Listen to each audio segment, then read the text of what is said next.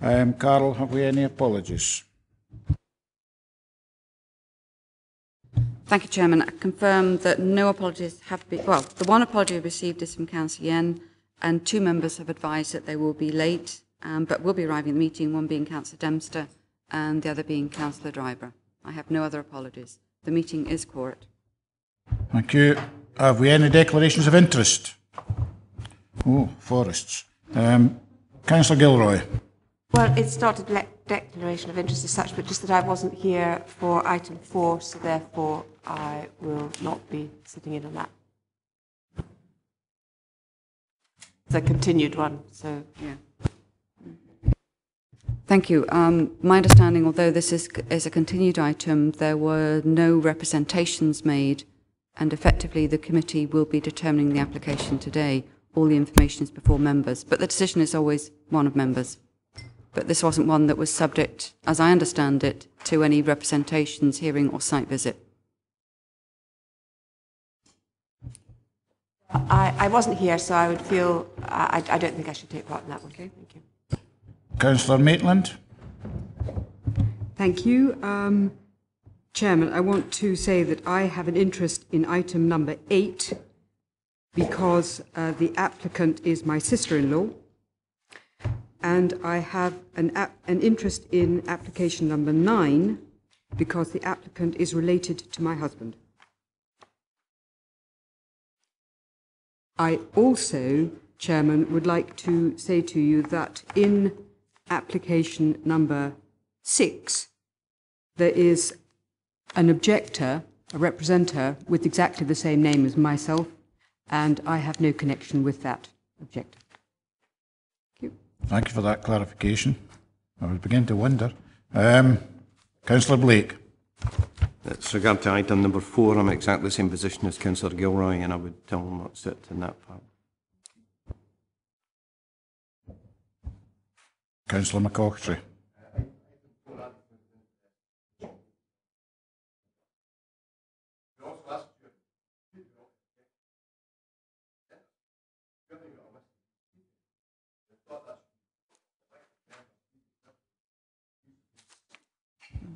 Could you use your microphone, please? Yeah.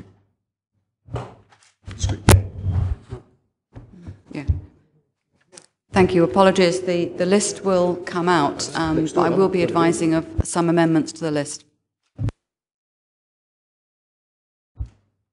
Councillor Ferguson. Similar to some others here, item 4. 1, I know the applicant to declare that interest, and 2, I think I also declared that interest at the last time and I didn't sit through any of the deliberations at the very early stages, but didn't sit through them, so I'd have to declare the same interest again. Councillor Gatehouse. Well, the situation, sir, is that as a member of the Housing Subcommittee, I have already taken part in decisions pertaining to this part of Dumfries. I highlighted these on the previous occasion. I will highlight them again today. I do not consider having done so in another forum precludes my right to determine this application today, and I would fully intend to participate, sir, in doing so. But I want it made clear nonetheless. I'm obliged, Chairman. Councillor Dempster. My interest mirrors Councillor Geddes, Chair. I'm also in the Housing Subcommittee. Are there any other people that have declarations of interest? No? Okay. I would like to remind everyone present that this meeting will be recorded and that the recording will subsequently be available for public listening. Okay. Minute of the meeting of the 24th of October 2012. Is it a true record of that meeting?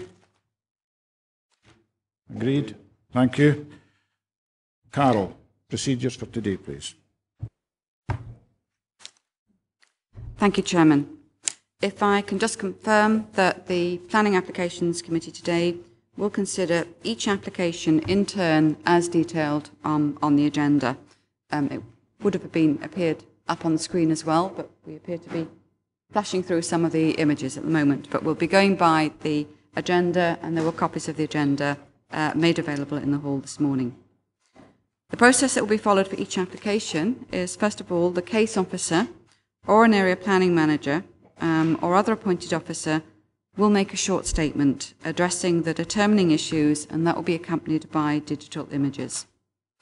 My role at this point will be that any late information, amendments or corrections that the case officer or planning officer reports at that time will be recorded in your minute, because that could become a material point in your considerations. At that stage in the process, members may ask questions of officers. However, at this point, this is purely for clarification. Members at this point are not in decision making. For those applications which are in accordance with council policy subject to public speaking, then we do have a list of eligible parties being heard. And these are, first of all, third parties objecting, third parties supporting, statutory consultees objecting, elected members who are not members of the planning committee, and applicants or their agents. Now, if I can just advise at this stage that a number of representatives have been very helpful, and they've consolidated their presentations. So we have one person talking for three. So some of the names before members you'll not see, and I hope the chairman is in good fettle this morning and will be guided by myself as we confirm which of the three will be talking. So if we appear to be a bit confused, we thank the representatives who've consolidated their presentations. It will just help us move through the business a lot more speedily and allow decisions then to be properly made. The chairman will invite those who've registered in advance to speak to come forward, and I'd ask those to come forward to the seat. It's just there on my left, and it's marked agent and applicant, and I'm looking frantically to make sure there's little cards on there. Any problems in using the sound system, you'll find that people will pounce on you to press the right button for you, so don't worry. When each presentation is completed, what will then happen is members may ask questions, so we'd ask you to remain seated. Members may ask questions on your presentation, and we then ask you to return to the gallery. After all the representations are heard, the meeting then goes in formal session. Once the meeting is in formal session, members will only allow either the proper officer, the governance officer, myself, or the planning officers to provide advice. There will be no other presentations. In determining the application, what we have, in accordance with our procedures, if the application is a major development significantly contrary to the development plan or a national development, for those applications, this committee today cannot determine that application. They can only agree a recommendation to full council. If we do encounter any such applications, procedurally we will advise so everybody's clear on the process. A decision notice will be issued after a period of 48 hours has passed. It just allows to ensure that the notes that I make of the decisions made can be properly passed to the planning officers so that they can issue the decision notices. What I would ask is that, particularly those who are making representations, what you have is 3 minutes for ordinary applications and 5 minutes for major applications. That doesn't sound a lot of time, but it is quite a substantive material of time to make your points. What I'd ask is to use your time wisely. Certain matters are not normally material planning considerations, and those will not be taken into account by the council when deciding on a planning application. So use your time wisely. Members will have read the report. We'd ask you just to clarify the points that are important to you, and address any issues that you believe are material and any determining issues. I'd ask any representative not to raise any new matters. Again, it's the same as I do for planning officers, without explaining why they weren't raised before. And again, that's just because we have an issue of if a new matter is raised, then how we're going to deal with that new matter before members can determine the application. It's just so that we make sure that all the information is before members. Again, don't repeat what's in the report. Use your time wisely. It's something where members have provided you with the opportunity to make these representations. So just use it to summarise, put the points that are important to you. What will happen, and I suppose it's just, it's not December yet, so that I suppose the chairman's not in the Christmas spirit, but he does have a time clock. But he uses it very positively. So about half a minute before you come to the end of your 3 minutes, he will just give you a little reminder. That gives you 30 seconds then to do a summary. Thank you, Chairman. That should clarify all the procedures. Thank you. Mr. Sweaty. Thank you, Chair. Just to let members and anybody in the audience know that we have had an application withdrawn from the agenda. That the applicant has withdrawn item 15, land at Culraven, Cargan Dumfries. So that application will not be considered today as it has been withdrawn. It was a non-speaking item, so there shouldn't be anybody here today, but just for noting. Thank you, Mr. City. Move on to item 4 on the agenda, which is a change of use and external alterations to shop storage area to form 2 flats on the first floor and alterations to subdivide shop into 2 shop units on the ground floor at 44 to 46 Friars, Vennel, Town Centre, Dumfries. Mr. Robinson. Thank you, Chair. Yes, just to recap, this application was previously discussed at the Planning Applications Committee on the 26th of September, and it was deferred to allow further consideration of design considerations. The application site comprises this property on the right-hand side at the bottom of Friars, Vennel, and the application is to change the use of the 2 upper floors to residential flats and alterations to the front shop unit to accommodate 2 shop units. The property is not listed, but it is within the medieval town conservation area. This is a photo of the frontage of the property, and just to take note for the alterations that have been proposed for the frontage. This is the side elevation of the property, and this is the rear elevation.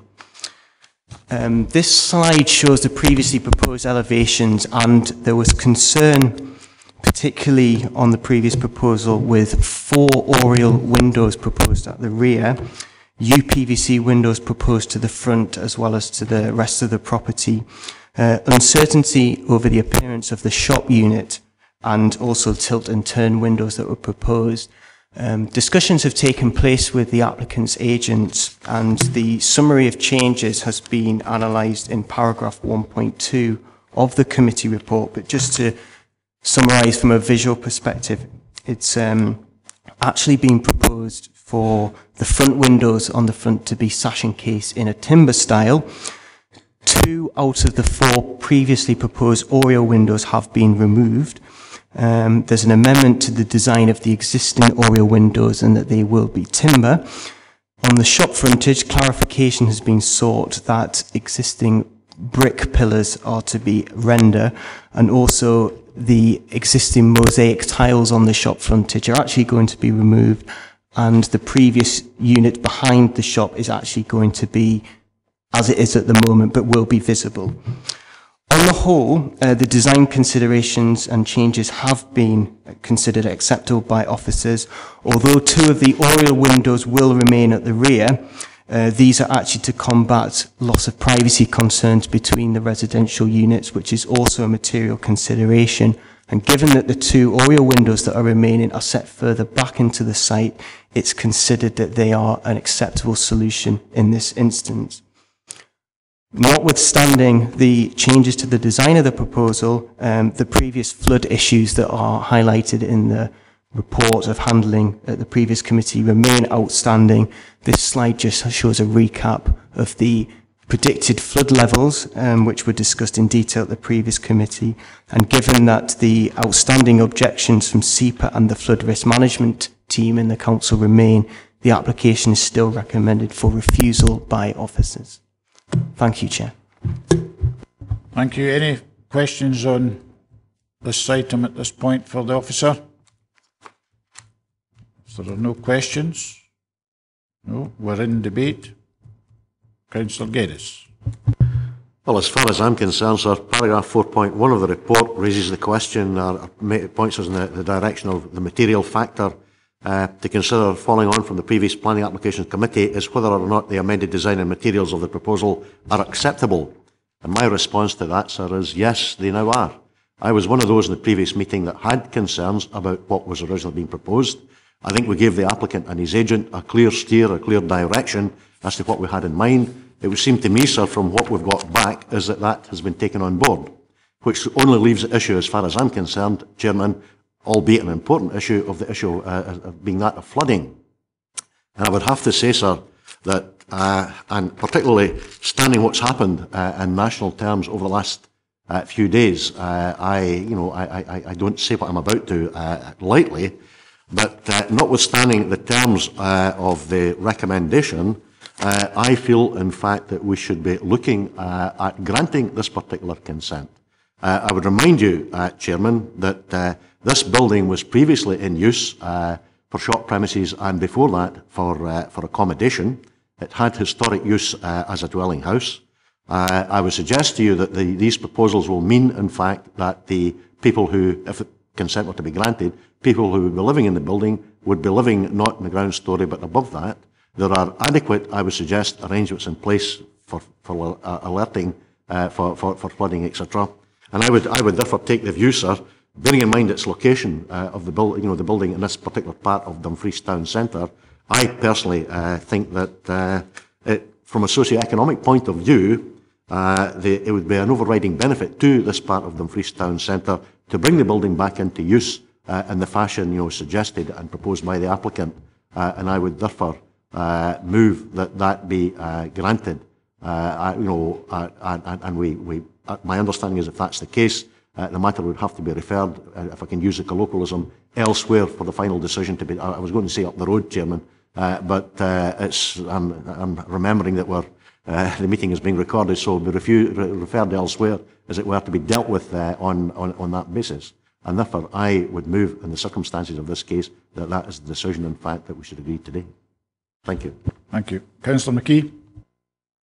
Yeah, thanks, Chair. I think in reading through the consultations and what have you, on page 29, SEPA would also highlight a potential for insurance issues. I don't think that's really a planning matter. I would have thought that's for the owner of the property to work out for himself. But on page 30, the depth of water, likely flow rate and path, and the flow rate is likely to be minimal. The rate of rise will not be extreme. Given the low likelihood of flood event, concern that flood alarm may not work when needed. On the flood alarm, I think on another application it talks about being in contact with the likes of SEPA that gives the 3-hour warnings at the risk of flooding. Perhaps we should ask that this development be included in that as well, rather than, I don't know what sort of measure we've put in place for a flood alarm. And given the 1 in 200 years, I think that's, although as Councillor Geddes says, what's just been happening this last couple of weeks around about us, it gives us serious cause for concern. But I think that things can be put in place to ensure that the residents are not at risk of being trapped in the flat or in the flats, and I don't think there any chance of their lives being put at risk. And if they are trapped in the flats, it will only be for a matter of hours anyway, I would suggest. It's not likely to be for a matter of days. So I'd certainly be of the view that we should support this application. Thank you. Councillor Thompson. Thank you, Chair. I actually concur with the views expressed by both Councillors McKee and Geddes, in that I think SEPA have been overzealous in their interpretation of the flood risk. And again, I would support granting permission for this development. If we don't do that, I believe that we put into jeopardy the housing regeneration plan that we have. And, in real terms, we might as well demolish most of Friars Vennel if we can't grant permission to this, and we should let the Scottish Government decide. Leader. Chair, I would concur with what Councillor McKee said as well about the part in, I think it's 2 papers' time, where at 420 they're asked to look at flood warnings and put alleviation measures in, likes of non-return valves and water-resistant paint and flood doors on the actual building, so that because of the fact that it is a retail building, it can actually look to make sure that the water doesn't get in at that part as well. I think we should ask them to look at that. Any other members? So the recommendation was to refuse, but we have a motion to approve. Reasons, Councillor Geddes? As I've already said, sir, this building has a historic use as living accommodation and commercial accommodation. If the application were to be granted, the number of people living in the building would be, I think, minimal would be the term that would come to mind. I would therefore suggest that we can reasonably say that this is not a genuine threat to public safety and granting this consent. And on the contrary, I would suggest that there is an overriding benefit from a socio-economic point of view in bringing the building back into public use along the lines being suggested by the applicant. You happy with that, Councillor McKee? Okay. Carol? Thank you. Can I just confirm then the sufficiency in respect of planning? Bearing in mind the decision will go to another place. I'm looking for safety in the reasons and being clear and transparent when it goes to the Scottish Government, because we do have an objective. You happy? Okay. We have a nod from the planning officer, so we have sufficiency. So, Chairman, then the decision of the... Corrupt. But if we go to recommendation 1, supplementary planning guidance number 8, which discourages development, could we suggest that it's not contrary to that supplementary planning guidance, or do you prefer to leave that out?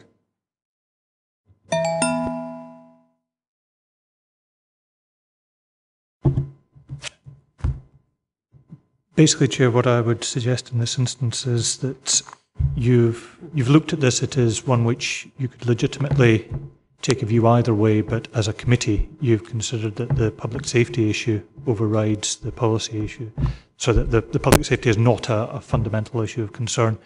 The socio-economic benefit overrides any threat to public safety. So that's clearly what I've noted down from what Councillor Geddes said. So I don't think you need to say anything else on that. Thank you. So the decision of the committee is then minded to approve this application. Obviously, because there is a statutory consultee with an objection, this then will move through a number of other processes. Okay. Thank you. Right. Yes, please. We'd better have them back, I suppose.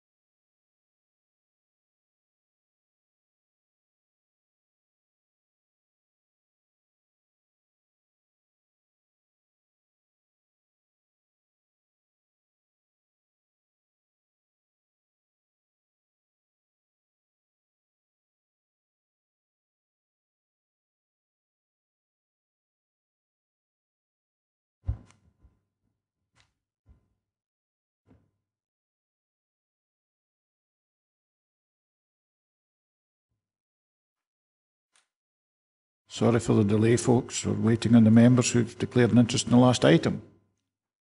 I think they've gone on holiday.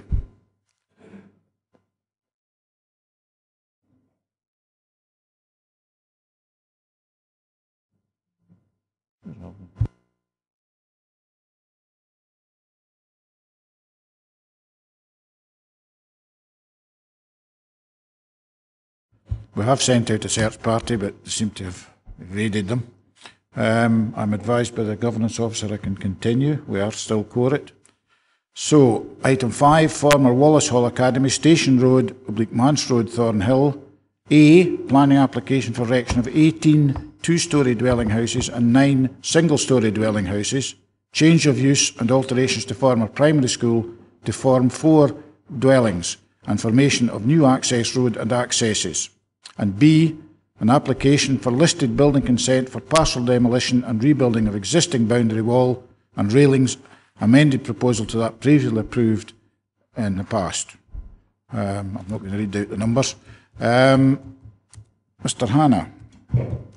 Thanks, Chair.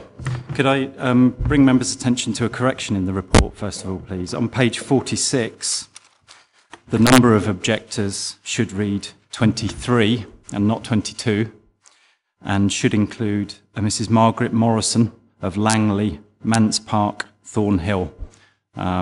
This administrative error has been apologised for in writing, and Mrs. Morrison has been advised of the committee meeting.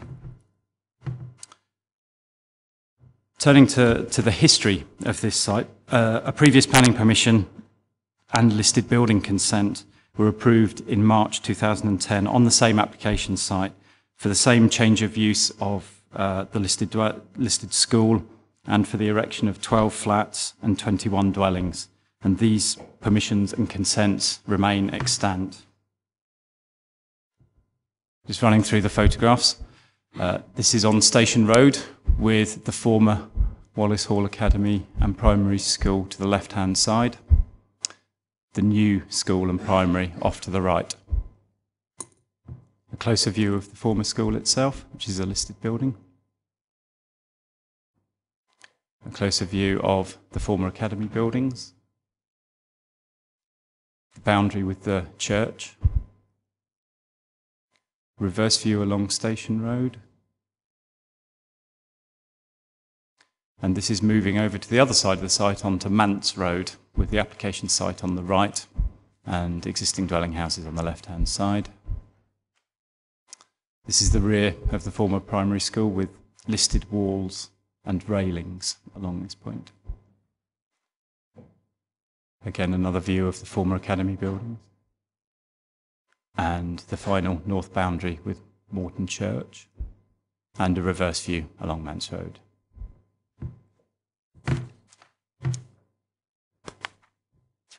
This is a location plan of the site, and to the north west of the red line boundary we have Morton Church, and to the southeast is the new academy buildings.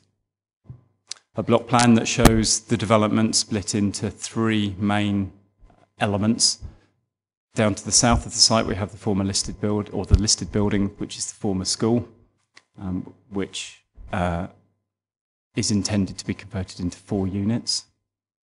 Along Station Road, a new road is being proposed, which is a shared surface serving a number of dwellings with open space separating the listed building and those dwellings. And to the north of the site along Manse Road, we have a number of single-storey dwellings being proposed directly off Manse Road.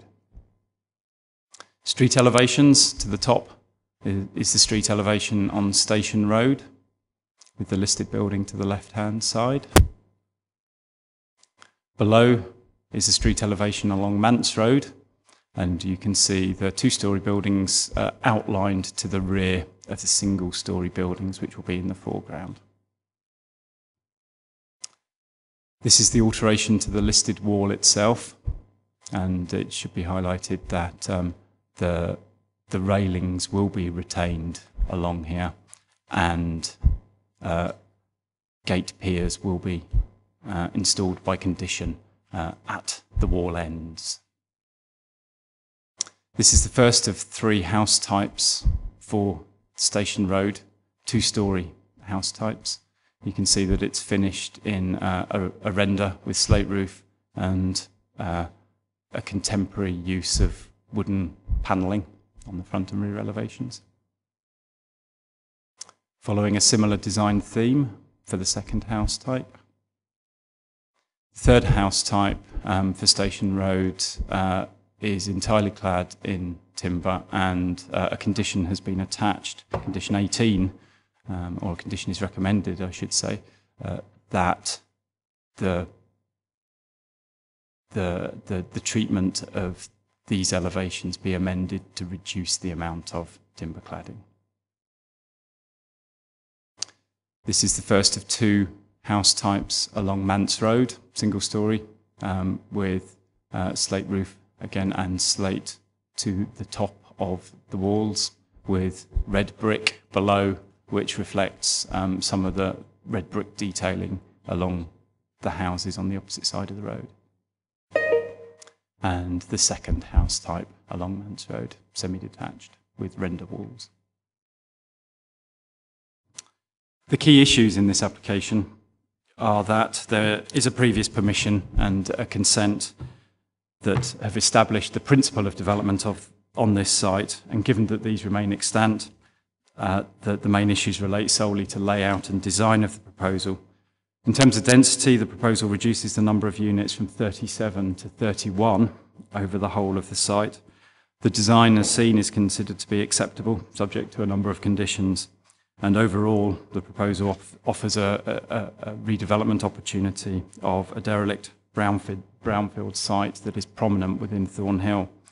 And so for the reasons set out in the report and in this presentation, the proposal accords with development plan policies and is recommended for approval. Any questions and technicalities for Mr Hannah? Members? Councillor Dempster. On page 43, it says background, the application relates to land under the ownership of the planning authority and then requires to be referred to the planning committee. I don't think that was the case when the 37 was approved. And if that's right, then we have a problem with protocol and procedure. Carol. Thank you. I would confirm, obviously, that what members have is an application before them today to consider. If there are any issues about previous decisions, that's not for this committee today. If there are any issues on that, that will be a matter to be discussed elsewhere. Thanks, Chair.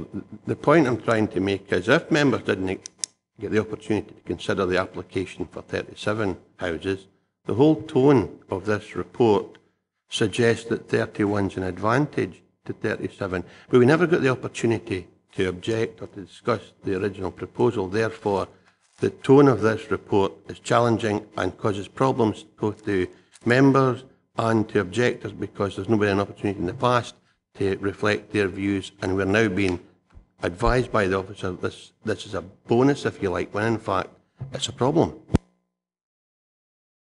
Yeah. The advice I would have to give, obviously, is that members are today to consider the application before them. I think the officer in the report is factually recording the history and the change. I think, again, the application is for members to consider. I think tone is a difficult thing to determine, but I don't, or confirm or otherwise, but I think in my reading of the report, the officer is confirming the history. Councillor Gilroy. Yes, it was just something to do with the design that you said had been changed, Mr Hannah. You said there had been a reduction in the amount of timber cladding on one of the designs. Could you just point that out to us, please? I'll just go back to the relevant slide. This house type is shown in two particular locations, and I'll just show you where they are on the side. They're shown along Station Road to the bottom row of houses that you see on the screen there. That particular house type is proposed to bookend that row of houses, so it would be the one nearest the listed building and the one nearest the listed church to the northwest. It was considered that the use of full wooden cladding in those particular locations next to particularly the listed school was inappropriate, and that a combination of render and timber may potentially offer a better solution. We haven't recommended within the condition what that solution should be, but have asked the developer to submit details of alternative elevational treatment to reduce the level of timber cladding.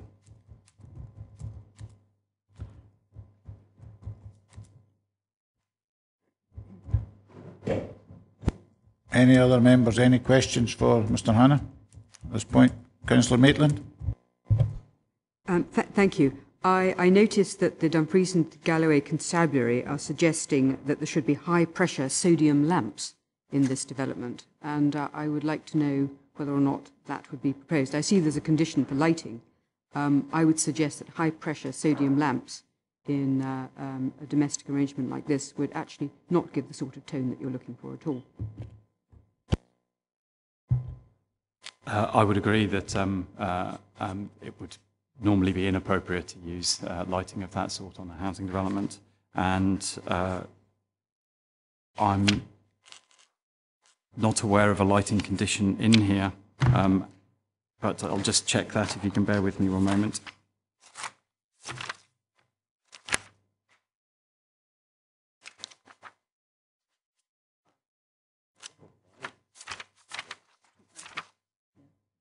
Sorry, yes, indeed. For a normal scheme of street lighting is required, and that it's considered that would just be normal street lights rather than any high-pressure sodium lighting at all.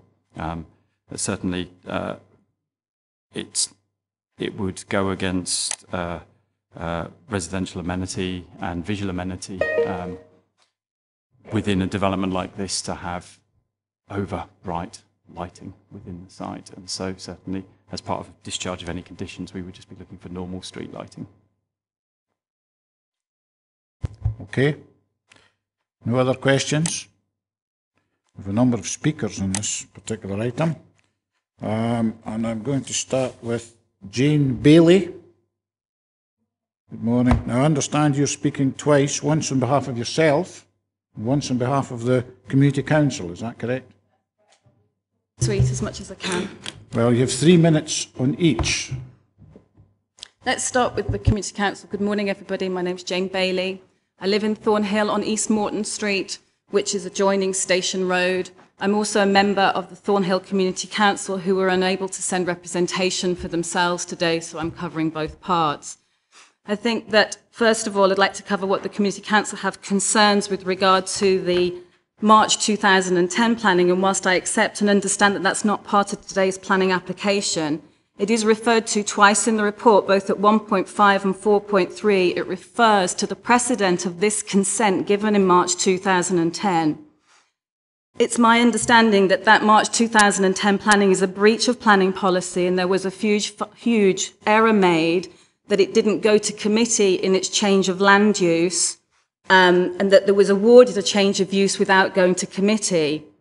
The Community Council are concerned that this could then bring forward a legal challenge, which then could end up costing huge amounts of money to the council, which at a time, obviously, when we're looking to make budget cuts.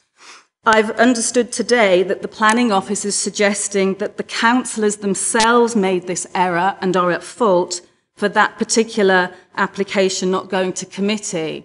So I'm asking you as councillors to remember back to 2010, obviously that's not possible, but to consider at least a continuation today so that this can be referred to and we can look back what happened in 2010 with regards to the change of land use.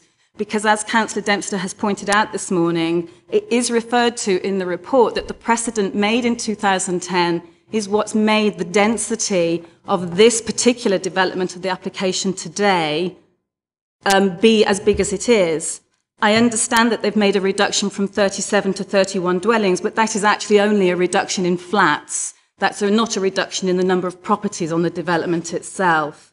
The Community Council is very concerned about the density of the project. It is 2.4 times more than the existing properties in the area. We currently have approximately 6.8 dwellings per hectare in that area of Thornhill, and this proposal is for 20 dwellings per hectare. That's 3 times the number in some places of these postcodes. With regards to the density of that, my personal representation to the committee today was about road safety. The density of this proposal means that we have a situation of more cars coming into an area that is already highly congested. The report at 4.14 says that a road safety officer feels that there's no concerns with regards to traffic because as the school moved across to the right-hand side, it felt the traffic moved. But I'm afraid this is inaccurate and the opposite is the case.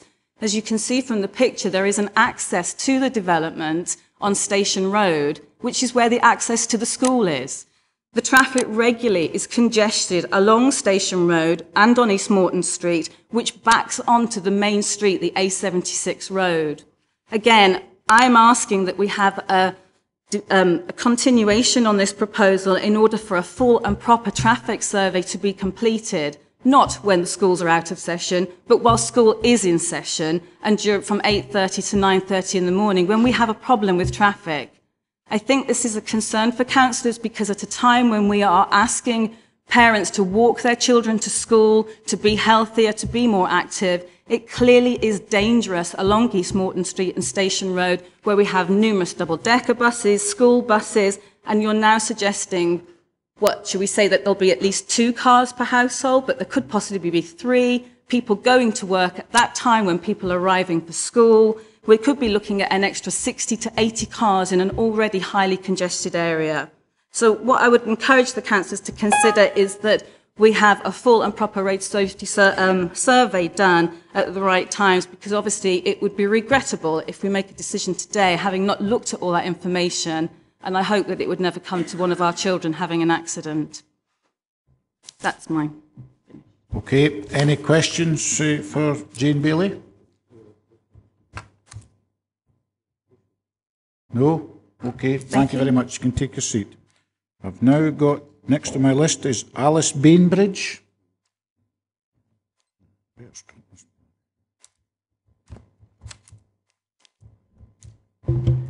You have three minutes.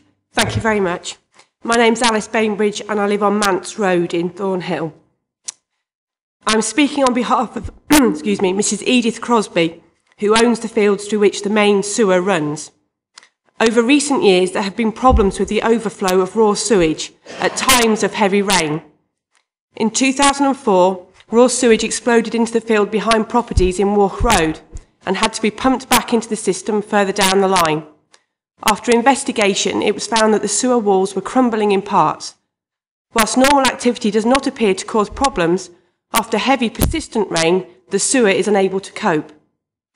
Mrs. Crosby's daughter, Maxine Newlands, was told that no further houses would be allowed access to the main sewer, and I understand other residents have had problems receiving permission to connect. During Buccleuch's application, their agent wrote via email that Scottish Water confirmed the wastewater treatment facility had the capacity to deal with the proposed development, but that they were cautious about any increase on the existing network of combined sewage pipes in Thornhill leading to the treatment facility. In other words, the problem is not with the treatment capacity, but with getting the sewage from the development site to the plant. The email suggests that surface water also runs into the combined pipe network. Since the construction of the new school, the playing fields have been waterlogged and remediation work has been attempted, but without much success. I would invite any of you to walk along the playing field footpath after heavy rain, but please do bring your wellies.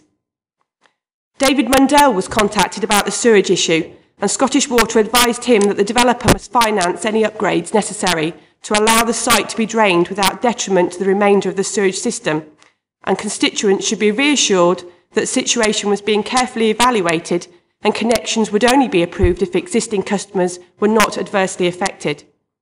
Having read this correspondence, I decided to check Scottish Water's recommendations for the current application, but there appears to be no such information on the e-planning portal, despite SEPA stating that connection to the public sewer is subject to Scottish Water approval and several objection letters highlighting this problem. Furthermore, the report to committee has no reference to any proposed remediation work in its conditions. Remember, the school has not disappeared from this part of the village. It is still feeding its waste into these Victorian pipes. You've 30 seconds. The overdevelopment of this site, with proposed density in excess of twice that of the surrounding area and occupancy of up to 160, will significantly increase pressure on the network. I seek assurance that thorough investigations have indeed taken place and that any infrastructure improvements required are laid down as a condition prior to development. I understand the cost of any upgrades to the existing sewage system will be fully met by the developer, and we would appreciate reassurance from DGHP that they are comfortable with this, and the committee's assurance that this matter will now be properly addressed. Could you wind up now, please? This issue is a very genuine concern for residents. Thank you. Any questions? Objector? No. Thank you very much. You can take your seat. Murray Bainbridge, please.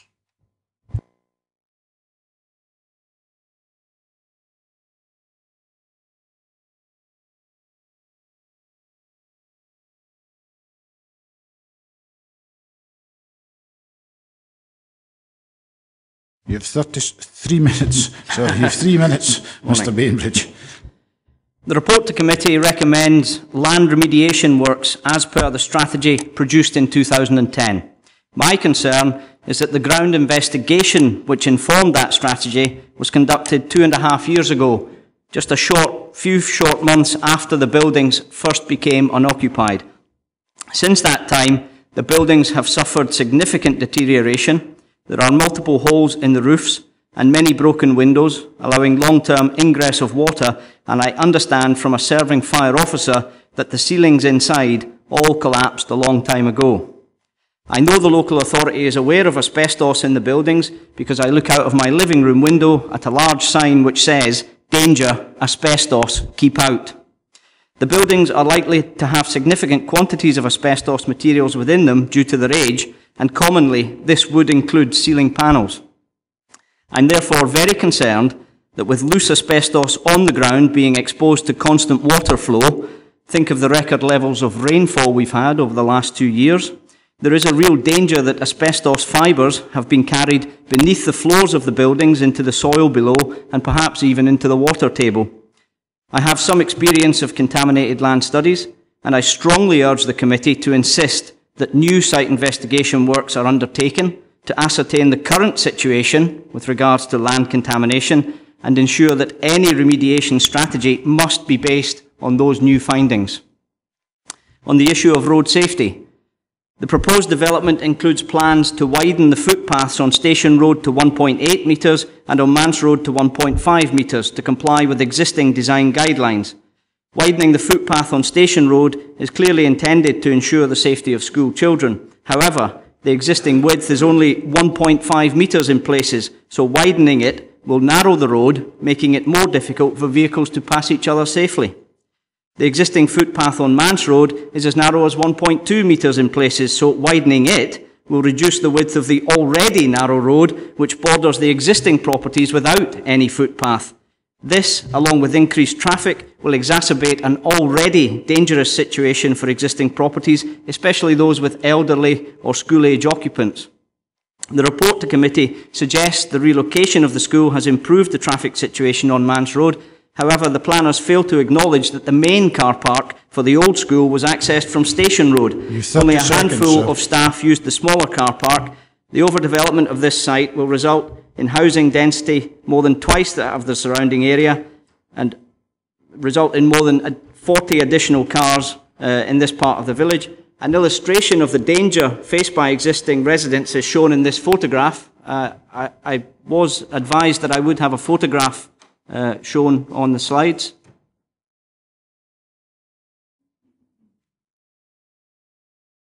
Thank you. So this is an illustration of the danger faced by residents on Manse Road. And remember, this is a photograph taken before the road has been narrowed further by the proposed development. As you'll see on the left-hand side of the photograph, there is no pavement. Could you wind up, please, sir? Yeah, we're also concerned the local authority sees the preservation of an old sandstone wall as more important than the safety of residents, meaning that the road cannot be widened to incorporate another footpath. Thank you, Mr. Bainbridge. Any questions? No. Thank you very much, sir. You can take your seat. Lawrence Wilson, please.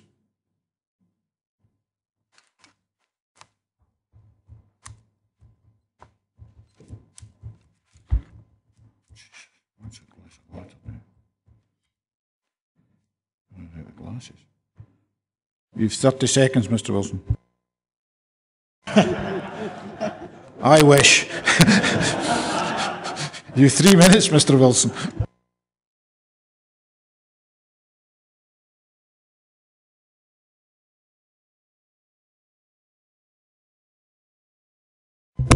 Good morning, Chair. Lawrence Wilson, Chartered Town Planner, on behalf of the Manse Road residents and an individual resident. Chair, I tend to agree with Councillor Dempster on this. On 5 separate occasions within this report, it has directed us, the representatives, to the issue of the previous application, which did not come to committee and ought to have come to committee.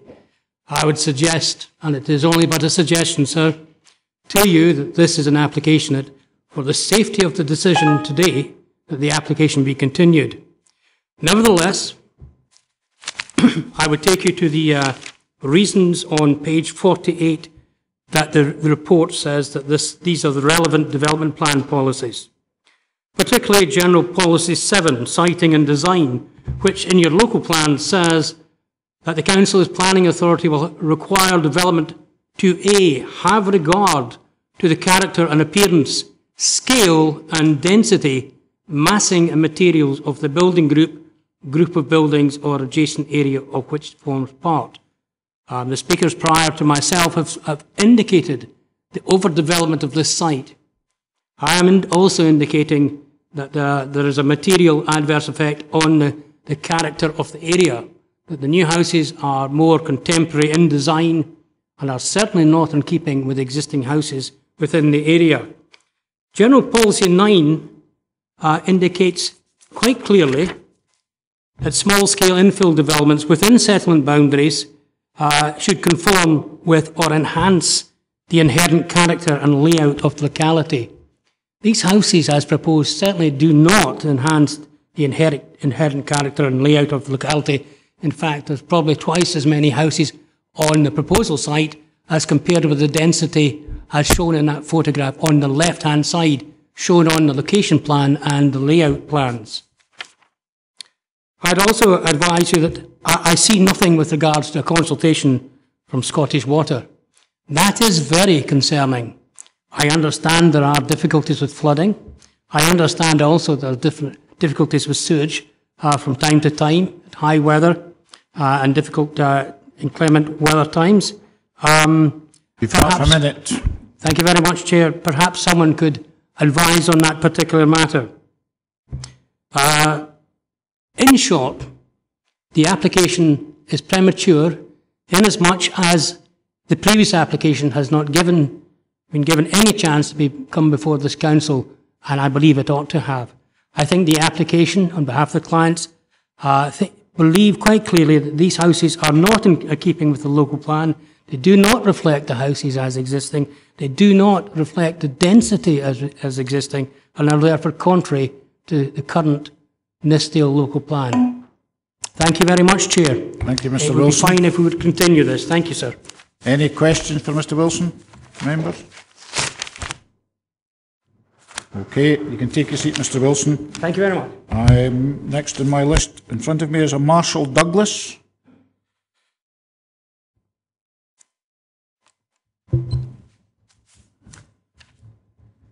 Thank you, Chairman. 30 seconds, Mr. Thank you. I'll keep saying that. He's 3 minutes, Mr.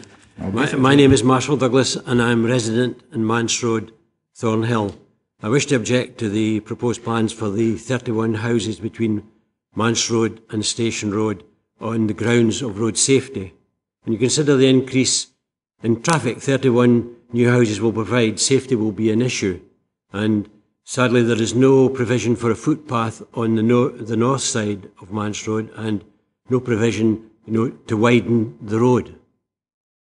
I would also like to point out that there is a wall just east of the electrical substation which is bulging and it has a 4-inch overhang, and this obviously would need to be rebuilt. Thank you, Chairman. Thank you. Any questions, members? No. Thank you very much, sir. You can take your seat. Mrs. Leslie Ferguson.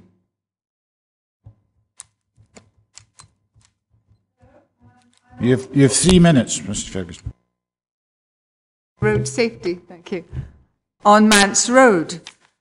I've lived on Manse Road at White Cairn for 30 years, and it's always been the same. When my neighbours and I wish to leave our gardens, we walk or drive through gates straight onto a narrow road into the path of oncoming traffic, because there is no pavement on our side of the road. In fact, the gate posts of our house, White Cairn, have been damaged by lorries passing too close. We all have serious safety fears for our children, pets, and the elderly residents of Manse Road. When there are 9 new bungalows along this section of Manse Road, the road safety situation will become more of a worry, not only for the original residents, but also the new residents. The one and only pavement will be cut into by 6 entrances for the new houses, and there is bound to be increased traffic generated from these houses.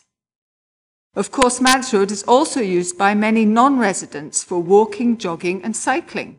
I often see mothers and fathers pushing buggies and prams along Manse Road, and usually on the road because it is difficult to get onto the pavement.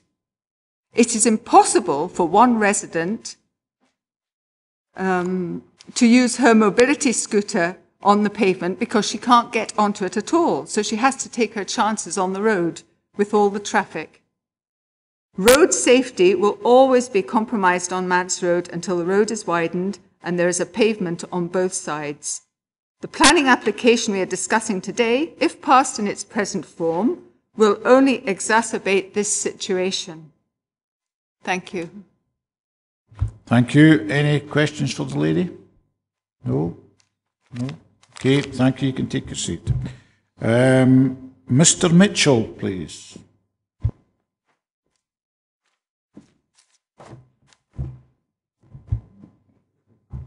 Mr. Mitchell, you have 3 minutes. Thanks.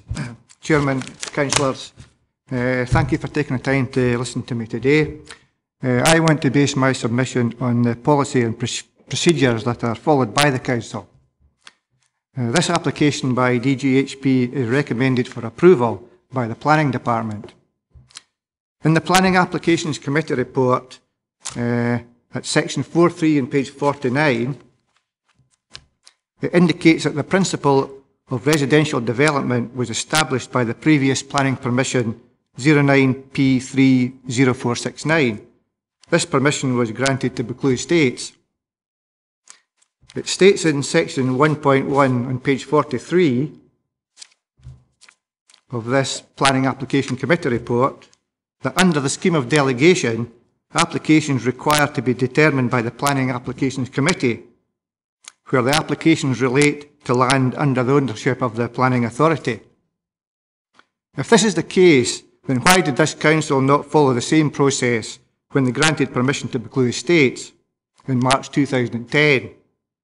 That application was not determined by the Planning Application Committee, and it seems to me that this shows that the council officials have granted planning permission to themselves, as the council owned the ground in 2010 and they still own it now. This questions the legality of the original planning application to Buccleuch Estates. This Planning Application Committee report implies that, as permission has already been granted to Buccleuch Estates, then permission should also be granted to DGHP. However, the Council have granted Buccleuch Estates planning permission under delegated authority, whereas it should have been determined by the Planning Application Committee. This questions the legality of the first application, which the DGHP application is placing reliance on. If Buccleuch Estates application had gone to committee under the scheme of delegation rules, then we would all have been able to voice our concerns at that initial application regarding the density and the mass of the application and road safety. Did the Council grant a change of use an application for residential accommodation to Buccleuch Estates to encourage them to sign missives to transfer ownership and thereby save the Council both the land purchase and demolition costs, which I understand in the region of £500,000? You have 30 seconds, Mr. Mitchell. The way I see it is that currently the Council have built a school on property that they don't yet own. In order to encourage Buccleuch Estates to sign missives which will transfer this property to the Council must pass planning permission acceptable to Buccleuch Estates, subject to conditions to which Buccleuch Estates will be the sole judge, according to the Sorry, can I, public document. Yeah, can I just remind the gentleman that this meeting is being recorded, and there are issues of libel. So I think it's very easy to get very emotive and carried away, and obviously the chairman will continue with the time. But all I'd say is that obviously it's when things have to be represented, they're matters of fact. Well, I'm here to give an opinion and raise an objection. Buccleuch Estates want plans. You have about 10 seconds, sir. Well, she's eating into my time. You're well over your time. Buccleuch Estates want plans passed for as many houses as possible, as this will enhance the value of the site, which they will then sell to DGHP. But these plans are for a density of houses that are much greater than that of the surrounding area. I'm going to have to ask you to stop, sir. You're well over your time. Thank you very much for your submission. Anyone, any questions for Mr. Mitchell? No. Thank you very much. You can take your seat, sir. I now have a Kathleen Simpson.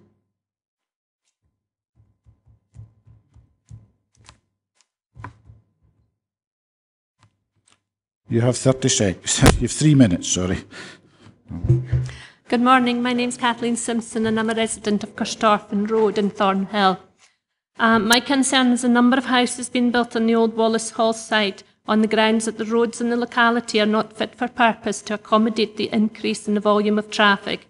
A previous application was approved with a condition that the development would not be in detriment to the urban fabric of Thornhill. The urban fabric encourages walking as a primary mode of transportation by ensuring that most people's needs are within walking distance and are provided with an environment that is safe and pleasant for pedestrians. In the report for this application, the roads officer is satisfied that this development will not adversely affect road safety in the locality. I've been advised by the Roads Department that they have not carried out a survey, and also planning haven't carried out a survey. I'm surprised that roads can report that the development will not adversely affect road safety when they have not any evidence to support their statement. I carried out a survey of my own during peak hours. 185 vehicles approached the new development. 136 vehicles were driven the other way into Thornhill. That's 321 vehicles altogether within an hour. At the same time, 170 pedestrians travelled along the pavements. Once the houses are built, there could potentially be another 60 vehicles. That's an increase of 19% from this development, not forgetting that a development of 40 houses has already been approved at Queensberry Bray, and this could potentially increase the number of vehicles by 33%.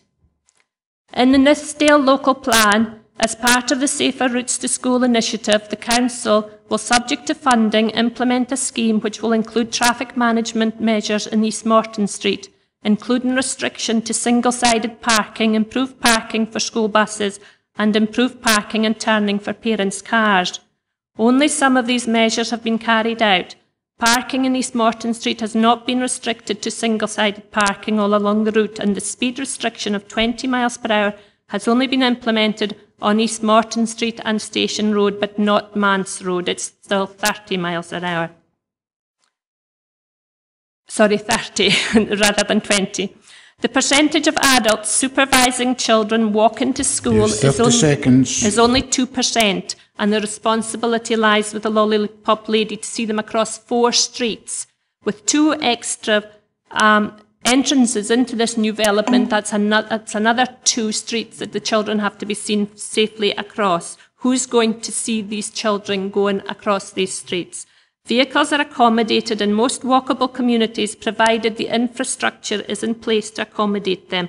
And by approving the number of additional housing units at this site, you will jeopardise the safety of the walkable community of Thornhill. Thank you very much. Thank you. Any questions for Ms Simpson? No? Okay, thank you. You can take your seat. I now have Mr Shirazi, please.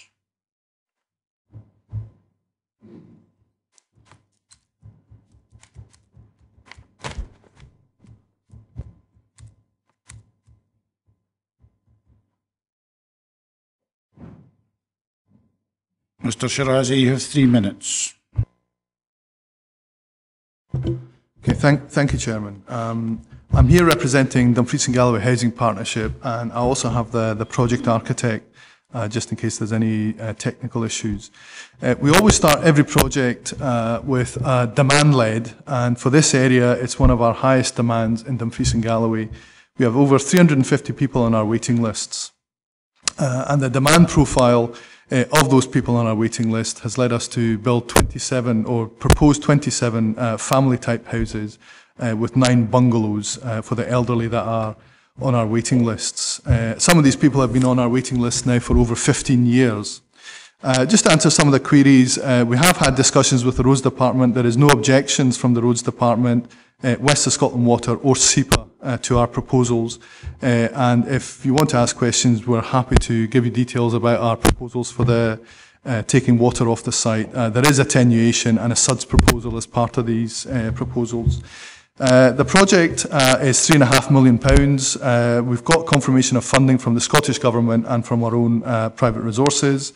We have had several meetings with the local community on open days and through the Community Council where we've discussed access, massing, scale. The project would create some 40 jobs, local jobs, and obviously the former Wallace Hall Academy would be demolished, and I note some concerns over the asbestos. We do have specialists that look at the asbestos, taking it out, and once the building's down, we would carry out further ground testing. The design is for 27 spacious, high-quality homes, highly energy efficient. The area doesn't have gas, and we've brought microgeneration into the houses. And we also carry out what's called tenure diversification. So it's not just for social houses. We have more commercial rent where people have to have jobs. We also have houses for sale with deposits from the government, which will help first-time buyers purchase their houses. So I recommend the project to you as an affordable, well-costed, well-thought-out proposal, and certainly we've been working on this for some 2 or 3 years now, so it's not something we've just flung together. It's been through a lengthy consultation process to get it to you to consider today. Many thanks for listening to me. Thank you, Mr Shirazi. Any questions for Mr Shirazi? Councillor McComb. Thanks, Chair. Mr Shirazi, could you explain why it was decided to retain the boundary wall round the site? As far as I know, it's a protected wall. It's a listed wall by Historic Scotland. That's the reason. There were various comments on the, widening the road and adding in footpaths. The reason that can't be done is because the wall is listed by Historic Scotland, so it can't be removed, so we can't alter that. Surely I would have thought that public safety would supersede the retention of a listed wall. Unfortunately, we can only go on view of the experts, and they're telling us that it needs to be retained, so we couldn't come up with any sort of proposals to that effect, to widen the road, to add paths either side. As we wanted to. Leader. Yes, with regard to some of the designs of the proposals, the wood cladding which was on, my understanding that can very quickly turn sort of scabby looking and stuff like that. Why are you actually putting that on? And the other one was, with some of the other ones, why have you got the slate sort of design down the side? What was the specific reason for putting that in and not just having a brick fascia? Firstly, the slate is obviously to affect the houses on the opposite side. In terms of it being halfway down the wall, it's through. Could we just well, it was the walls. I understand with the roof, but not with the walls.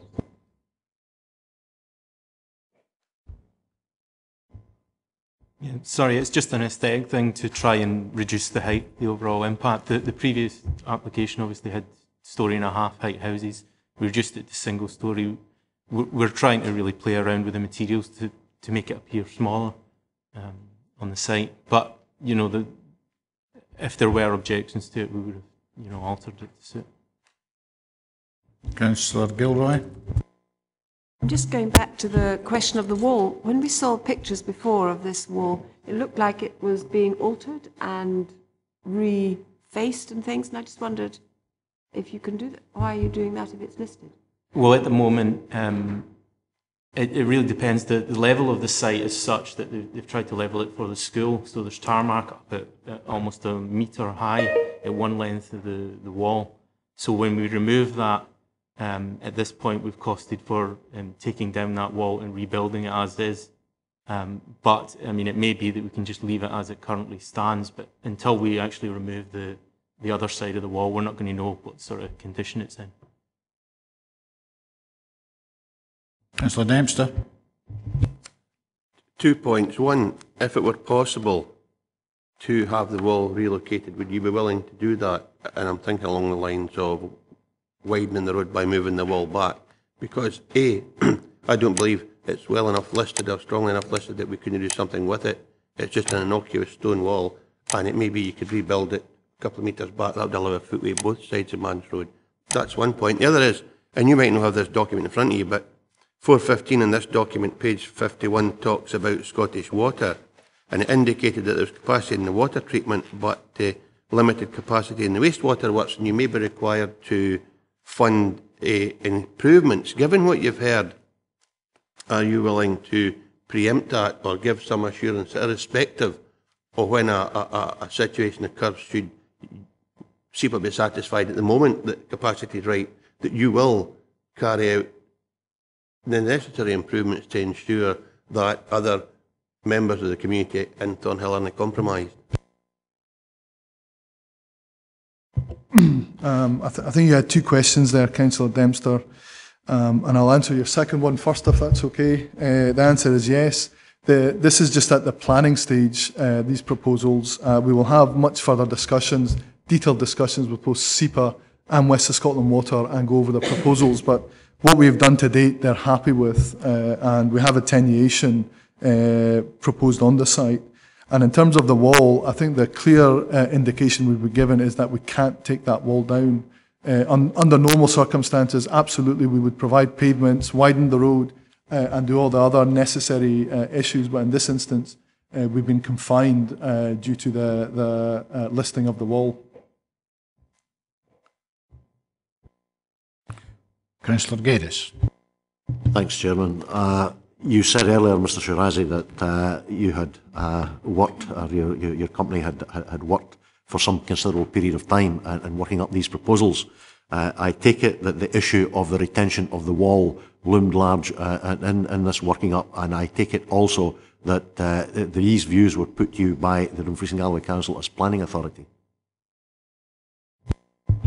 Yes. Basically, it was discussed very early on about the possibility of moving the wall, but it's shown on our site, but it actually does extend round, from our site. It's not just, starting at our site and continuing on. It basically curves round to where it meets Station Road, so it is part of the listing of the area, as well as the listing of the existing old primary school. But we did discuss, relocating the wall, removing the wall, moving basically the road, somehow, adding some traffic management into the site, but we didn't get any sort of joy on that. So that's the point. So in other words, these proposals reflect the advice and the clear steering direction that you got from the council as planning authority. Yes.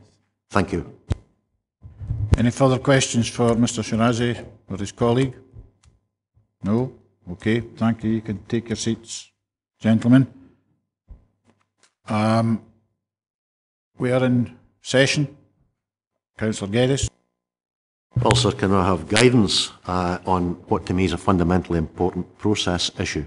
I think I understood Ms Henshaw correctly earlier on, but I would like, from my own point of view, a reinforcement of the advice. From a governance perspective, as far as I'm, the point I'm seeking clarification on, Chairman, is can we legitimately and genuinely deal with this application today on its merits? Thank you, Chairman. I would reiterate the advice. I'd also reiterate at 1.5, the planning permission and consent remain extant. that means that there are legal permissions that would allow planning permission, which was granted in March in 2010, to be given effect. So I think therefore that becomes a matter of fact, which is what's reported in the planning officer's report. So I'd have to advise, yes, there are no issues then that prevent members considering and determining this application today. Much obliged as always, sir. Thank you. Councillor Gilroy. Thank you. There's been quite a lot referring to road safety with this application, and I think it was Mrs Simpson said that there had been no actual service carried out at all. Is that correct, or has somebody been out and studied the implications of what's there at the moment and what could happen with this added building? Thanks, Chair. Well, certainly the roads officer will have visited the site, as I have myself. Whether a traffic study has been carried out by the roads officer or not is really for the roads officer to determine as to whether they think that's necessary or not in respect of any particular proposal. In this instance, they're giving very clear advice that they think that the proposal will not result in any road safety issues. Councillor Maitland. Well, we have to, in many ways, go along with people who have been consulted. I look at Dumfries and Galloway Constabulary, and there's no mention of any form of issues with respect to road safety. And you would normally expect them to come forward with something. We're told all about spiky shrubs and all the rest of it, but we're not told about road safety, which I find interesting. We're not given any information about any accidents that have happened here. We're not told about that. And the roads officer raises no issues with respect to road safety. So it's very difficult for us, given the information here, frankly, to reflect the concerns which have been stated. So I simply put that to you, Chairman, at this stage.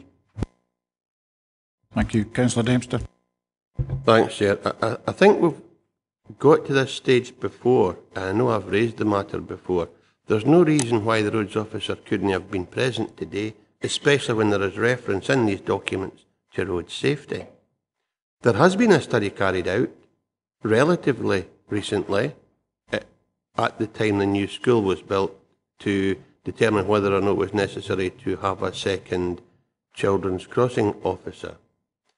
There have also been objections by the community about the relocation of one vehicle, an ambulance, because there was concern about the congestion at certain times should the ambulance need to get out of Thornhill to deal with issues. So there are recognised issues in that area, and the Thornhill people quite rightly are bringing that to your attention.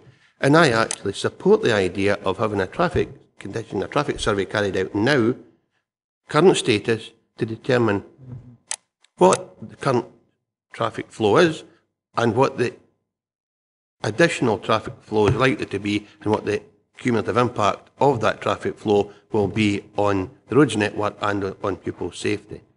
I still can't come to terms with the fact that Historic Scotland are determined not to remove a wall that would allay the fears of a whole community. And I think as a council we should go back to Historic Scotland. We should defer this today, because apart from all the issues that have been raised, I still have great concern about the fact this was never presented to the community and to members in the first instance, notwithstanding what Ms Henshaw says about the accuracy of the situation we find ourselves in. But the Community Council approached DGHP relatively recently and asked for an additional open day, for want of a better word, so they can go and discuss further the plans they had.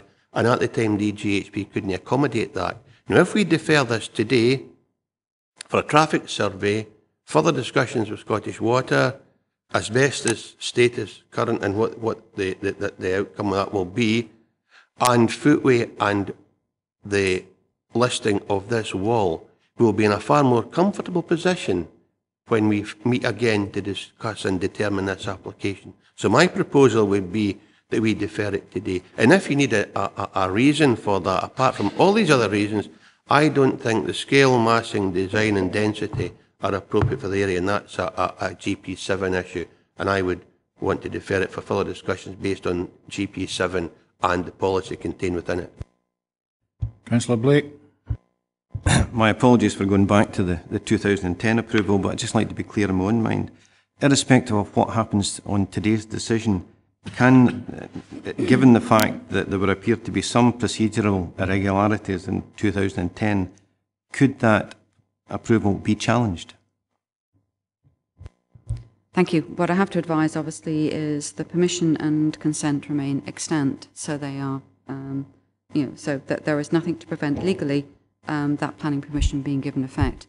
If there's any challenge, and that is one of maladministration, which would have to go through judicial review process. That's the only challenge that can be made on planning applications once they have been given approval. Thank you for that. Councillor Geddes. It's a procedural issue at this stage, sir. Councillor Dempster has moved, from a procedural point of view, that this application be deferred today. I would move as an amendment that this application be determined today, sir, from a procedural point of view. I would wish to come back with your leave later and address the merits, but obviously that's the first thing we've got to get out of the way first of all, sir. Councillor Dick. Yeah, I just wonder, I think like Councillor Maitland, we have what we've got in front of us, which comprises a number of agencies and officers who have given their professional opinion. I just wonder whether, the roads in Wallace is something that possibly could be dealt with concurrently with the development. For example, I think the problems that a number of the objectives have expressed relating to traffic exist as things stand at the moment, and perhaps that could be, further survey could be done, but I don't see any reason for that holding up the determination of this application. And I think with regards to the quality, I would have to say that from what I've seen of the slides there, we're getting an increasingly improving quality from our RSLs. I think those designs have truly a lot of merit. I have a motion, an amendment, but I have no proposers or no seconders. Councillor Maitland.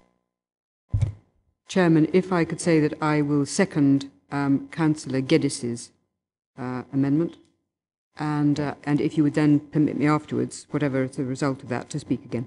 Thank you. Councillor McComb. Thanks, Chair. I'm prepared to second an amendment by Councillor Dempster. Right, we have a motion and amendment. We'll go to the vote. Thank you. What we therefore have, because Councillor Geddes was the first one to get a seconder, so the motion is that this committee will determine this application today. The amendment then put forward by Councillor Dempster, seconded by Councillor McComb.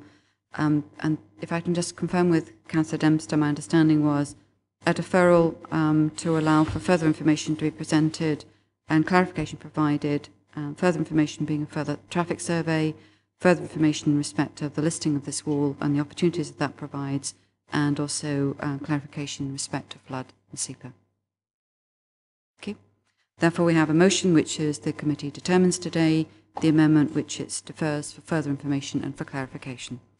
Members happy? They understand the motion, the amendment. Thank you.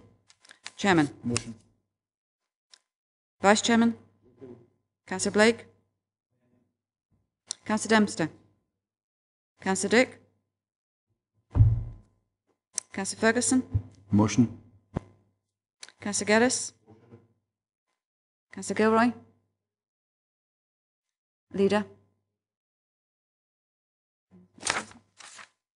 Councillor McComb. Councillor McKee.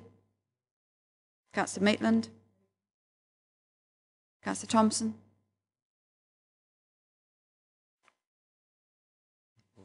Councillor, my apologies, Councillor Ochiltree. For some reason, the sheet.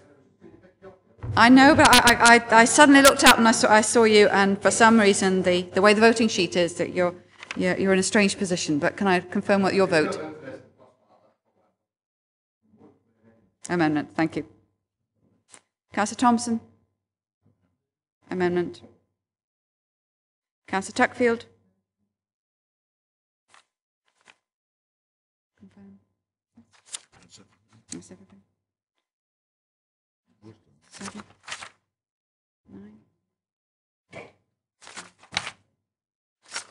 The motion then is carried by 9 votes to 6, there being 50 members present. I confirm then the application will be determined at today's meeting. Right. Now, Councillor Maitland, was it, or Councillor Geddes? Well, as far as I'm concerned, sir, I appreciate, well, in my view, I think we have everything before us today in the report, which allows us, as it were, to come to a decision. And in the circumstances, I would move, in fact, that the application be granted on the basis set out in the report.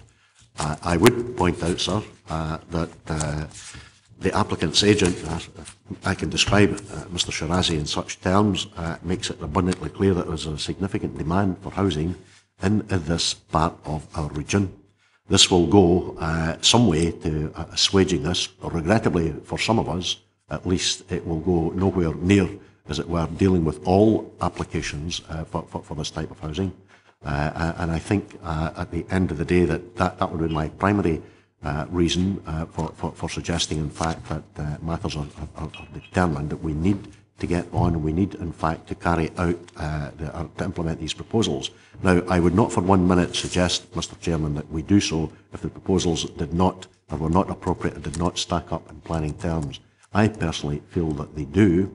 I would certainly echo Councillor Dick's sentiments. I think that the standard of accommodation which is being provided in this region by our RSLs, not only DGHP, our RSLs, sir, is a credit to these organisations, and in fact, confers clear benefit on the people who are able to live in these houses.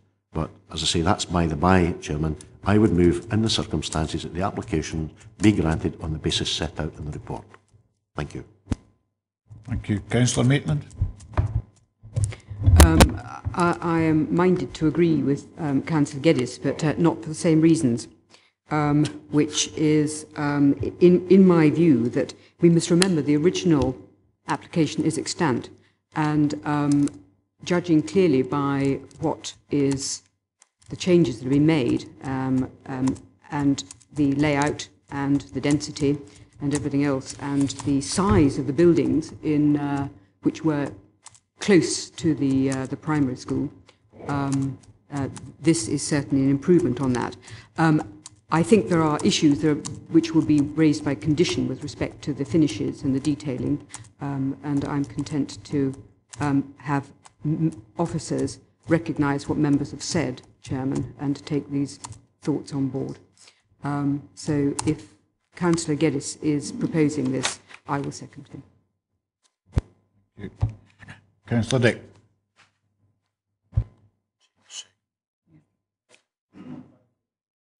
Councillor Dempster. Thanks, Chair.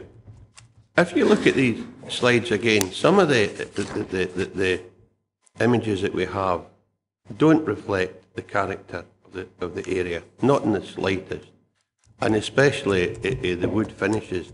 And if you look at the previous application that we dealt with, page 19, 1.1, it states quite clearly, the very first paragraph, that we deferred consideration to allow us to negotiate, or it was requested that any subsequent application should be referred to planning applications for a decision. That was, sorry, that's not what it is. It was about officers working with the developer to find a suitable construction type that reflects the area that's proposed to build in. Properties are all sandstone in that area. There's no any sandstone introduced into these buildings, and a wooden finish, although it might be contemporary, I think is the word used, it doesn't fit in the location where this development will go.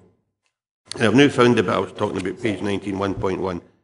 It was considered a planning application was deferred till a further discussion with the applicant on design considerations, and that's what we should be doing here.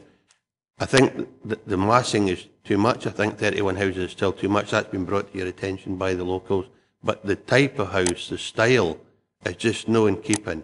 And there are many house styles that would be better suited to that area. And I'm sure that with the skill these individuals have, they could come up with a house type that far better reflects the immediate environment.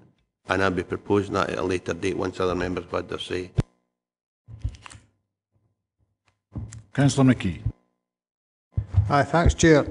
Could we see the picture up again on the Manse Road?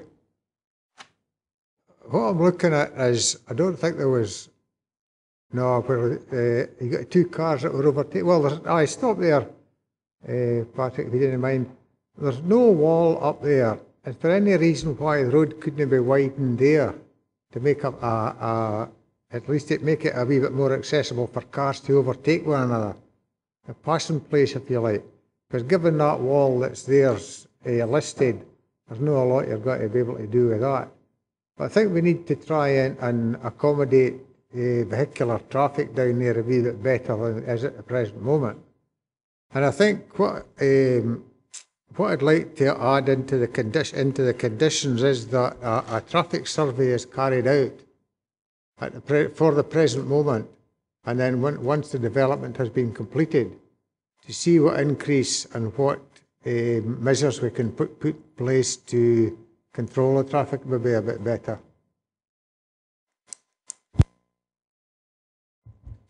Any other members? Councillor Hislop. Chair, it's with regard to condition 18.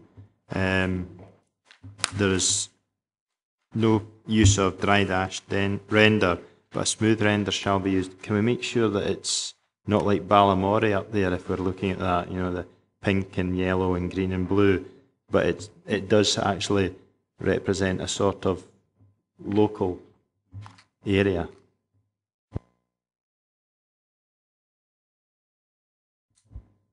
Okay, any further? Councillor Ferguson. Yes, I'm sharing the worry about the actual design of the houses. They look remarkably like other developments that DGHP have undertaken, and it's almost like dump them in there. And to me, there doesn't seem to have been the consideration of the actual location here and how that would blend in with the existing houses. So I'm picking up on that recommendation 18, and I'm actually wondering if there's a way we can have a different type of house built there.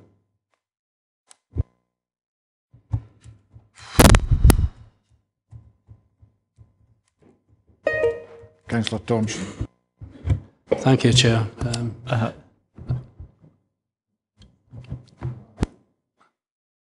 So do you want the officer to proceed? I also, on the presentations we've received and on some of the visual presentations of the road, you know, I share the concerns of some of the objectors in terms of, you know, how that access is gained and how pedestrians actually go about their business. I certainly support a view that said that a traffic survey should be carried out, because I do believe that that is necessary, you know, before this application can actually be built and operated. Mr. Hanna, did you want to come in? No? Councillor Dempster. Chair, just to go back to what Andy was saying a minute ago, we are where we are. That's what they'll get, because that's what you've been asked to approve today. And I don't think that's appropriate. And I think we need to have another opportunity to speak with the developer to find a house style that fits better the environment. And that's the risk we've got. We are dealing with that. And if you're minded to approve it, and as I say, I'm going to put up an alternative proposal, but if you're minded to approve it, we need to try and build in a condition that wall gets moved. We need to go back to Historic Scotland. We can't just accept that for an indeterminate period that's going to be there.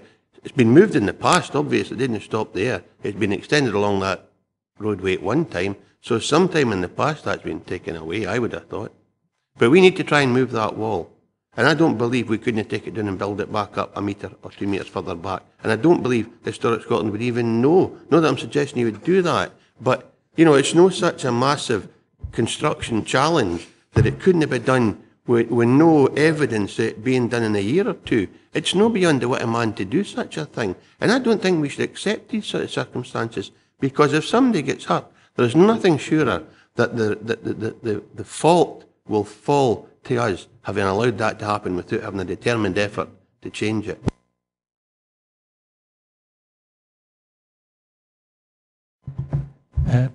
Chair, I note the comments of Councillor Dempster there, but as he also rightly prefaced at the start, this is the application that is before you. So really, I would suggest that if Councillor Dempster isn't happy with it, it really would have to be a case of refusing this application, probably on the grounds that were alluded to earlier, and then the applicant would have to come back. But it's already been determined by the committee, as I understand it, that you're making a decision today. Councillor Gilroy. Yes, I'm getting back to the external finishes because I think they're really important, and I'm looking at recommendation 19. And I just wonder how, as a committee, we can absolutely firm it up, because I do agree with Councillor Hislop, we do not want Ballymorey up in Thornhill. Thank you very much. Nice as it is in certain situations. And it is, I just don't know how, and I'd like to take advice from Mr. Sutton, maybe how we do actually firm it up that, I mean, you get the feeling from what we're saying here that we want a bit of uniformity and sympathetically finished so that it's in keeping with the other buildings in and around the site. But it's a bit vague here for my liking, and I'd just like to firm it up, and I wonder if you have any suggestions as to how we could do that. Mr. Sutty. Thank you, Chair. Yes, the first line makes it clear that basically the exact details as shown on the plans aren't acceptable. It's looking for further details. You are right, it doesn't give a specific steer, but if members want that to be included within condition 19, that is thoroughly competent to do that. So you could put in something additional to say it shall be of whatever the members feel is an appropriate material to go in there. That's quite within your gift. Patrick. Could I just clarify that condition 19 relates to the external finishes of the frontage walls. Condition 18 relates to the finishes for the dwelling houses.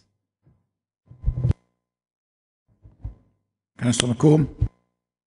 Thanks, Chair. Just one or 2 points here. The cladding. Why we persist with timber cladding in one of the wettest areas of the British Isles is frankly beyond me. It does not fit in with the surroundings whatsoever. Secondly, the fact that you cannot move a boundary wall a metre or so to provide a pavement on the other side of the road is frankly daft. But that seems to be the situation we're faced with. Any other comments, members? If there are no other comments, we have a motion which has been seconded. Councillor Dempster.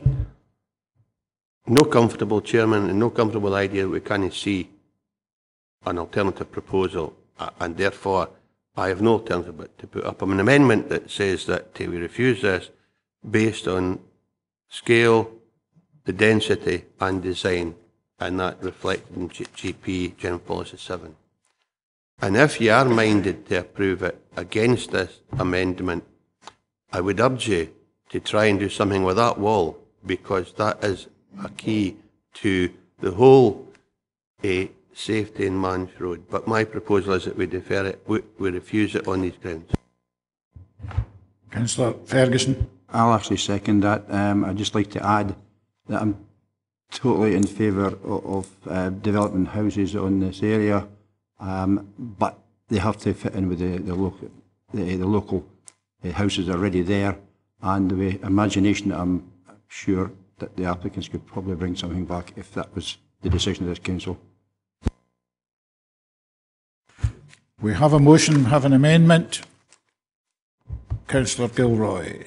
Just wondering if I'm very happy to support the motion if it's for approval. I just wonder if we can firm up how we deal with the houses, because I think there's too much timber on some of those. You've intimated that there will be less, but I just think we need to be a little bit more sympathetic to the surroundings, and I would quite like some help with some words, Mr. Sutton. If those who are putting forward the motion are happy to incorporate them in that.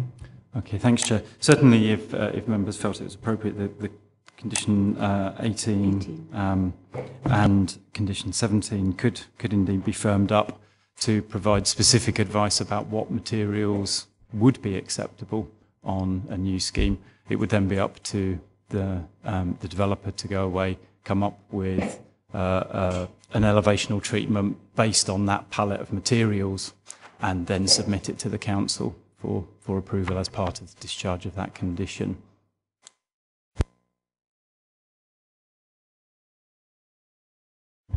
Councillor McKee. Just on the finish, I'd like to suggest that we put in there the exterior finish that are sandstone use, probably in the corners and maybe window surrounds, along with rough casting, to get an idea of what's got to be put in place, because Thornhill is almost all sandstone, and I think it needs to be repeated at least in some way on these new houses. Councillor Geddes, acceptable. Are we not getting preciously close to the stage, Mr. Chairman, of trying to unpick the recommendations in this report? Now, I'm not here to be dogmatic and push any views down colleagues' throats. The point I'm making is, in fact, that we have got a detailed report with a detailed draft of conditions. I do appreciate, having listened, that there are concerns. I would be prepared, with Councillor Maitland's agreement, as it were, to accept, a certain amendment, a certain degree of amendment in relation to certain of these clauses. But I am not going to see the clauses unpicked in the totality. So, as I say, if we can get some form of suggestion from Councillor Gilroy or whoever, I certainly, as a mover of the motion, am more than prepared to consider it. And I would hope that my seconder would do likewise. But at the end of the day, we need something, sir, which is specific. If it's being felt that certain of these conditions are not as specific as they could be, well, let's hear how they can be made more specific, and then let's go to the vote. Any specific suggestions? It's as Councillor Hislop said, it's colour. We do not want multicoloured houses up there. As the mover of the motion, then, sir, can I be assured, by our professional advisors as to how we can deal with that legitimate, in my view, legitimate concern? Mrs. Kay. Thank you, Chair. If you look at condition 17, the second sentence, you would address it by saying, no development in respect, I'm proposing you could address it, in respect of this planning permission shall take place unless details of the precise external finishes proposed to reflect the traditional materials of the area have been submitted to and approved in writing by the planning authority. So that's giving a steer that you're looking for something which reflects the traditional materials of the area. And then you would apply that same approach to condition 18, and I would suggest that the frontage walls also need to have the same approach through it. So in relation to 18, you would have you would have the second sentence, you would say, no permission is hereby granted for the use of the full elevation timber cladding on the dwelling houses hereby approved on plots 1 and 8, and instead no development respect shall take place unless revised details of elevation or treatment to reflect the traditional materials of the area have been submitted to and approved in writing by the planning authority. That would cover that one, I think. And the same would apply, I think, to the condition 19. So the second sentence would again say, no development in respect of this planning permission shall take place unless details of precise materials, precise external finishes to reflect the traditional materials of the area proposed have been submitted. Something along those lines would, I think, address point that you're looking to. Councillor Geddes. Well, can I say, first of all, sir, don't let anyone ever lecture me again about horse trading in this chamber and, in the meetings of planning committee. Irrespective, I am more than happy to accept, these suggestions if Councillor Maitland, as my seconder, is prepared to agree, and the hope that that will assuage concerns which colleagues have expressed. So I would be more than willing to do that, sir. Councillor Dempster. Thanks, sir. That's all very well, and we're dealing quietly with the design, etc. But we've still the road safety element as well, which should form part of our motion as well, that we've never resolved, and we can't resolve the road safety issues on Manse Road unless we do something about that wall. And we shouldn't be approving an application that puts additional pressure on that road in its current state, especially when we're having to widen the footway to meet public current standards, and in doing so, shortening and narrowing the road, which will put the traffic closer to the houses that don't have a pedestrian footpath at all. So I think we should have serious considerations about road safety and design and density as well. Councillor Ferguson. Thanks. The reason I supported Councillor Dempster, it was twofold, and one of the ones I didn't think was actually legitimate was actually the traffic situation, and I'm not wanting a public outcry, but that's a risk that should be managed by others and people using the road. That's a separate issue. The other issue I'm unhappy with is the density situation, because it is a dramatic change in the density in that area. That's my second concern about this application. Okay, we have a motion, we have an amendment. Can we go to the vote? Thank you, Chairman. We therefore have a motion put forward by Councillor Geddes and it's been seconded by Councillor Maitland, which is to give effect to approval, subject to completion of a legal agreement, approved subject to conditions, these conditions being amended at 17, 18 and 19 to reflect that the treatment in respect of the finishes should respect traditional materials of the area. So we have a change then to the conditions 17, 18 and 19 that give effect to those changes. We have an amendment then put forward by Councillor Dempster, seconded by Councillor Ferguson, which effectively that the committee refused the application on the basis of road safety and particularly the fact that the wall cannot be removed, the road safety considerations, and also because of the scale, density and design of the development. Okay. Members happy then, they understand then the motion and the amendment. Thank you. Chairman. Motion. Vice Chairman. Councillor Blake. Councillor Dempster. Councillor Dick. Councillor Ferguson. Councillor Geddes. Councillor Gilroy. Leader. Councillor Ochiltree. Thank you. Councillor McComb. Councillor McKee. Councillor Maitland. Councillor Thompson. Councillor Tuckfield.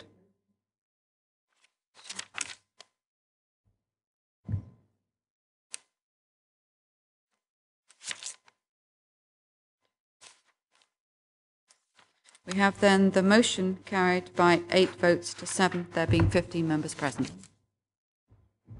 Okay, members, I think in view of the hour and the next item on the agenda has got a lot of speakers, I think we'll break for lunch now and reconvene at 1 o'clock. Councillor McCauley. But could I maybe suggest that those who are on item 7 onwards, rather than them coming back at 1, if we tell them to come back for 2, rather than folk having to hang about here unnecessarily, because this next one, so the time we took in that one, this one's going to take at least an hour, I would have thought. So if we say to other people, come back after 2 o'clock. It's up to them, yes, they're more than welcome to do that. Councillor Ferguson. No, I'm not Councillor Maitland, she's up there. No, I'd just like to apologise just now because I'm going to have to go to another support and protection. In this place are not synchronised is one of the problems.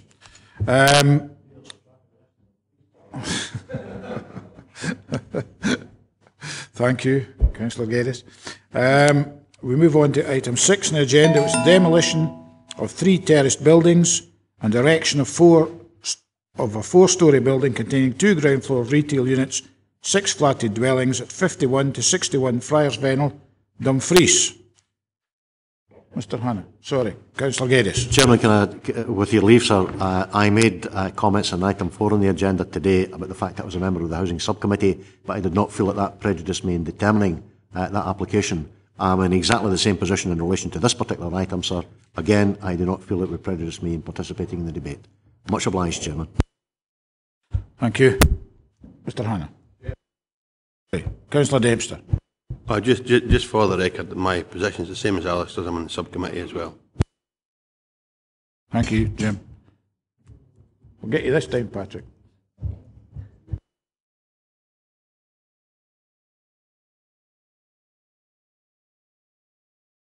Could somebody update the computer, please?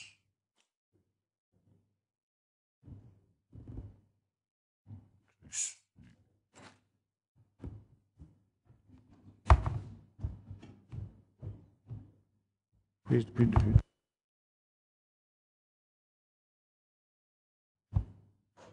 Linda, could you update the computer, please?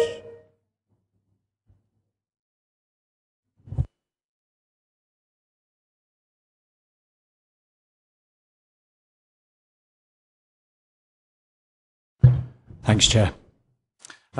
First of all, a correction not to the report, but to the agenda itself. Page 4 of the agenda, item A should refer to the conservation area consent, and item B should refer to the planning permission, not vice versa. Just run through some of the photographs of the site. The application site relates to the two-storey building painted in red at the upper level with the murals below that you see in the foreground, and the next building along with the mansard roof. The properties have been assessed by conservation specialist Austin Smith Lord as dating from the early 19th and 20th century. There's no evidence of any earlier medieval structures, but the site layout is based on historic few plots. The architectural significance of these buildings has been assessed by the conservation specialists as being moderate, which is number 4 on a scale out of 5. And that low significance has been agreed by Historic Scotland. The buildings are clearly in a poor state of disrepair and have been for a number of years, and are structurally unsafe, and we'll come on to some photographs on that later. And the buildings give a less than desirable appearance to Friars Vennel at the current time. This is a view of the rear of the site, taken from a private or restricted car park. The overall views of the rear of the site are very restricted and very difficult to see from any public thoroughfare. Just a view of the rear courtyard of number 51 to 55. You can see in that the building is in some considerable disrepair. This is a view over the roof. You can see the chimney there is actually moving off the brick stack below it, and the structural report that's been submitted with the application assesses the building as being structurally unsafe, with little of the existing fabric capable of being retained, and that assessment has been reviewed by the Council's Building Standards Officer, who has also gone to visit the building, and he concludes that he is in agreement with the original structural assessment, i.e. he considers it unsafe. Turning around from the roof structure there, you can see that there's trees growing out of the building, and to the right-hand side there you can see that the roof has collapsed.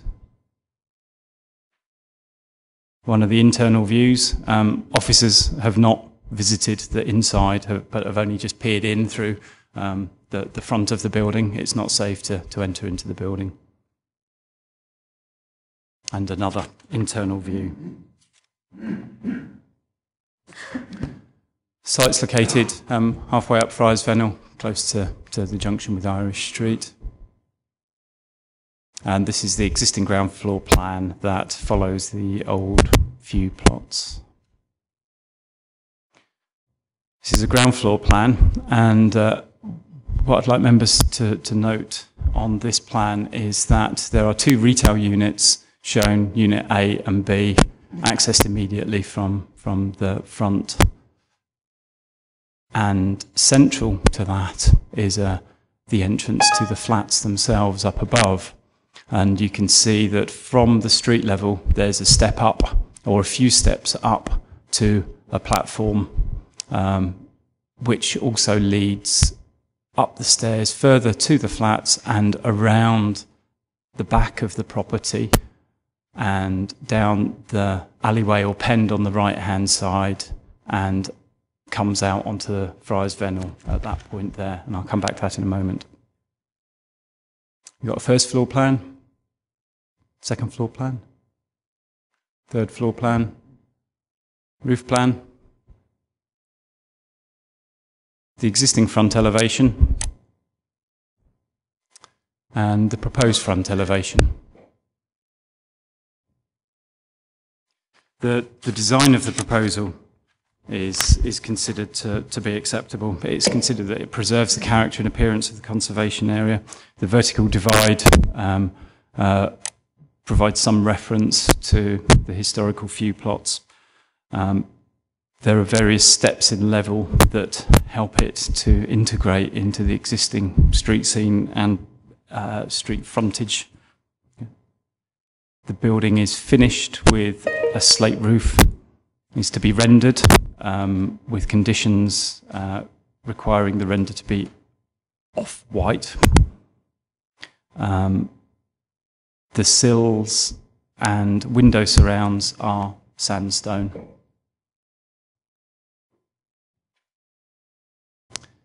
Going back to the earlier point about the ground floor plan and the exit from the property, the site sits adjacent to the SEPA flood map. However, the Michel report that has been carried out by the council indicates that the flood level along Friars Vennel will reach up to the lower property, and you can see the lower dashed line there shows the anticipated 1 in 200 year flood level reaching into the lower retail unit. The higher dashed line is the 600 millimetres above freeboard that will be expected on any residential development to ensure that residents are safe from any floodwater.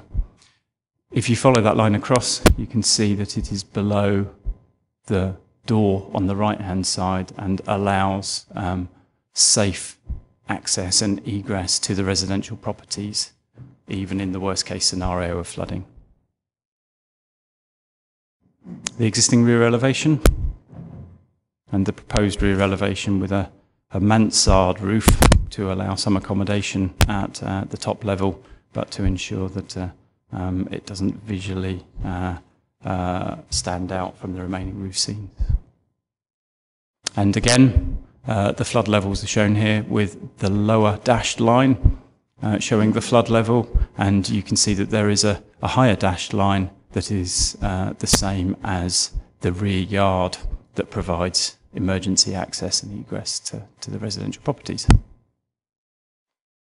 Side elevation. And again, shop front shown with fairly traditional detailing. The key issues in this application are that the existing buildings are identified and classified by conservation specialists and Historic Scotland as being of only moderate architectural significance. They're also structurally unsafe. The applicant has considered 3 options for the redevelopment of the site, and these are outlined in paragraph 4.10 of your report, which is page 74.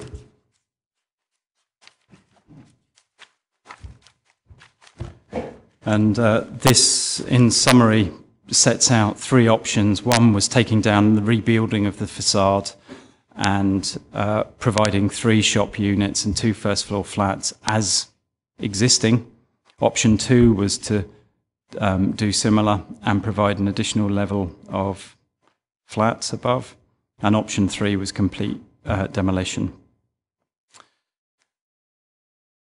The conclusion of that option appraisal is that even with grant funding, the proposal will take 40 years to break even. The proposed new dwelling is well designed.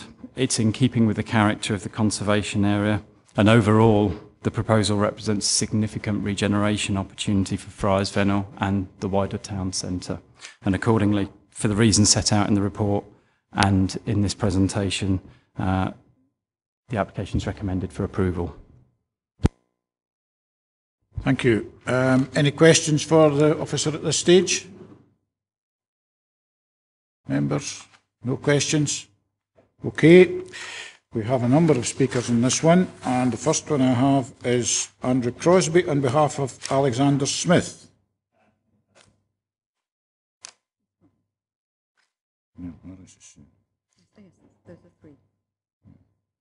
Okay, sir.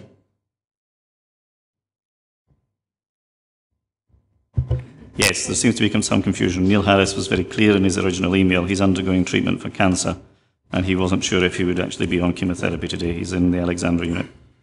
So it's beyond doubt that I'm speaking on behalf of 3. Yes, I'm aware of that, sir. But what I was starting off with was that your first submission is on behalf of Alexander Smith. I'm quite content if the chairman is happy to deal with all 3. Right. And I think I can do that in well under 9 minutes. So I think that's delighted to hear that, sir. It's probably to everyone's benefit, I would think. Although I'm not going to make any attempt throughout this to distinguish as to each point who I'm speaking on behalf of. Continue, sir, and when you get to 9 minutes, or before 9 minutes, I'll let you know. I hope to be there before you point it out. I would just like to say I am confused initially, because I'm a great believer in open-minded approaches. And in relation to judging these matters, having an open mind is a very important aspect. I'm sure the elected members don't need me to remind them of that. But my confusion arises over the way this application was advertised online and the way it has been treated until this meeting. It's not been treated as 2 applications, which it patently is. It's been treated as 1 application. And that, like it or not, gives the impression of a very closed decision. Because it isn't just 1 application, it's 2 applications, and one cannot follow without the other, and it should be being addressed as 2 applications. And I say that as a point of safety for any decision that you ultimately make. I would express concern that there are people here who are on the Housing Committee who have already made a decision on this matter, who are taking part. So that's my other observation in relation to the safety of this decision. Because at the end of the day, the Housing Committee has already agreed to approve the funding of this exercise. So that's on safety, I think that's it. In terms of process, I think for those of us who have watched this application going through the internet process, there has been an unfortunate priority given to the way this has been handled over and against other applications that have been made either prior or in fact at around the same time. For example, the officer processing this was able to upload correspondence sent by DGHP on the same day that it was delivered to the council, yet in other applications failed to upload correspondence that had been sent 4 months prior. So there are issues about how this was processed. And like it or not, it does give an atmosphere of a rather unfortunate relationship. And I don't like that, because you are my elected members, you represent us, and I don't like the idea that we have officers who are not necessarily dealing with process simply on the basis of date. Because planning applications should be made, and they should be processed through an identifiable system, and it should not be up to individual officers to decide when and how to deal with applications. That laid aside, we then move on to the other issue that I have in relation to the safety of any decision made in this conservation area. In 1997, the government required this council to produce a character assessment of the medieval town centre of Dumfries. We had imagined until a few months ago that no such assessment had ever been made. In March, the Community Council, of which I was a representative, met with the director, the leader of the council, and the chief planning officer and various other officers, and we specifically asked Mr. Speedy if the character assessment was either ongoing, was it in place, was there an intention to address it. He said it was ongoing, that's what he said at that meeting, It was being worked on, and it would be delivered in due course. Subsequently, due to a Freedom of Information request, we discovered that, in fact, in 2009, you, the Council of Dumfries, paid Austin Smith Lord £17,000 for a character assessment of the medieval town centre of Dumfries.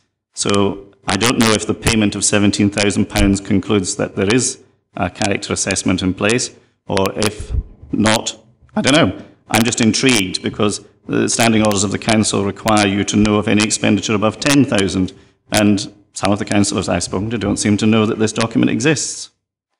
Subsequent to that, we now hear that council officers, including Mr. Mention, Mr. Sires and Mr. Nix, are working on a review of the character assessment. Ladies and gentlemen, the character assessment was a required document under the planning legislation in 1997. And it's not an unreasonable argument to say that when you make decisions that affect the medieval town conservation area, you require this, you need it. Decisions made without this document in place are not safe. They are not safe. You are not making decisions with all the information before you. It was perhaps unfortunate sometimes earlier on today as we sat next door in the other room that it seemed to us next door, and I say this only seems, that whilst you were happy to listen to the members of the public and statutory consultees, there was an unnecessary reliance upon the reports produced by officers. It is unfortunate. It's not the image that should be given. Now I move on specifically to some of our concerns in relation to the conservation area. A conservation area is a conservation area. It isn't an area in which you do what you fancy, that you come in and that you flatten, that you change. It's a conservation area. You, the Council of Dumfries, have spent £17,000, as I've said, on a document which I imagine most of you have never seen. In addition to that, you spent in excess of £60,000 recently on a very productive White Sands charrette, in which the people of Dumfries were afforded, some 600 of the people of Dumfries were afforded the opportunity to make representations. Gillespie's, as you know, coordinated that. The recommendations of the people of Dumfries were clear. Stop demolishing our town. We don't want it knocked down. We want it repaired and restored. And perhaps to move on slightly to a more positive note, because believe it or not, even Anglican clergymen can be positive in this day and age. The fact is that we are all supportive, all three of the people that I speak to, we are all supportive of the idea of people living in the town centre. We are supportive of social housing. We are supportive of the building of flats in the town. There is absolutely no need whatsoever to demolish these flats in order to create new houses in Dumfries. Some of us are old enough to remember the demolition of Shakespeare Street. It was demolished to afford a route through the town for the A75 when it came through the town. The A75 doesn't come through the town anymore, and yet we have a 4-lane road that we don't need. Build one side of Shakespeare Street again. There are 2 vacant sites in Queensberry Street owned by DGC, which you can gift to your partner DGHP. Build the flats there. There is the corner of Nith Place, which is owned by DGC. Gift them that site. We need a vision for our town which restores it and makes it beautiful again.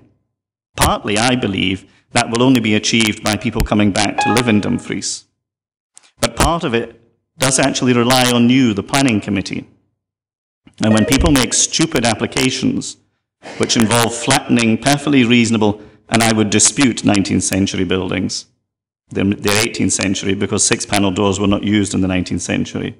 And I noticed that none of the images that I handed in have yet appeared. I was rather hoping they would by now.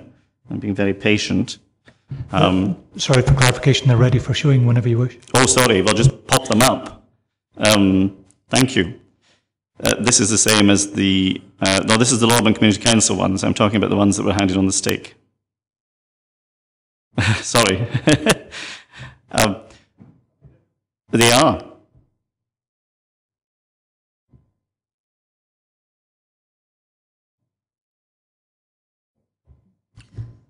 Thank you. Obviously, there are protocols and procedures that information, if it's going to be presented, should be within 48 hours. But I think provided the provenance, which is clear, on the angles that are taken, and this doesn't look like York. Yeah, it's very straightforward, honestly, yeah. Okay, as long as they're straightforward then. Yeah, I can explain the angles if you like, yeah. Okay. No inventive photography then? No. Okay. But only taken today.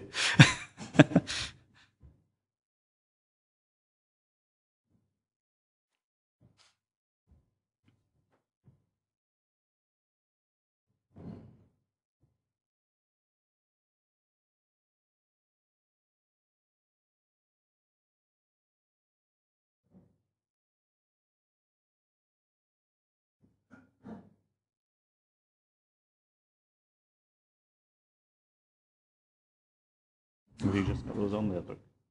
Which ones have you got on there?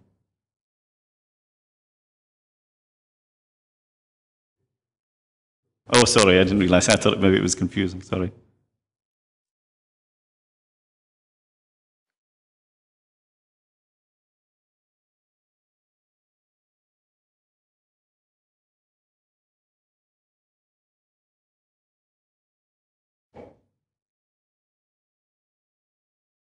Perhaps while that's happening, I could address another couple of points. I think there was some questions raised by the officers in relation to, certainly a comment made in the report, in relation to the over 350 objections that were made. They were on a pre-forma and they were topped and tailed. They were gathered by people standing on the Vennel and discussing things as local people passed. And that was done specifically, I have to say, and rather sadly, because in the past, the evidence that the Community Council has is that the committee pays little attention to petitions. And it was decided that the most effective way to convey to you the strength of feeling of the people who live in and use the centre of Dumfries was in fact to make formal objections. And it has been unfortunate and it's provided a great deal of work for everyone, but it's hopefully done the trick. I'm very grateful to Mr. Sati for this because I wouldn't know what to do with this.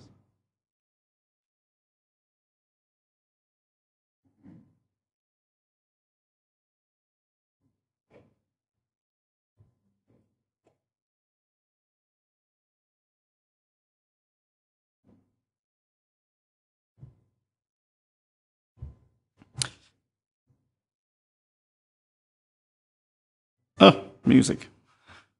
Perhaps I should explain why I wanted to produce these images. I wanted to produce them because they prove that the interior of the building, which is not unsafe because they were taken on the first floor, and they were taken some 9 months ago, is clearly Georgian. It's in the 19th century. But I'll leave the development of that particular aspect of these points to those who are better qualified, who are going to speak later. And, of course, I do understand that council employees, unlike clergymen, are subject to a stricter code of health and safety. But I had no difficulty in the building, and I know others had no difficulty as well. Is it a failure, Mr. Sati?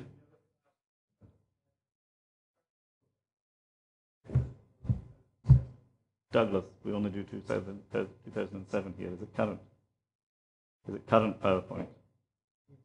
Yes. We can't do it. Right, okay. I'm sure that you would be happy to trust me. Those are photographs which I wanted to show because they do The JPEG, apparently. Anyway, I think we can, if Mr. Sati can get them up, they'll be self-explanatory. My simple argument to conclude, and I think it is a conclusion, is that your decisions made are unsafe if they are made in the absence of an effective adopted character assessment of the conservation area. And you shouldn't be making any decisions in the medieval town conservation area without it. It will render any decision you make somewhat questionable. And it's not a question that this is something that's suddenly been landed upon you as the Dumfries and Galloway Council. You've had since 1997 to do it. You've also spent £17,000 of taxpayers' money producing one which has sat in a drawer since 2009. So, you know, that makes it unsafe as far as we are concerned. And the Community Council that inspired me to become involved in these issues clearly has a mandate from the people of Dumfries because we were elected on the basis of a moratorium of demolition within the conservation area. By all means build these flats, by all means gift the land that you own to DGHP so that we can increase the number of people living in the centre of Dumfries, but do not do not continue to knock down our town. Thank you. Thank you, sir. Any questions? Any questions for Mr. Crosbie? No, thank you very much, sir. You could take your seat. Margaret Gilfillan, please. Gilfillian. Gilfillan.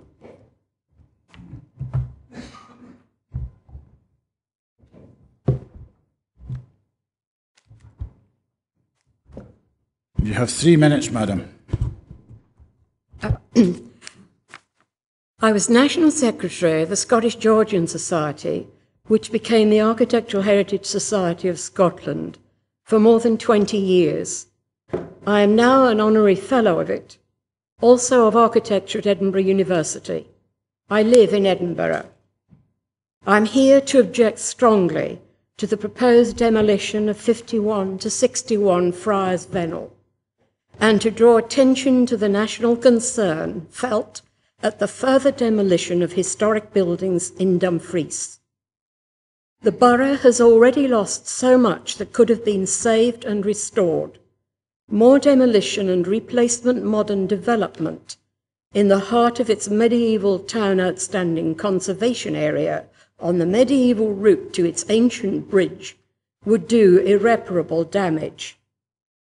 Repair and restoration, as suggested by the Dumfries Historic Buildings Trust, would enhance the area. There are a number of cleared sites available for new development. Such restoration would stimulate proposals for further restoration of which Dumfries could be proud.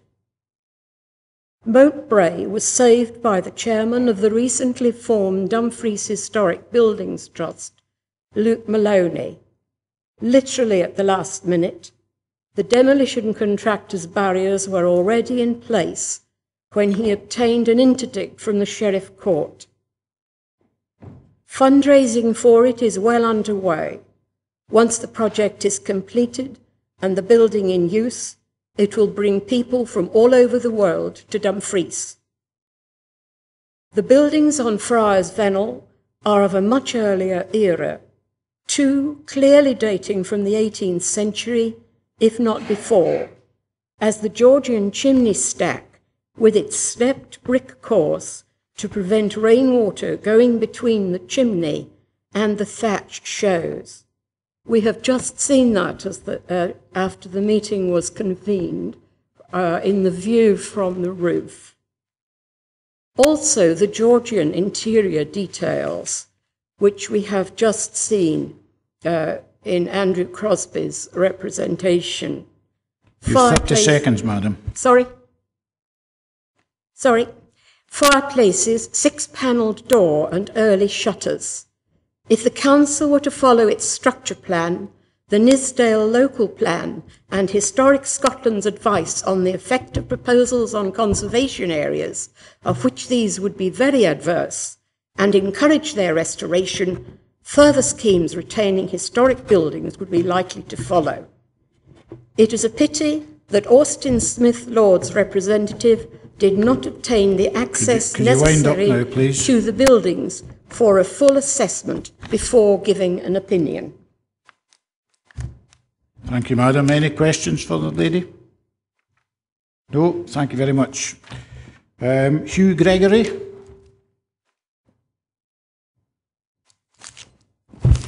I feel I can't add very much to what's been said before, but I do feel impassioned about these buildings. And also, having restored a house in far worse condition than any of those three, I feel that I object most strongly to what is proposed.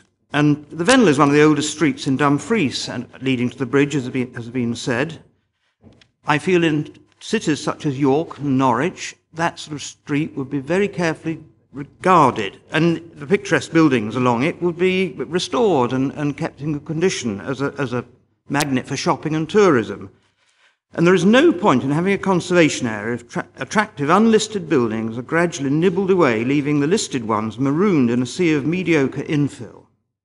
One of these three buildings has a large 17th or 18th century brick chimney, as has been commented on before, which suggests there's been thatch originally, and the chimney looks in good enough condition for me, and better than my own house. Does this not alone justify the retention of these buildings without all the other interior details that we see. Thank you very much. That's all I have to say. Thank you, sir. Any questions for the gentleman? No?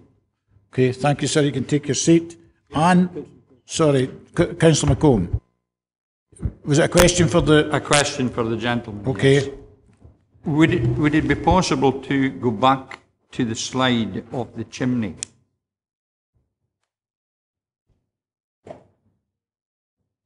The photograph, sorry.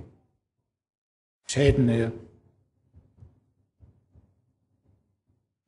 There it is. That one, yes. You can see the tiers of projecting bricks that protected thatch. But also, I mean, that chimney is not in bad structural condition. It looks reasonably well bonded and pointed, and the top's been capped so water won't get in. I'm sure people like the Landmark Trust could restore it. They'd restore it if there was nothing left. Chair, it strikes me that there's a very serious crack in that chimney head on the side facing the Vennel. And there is a noticeable tilt in the stones at the top. I'm sure that could be remedied, and also when you look at the cap on top, that's perfectly true. Anything else? It would require significant structural work on that chimney head. I couldn't comment on that. Okay. Sir? Thank you. Thank you. Anne Harrow, please.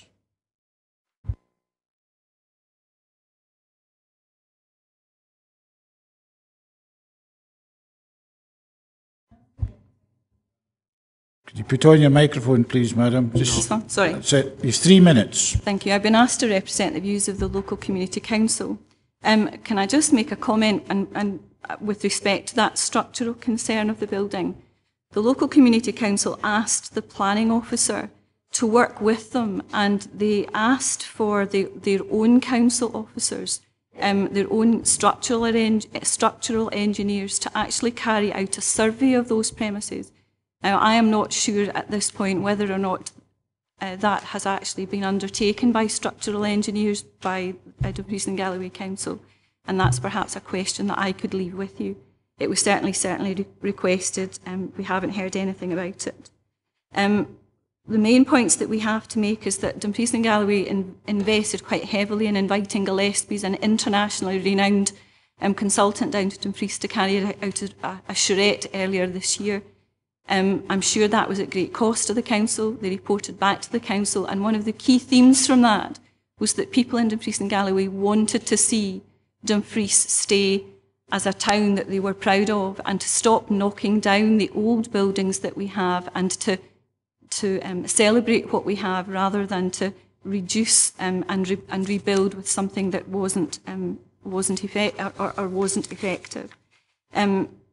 My understanding is that the consultant that was asked to carry out a survey on this building by the council was also the same consultant that was asked to carry out a survey by the Housing Association. And again, I'm not quite sure if that's the case, but if it is the case, can I ask local councillors how sound the evidence is when someone is being asked to make two decisions for two different people, and how open and honest and transparent will the final reports be?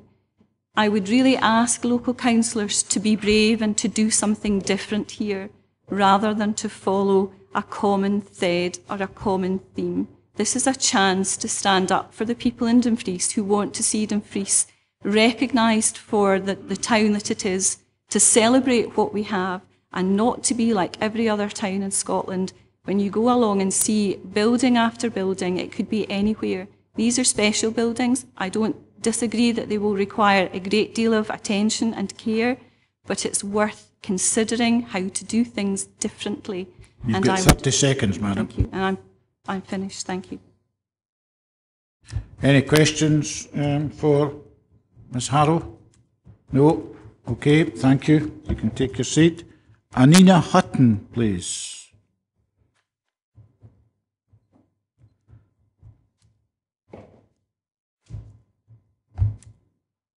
You have 30 seconds, okay? No, you've even got 3 minutes, I'll give you. I'm in a benevolent mood today. My name's Neen Hutton. I'm a resident of Dumfries and Galloway. I'm here to speak on my own behalf. I find numbers 51 to 61 Friars Vennel are not really in themselves of the highest calibre as buildings.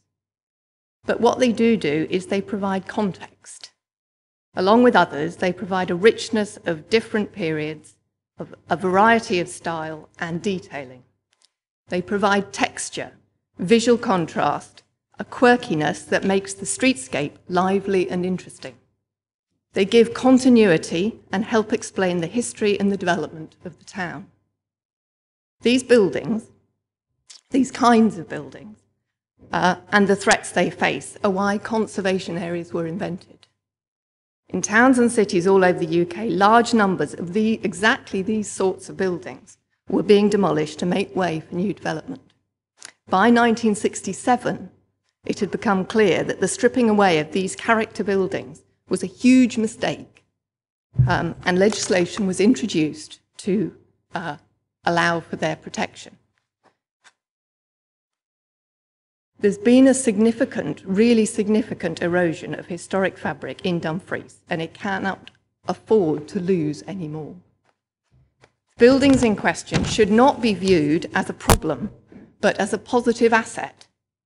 When preserved and enhanced, they are an economic and a social asset, because whatever the future of our town centre, it is vital that it has a distinctive and varying and interesting streetscape.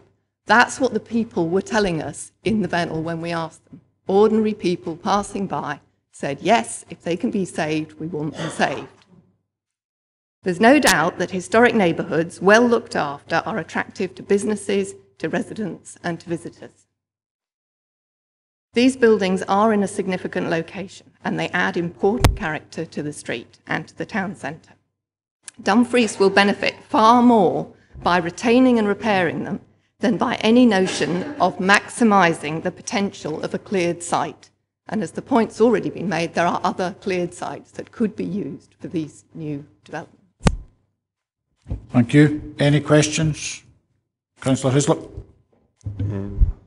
Ms Hutton, you stated that when you were speaking to people in the Vennel and gathering this, or through your speech, that people said if they were able to be maintained, what if they aren't? Do they want them left like that or would they like them changed? Well, that, I think, remains to be discovered. There seems to be some question about whether that is the case or not. We've heard different evidence about that today, or very little evidence, really. I don't think that's proved. Okay, no other questions? Thank you, Madam. Earl of Lauderdale, please. Besides, I haven't been elevated to the peerage. 3 minutes, sir. My name is Dominic Ecklin, and I'm speaking on behalf of the Earl of Lauderdale and the Dumfries Historic Buildings Trust. I'm a chartered engineer with 22 years' experience, and myself and my company, David Naur Associates, have a particular specialism in the conservation and repair of traditional buildings. We also give advice on historic buildings and dangerous structures.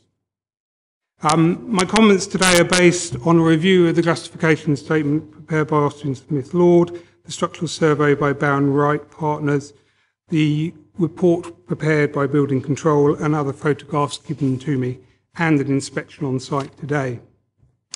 I'd like firstly to address the question of whether the buildings are unsafe. Neither the engineers nor Building Control deem that the buildings as a whole, all three of them, and in fact there are 6 structures, they don't deem that all of them are unsafe as a whole. They rightly raise concerns about specific parts of the building, but largely what they identify is that these buildings suffer from neglect and need keeping an eye on pending repairs. The buildings are clearly in need of repair, but repairs are, in my professional opinion, perfectly feasible and practical. My professional experience tells me that this type of building in a similar condition, and indeed in some cases worse, can successfully be repaired. Such an exercise does not require wholesale removal of floors, roofs and front facades, as has been suggested in the justification statement. Rather, it's possible to retain large elements of the historic fabric and carry out simple repairs to affected parts of the building.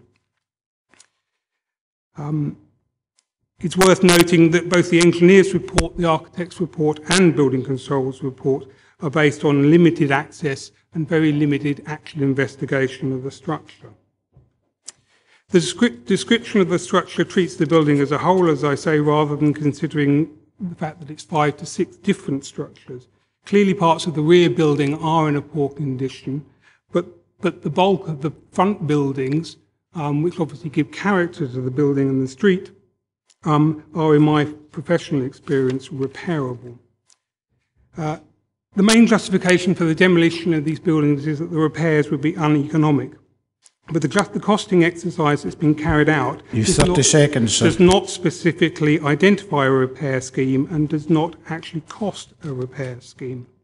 Rather, large costs are identified for full-scale dismantling, propping of adjacent properties and new foundation works, none of which would be necessary if a repair scheme were adopted. So in summary, I would say that these buildings are indeed repairable, but the extent of the repairs has not yet been identified and costed, and therefore the test that a repair scheme is uneconomic has not been met. Thank you. Thank you, sir. Any questions? Councillor Maitland.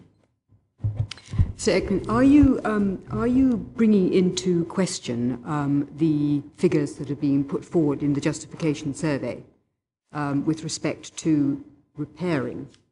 As I say, none of the 3 options in the report actually is considering a repair scheme. The closest one might say is option 1. But if you look at the detail of what is proposed, they're proposing that all the roofs are removed, including the roof timbers, all the floors are removed, and a substantial part of the front facade is dismantled. In fact, if you look at the actual costings figures for each of the options, the cost for demolition on the site, the cost for propping of the adjacent buildings, and the cost for foundation works is exactly the same in all 3 options. Now that just can't be logical if option 1 was representing a repair scheme. It would make sense if option 1, as I would suggest, is actually looking at a wholesale dismantling of the building and then effectively rebuilding it in replica. So yes, I don't believe that the costings exercise has actually considered what will be involved with a more sympathetic repair scheme. Any other questions? No. Thank you, sir. You can take your seat. Luke Maloney, please.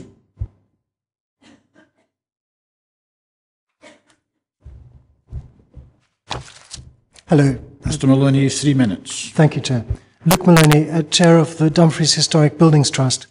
Just a few points, really. The conservation consultant used by the developer is saying that these are not significant buildings.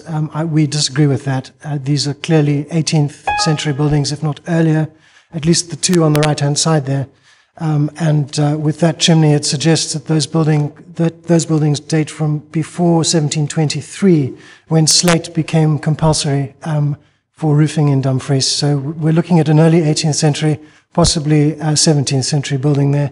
It's believed that these plots were first developed in the 1600s, the Vennel itself being one of the key medieval routes through the town from the 9th, 10th centuries, to a bridge on the river built in 1260, replaced in the 1400s. We're looking at something which is really key in the conservation area. And if the conservation area is there to protect buildings within it, and Historic Scotland have referred to these buildings in a letter of last year to the council as probably the oldest buildings on the Vennel. That's really clear. So if there are some buildings on the Vennel which the conservation area legislation should be protecting, it's jolly well these buildings. I think that point needs to be made. I should also say that the council's housing officer convened a meeting in November of last year, attended by Jim O'Neill, Strategic Housing Officer, DGHP, the Architectural Heritage Society of Scotland, and the Lorban Community Council, to obtain advice as to whether they were pursuing the right route for these buildings, i.e. demolition. The advice was unanimous that they were not pursuing the right route, that they should repair and have these buildings reused, not demolished. We were told, thank you for the advice, but we've been working on this for 4 years. We're going to try our luck. If we don't succeed, we'll then come back to a Building Preservation Trust to try and restore these buildings. This is the council officer. And so this is why we're all here today. You know, a year down the line, the buildings are much worse, or getting there. You know, these buildings could have been repaired by now. The costings, as Dominic Eklund has pointed out, are not accurate.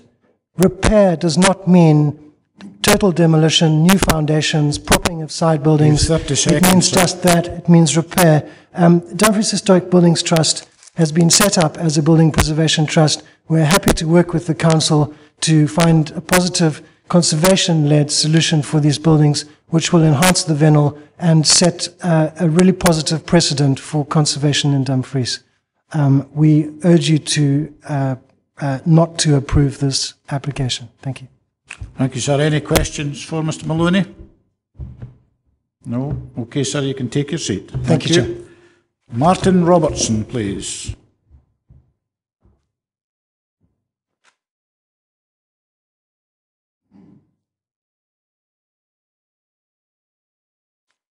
Mr. Robertson, you have 3 minutes. The Architectural Heritage Society of Scotland thinks that Dumfries is, without question, the most important town, both historically and architecturally, in southwest Scotland. It is the town with the longest history and the widest range of heritage architecture. And these qualities emanate most directly and survive most significantly in the medieval town centre conservation area. This is where Dumfries was founded as a royal borough in the late 12th century, and which still survives with 4 medieval streets: High Street, English Street, Queensbury Street, and Friars Vennel.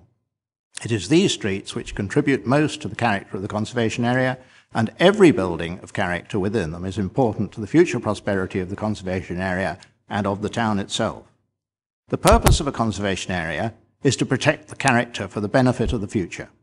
It is not something that only others can benefit from. It is for all of us now, for those who live here, shop here, work here, visit here, and for those tourists from a wider world who come looking for attractive and interesting places, and sometimes to visit their own pasts.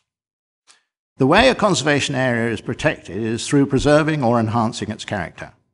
This is the wording that has been used since conservation areas first began with the Civic Amenities Act of 1967, and they are still used today in the advice from Historic Scotland, the policies of the Scottish Government, and in the current Nithsdale Local Plan, General Policy 50. The planning authority will preserve or enhance the character and appearance of the conservation areas. How is preserving or enhancing achieved? Preserving is done by ensuring that all buildings of character and quality are maintained in good repair, both in themselves and in their settings. Enhancing is done through imaginative reuse and redesign to improve their appearance sensitively and to extend their useful life. It does not mean that only listed buildings should be preserved and enhanced. It means all the buildings that contribute to the character of the conservation area. The character appraisal that we've already heard of would have identified these buildings. These are the reasons why numbers 51 to 61 Friars Vennel are important. But moreover, the Architectural Heritage Society thinks that the building design shown in this application is not appropriate for the proposed site. The important character of Friars Vennel and its chief contribution to the conservation area is the variety of scale, design, material and colour that the buildings provide. The street has listed buildings which are of special architectural and historic interest, and it has buildings of character which provide their setting.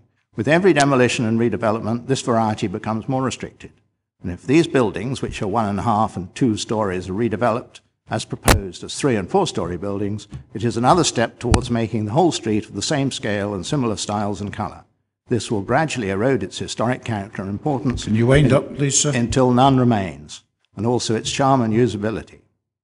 That is why we ask that these applications be refused. Thank you. Thank you very much, sir. Any questions? Councillor Blake? No. No questions. Thank you, sir. You can take a seat. Roger S. Windsor, please.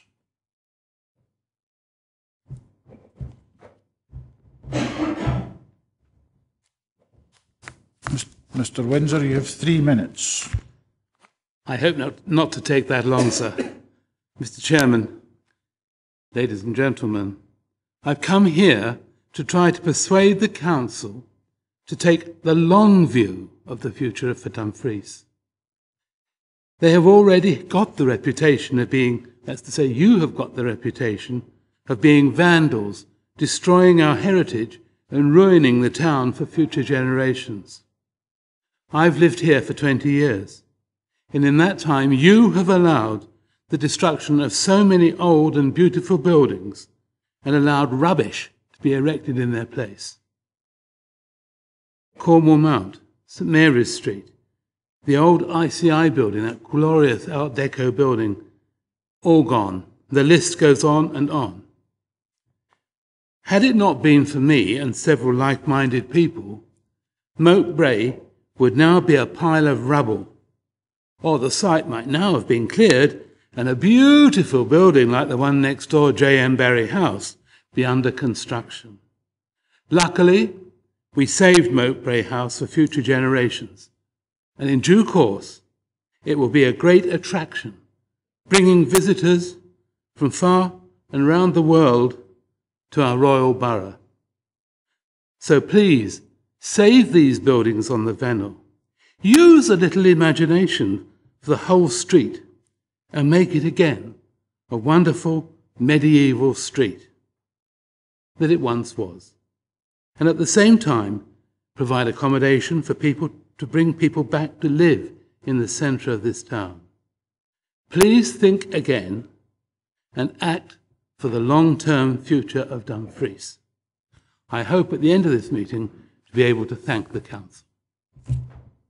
Thank you, sir. Any questions for Mr. Windsor? No? Okay. Thank you, sir. You can take your seat. Mr. Shirazi, is your good self.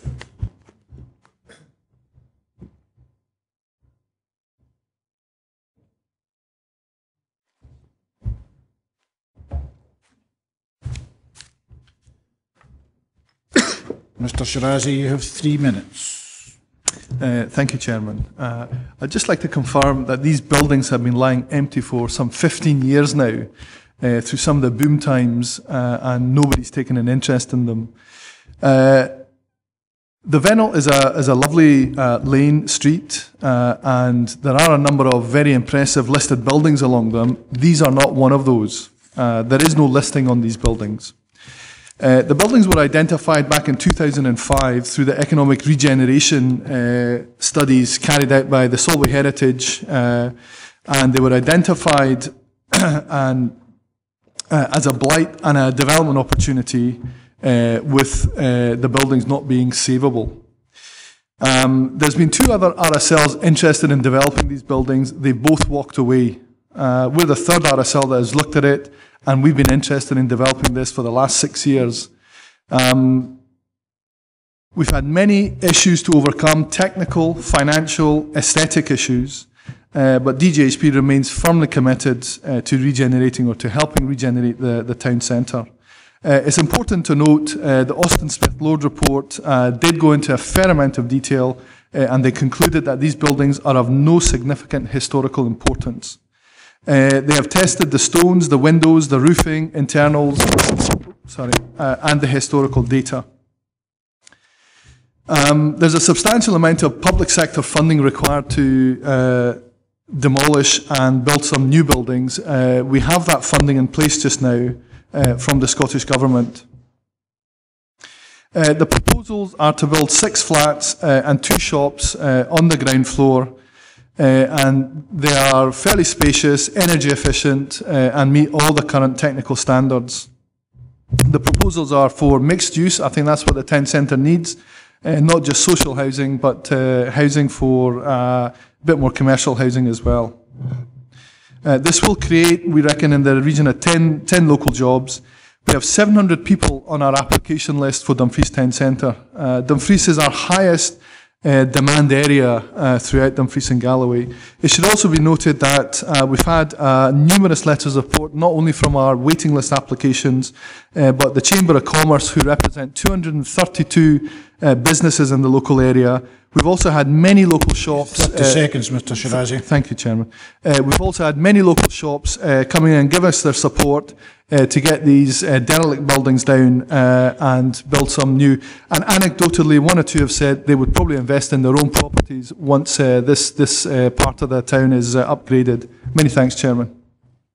Thank you, Mr. Shirazi. Any questions for Mr. Shirazi? Councillor Hislop.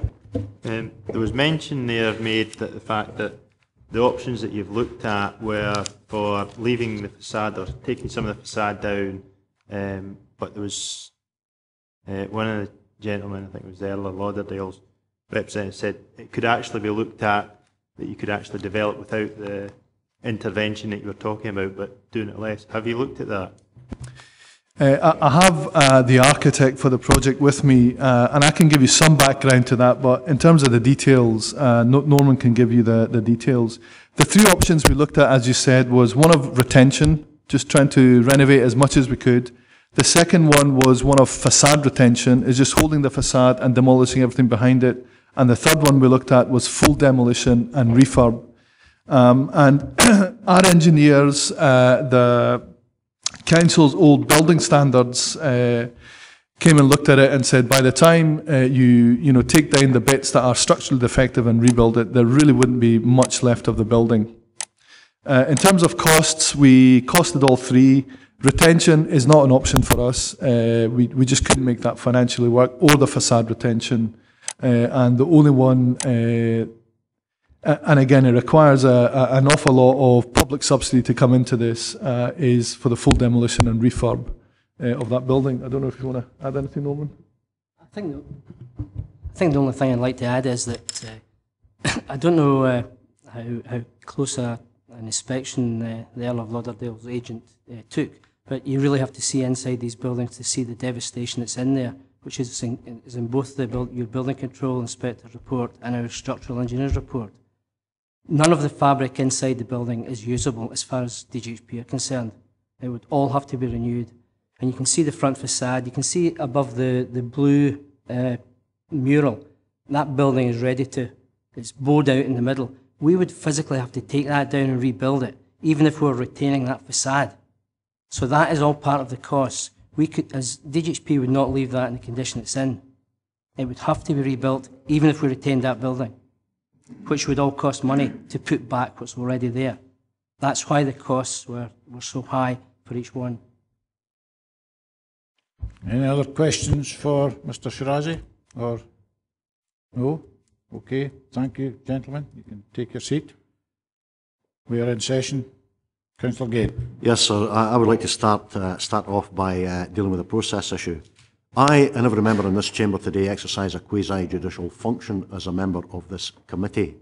I've already taken governance advice, which makes it clear to me, reinforces my own view, that as a member of the Housing Subcommittee, I am not debarred from considering this particular application.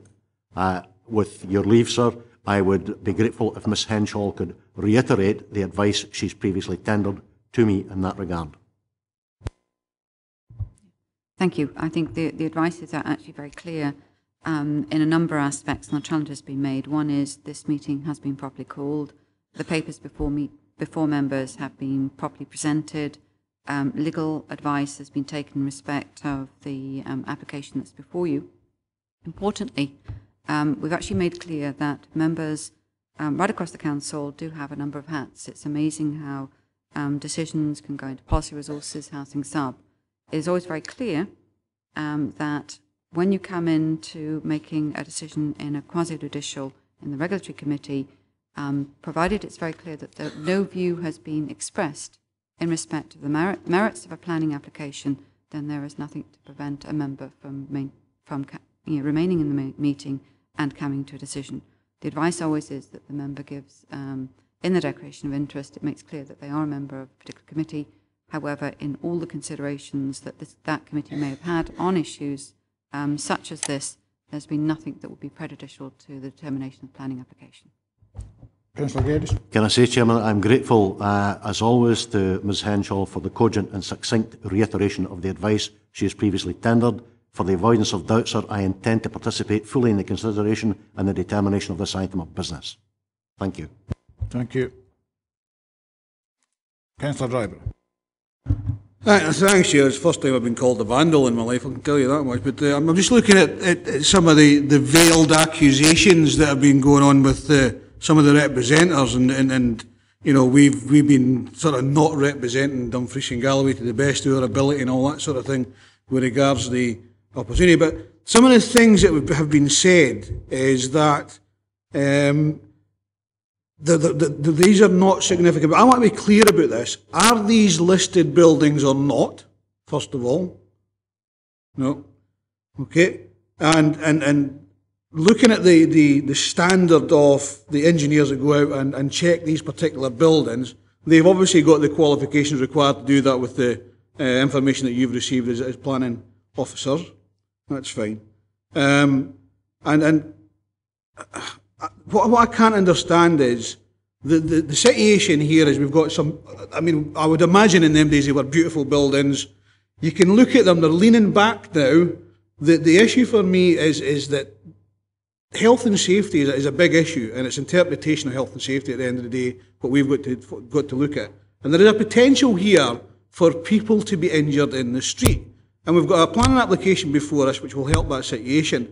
Now, if there is that application, and it's maybe going off the remit of this particular committee, but if that is the situation, why is that area not made safe by being barriered off? And I know it's not perhaps not this committee's remit to do that. Was it the same point, Alistair? No. Councillor Maitland. Thank you. I think we should maybe go back to a couple of things which were raised much earlier on. I would like to have an explanation of the issue of the character assessment, please, Chairman. I then also want to go on to ask about the issue of dispassionate advice with respect to the people who have done the character assessment for us, and the fact that they are also acting, I believe, on behalf of DGHP. I just want to be absolutely clear about the issues involved in that. I think after that, I would leave it there just to find that out to start with, please. Patrick. Thanks, Chair. The character assessment that's been carried out, or the justification statement that's been submitted by Austin Smith Lord, sets out a clear assessment of the character of these buildings in this context. And Austin Smith Lord are respected professionals at providing such statements.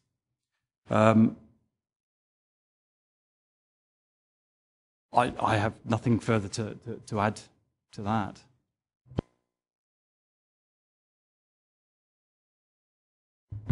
I think there's two aspects we have to distinguish here. Reference is being made to the supporting document which was submitted by DGHP, and that's the one that Pat is referring to. But reference was also made to the council employing and spending a certain amount of money. I'm unaware of that particular document, so it hasn't come to my particular attention. So in that context, I can't answer that question, but the development plan process is under review, and documents have been commissioned as part of the development plan process, and it may be part of that, but that's very much a supposition on my part. Councillor Maitland. So it is the case that we do not have a character assessment of the centre of Dumfries, as we are required to have. Is that the case? Against which we contest this? As far as I'm aware, that's correct. Yeah. It's, as you'll be aware, we have one conservation officer and a lot of conservation areas, so he has, over the years, been producing a number of them. But the Dumfries one, to the best of my knowledge, hasn't been produced. There is this commission that has been undertaken to get this, what they're called, Austin something Lord, to actually do all that on behalf of the council. But to be honest, it's not within anybody here's section, so I wouldn't want to mislead you or give you wrong information. But to the best of my knowledge, there is no conservation area appraisal for Dumfries. Mrs. Mate. Could we have a little bit quiet from the public, please? Had your chance to speak. Councillor Maitland. But Chairman, what I'm really getting at is that I would have thought when we're dealing with something like the demolition of buildings that we have to go to Historic Scotland to get permission to do that. I would have thought we would have wanted to have had that level of comfort. You see, the reason is that I'm interested in this because up till now, I've had no locus in dealing with planning issues in Dumfries. Before this, we know from the point of view of when we're in areas, other areas have got character appraisals and assessments. And I'm absolutely astonished to discover that Dumfries doesn't. Really genuinely astonished. I understand about resources, but I am astonished to find this because, I mean, Kirkcudbright has had one for a long time. And Kirkcudbright would take very dim view about, dealing with buildings in this type without being absolutely clear about what it can assess it against. So I'm completely astonished that we're being left in this position, frankly. Councillor Dick. Thanks, Chair. I feel it's, for me, it's a wee bit black and white here. There's the health and safety issue, the structural reports which indicate that this building is unsafe and little could be of the existing fabric is capable of being retained. And it seems to me to be an opportunity for development and bringing regeneration into the centre of Dumfries. Councillor Geddes. Thanks, Chairman. As far as I'm concerned, if you look at paragraph 4.26 of the case officer's report, under the heading of the rubric conclusion, as far as I'm concerned, Mr. Chairman, that sums it up admirably from my perspective. I think the report is a balanced report. These comments resonate entirely with me, and I will have no compunction at the appropriate time in moving, in fact, that the application be granted, be granted on the basis of the terms and conditions recommended. Councillor Ochiltree. Yeah, I mean, this character assessment, at the end of the day, we've got a response there from Historic Scotland, which seems to take account of that, for want of a better word. And as for this Dumfries medieval town, I can remember when this piece of legislation came out, there's actually an argued bargate in this room about calling it a medieval town at all. However, there was an overzealous planning officer who determined that we should call it a medieval town. As many as recognise, most of the town there does not go back to medieval times at all. And that was a bit of a misnomer. And certainly that part of the town had nothing to do with the ancient borough. Councillor Thompson. Thank you, Chair. I'd like to sort of return to the point that was made by Councillor Maitland when she referred to the character assessment that should have taken place in Dumfries Town. What I'm interested in is that if a character assessment has not been done, is it safe for us to make a decision on the demolition of these properties? I'd seek advice on that.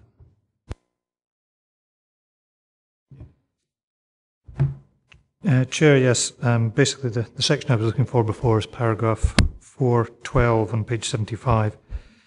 The Council has not yet completed a formal character appraisal of Dumfries Medieval Town Conservation Area. This is currently being undertaken by Austin Smith Lord. So that section is covered in the report. The short answer is a conservation area appraisal is an assessment of the various issues that go together to make up a character of a conservation area, what gives it its special nature. But everything doesn't stop unless you actually have one of those in place. You still have the advice of the relevant statutory consultees. The critical one in this is obviously the views of Historic Scotland. Any application for conservation area consent involving the demolition like this, where there's a council interest, doesn't require for them to be the final determinant on it. But my view is that if you don't have a character appraisal, it does not prevent you from satisfactorily determining an application as long as you've looked at all the relevant issues. Councillor Maitland again.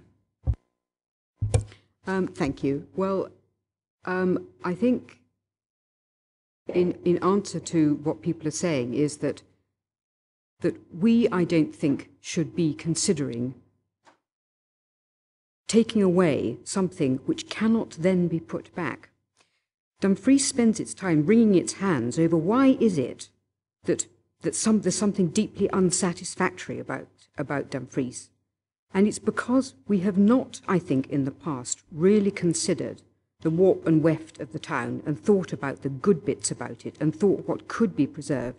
Do you know, as a child in the 60s, somebody talked about it earlier on, I remember being shown in Stirling, near the conservation area, people stopping in their tracks, pulling down the little buildings, exactly that type of building near the town, in the 1960s. That's 50 years ago. We are so behind in understanding that you do get conservation-led regeneration. You do get people thinking, oh, well, I could produce something of good quality. I could look at the variety and the quirkiness and the detail and the roof heights and all the other things that are not there in that, shall we say, neo-DGHP vertical type design, which will be looked upon in former years. I don't suppose we'll be preserving that in 100 years' time.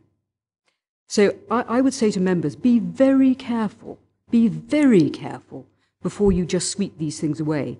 You've had seeds of doubt planted in your mind about the costs, and I would just urge people to say, surely the people in the Vennel, 9 of them with Vennel addresses, who don't want this to happen, surely they're the ones who actually really care because they're in the Vennel with Vennel addresses. Shouldn't we take account of the fact that they actually really mind about where they live? Thank you. Councillor Dempster. Thanks, Chair. I'm sure members will not want to hear this, but I'm sick of a building in Sanker that stood derelict for 30 years and can you get it sorted? And I'm sure the folk in Dumfries don't want that. I'm sure. In fact, we now have an additional problem. We've been told it's a dangerous building, so if we don't do anything about this today, we will be culpable if anything happens to any member of the public after today. So there has to be change today, whether it be good or bad, to the facade or the immediate vicinity or that set of buildings. So I don't think we can legitimately leave this matter. And it's been pointed out that there has been no interest over the past number of years. In the current economic climate, I wouldn't like to speculate how long it would be before somebody did express an interest if DGHP didn't develop this site. So I don't think we have much of an option. I think we have to go ahead with this project. And I would add, I don't like and don't need to be reminded of my civic duty. I'm well aware of it. And that's not from you, Chair. That's from members of the public. Thank you. Councillor Ochiltree. Thank you, Chairman. I think there's those of us present who can remember when the Vennel was a very, very vibrant thoroughfare and a very, very diverse thoroughfare as well. And that, its heyday was the 50s and 60s and early 70s, but it suffered a gradual decline. And I think twice in the last 20 years, Nistdale District Council and the Regional Council, then again this authority, tried its best to try and regenerate the Vennel. I mean, apart from cosmetic things like laying down a new roadway, there was various grants made available to the private owners of properties to bring them up to standard.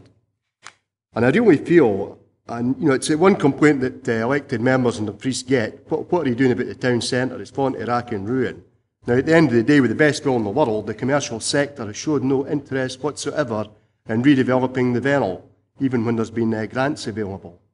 And at the end of the day, what the public would rather see is something being brought back into use, and this planning application gives it that right to be brought back into use.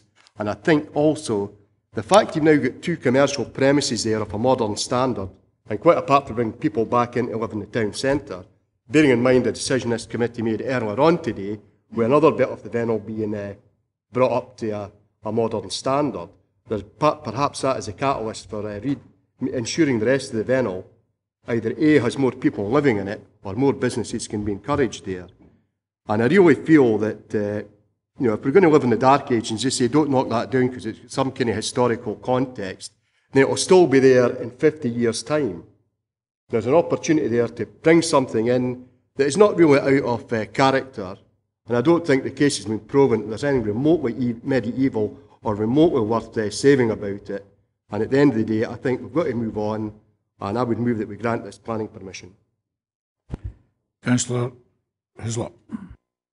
Chair, I think there is a time when, you know, it's sad to see buildings go.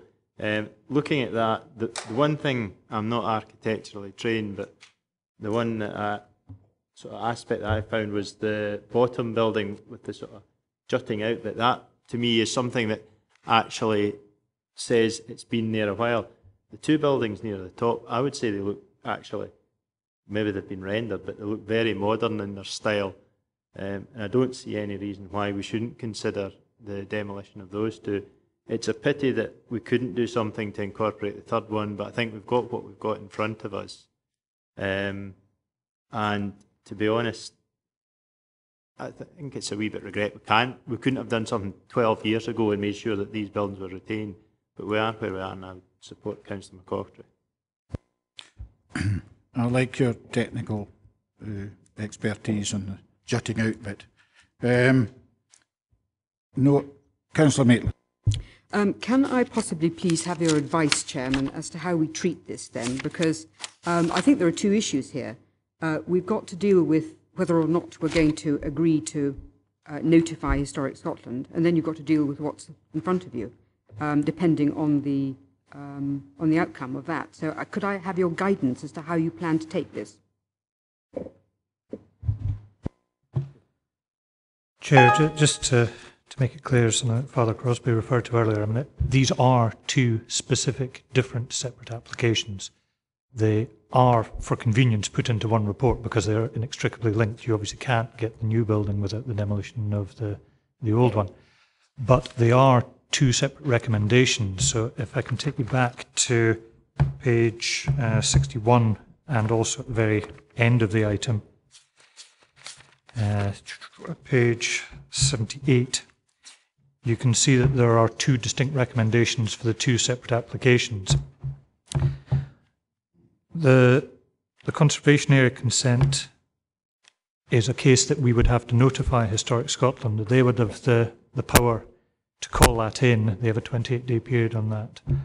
And on the other one, then, you've got the conditions which are set out there and also the requirement for a legal agreement. So is that the issue that you were wanting clarification on, or more detail? Does that answer your questions? Well, I think in which case then, I think if I was to propose an amendment that we do not notify Historic Scotland of the intention to approve A. We do not notify Historic Scotland of intention to demolish. End of story. Can I have a guidance whether or not that is a competent motion or amendment, as the case may be?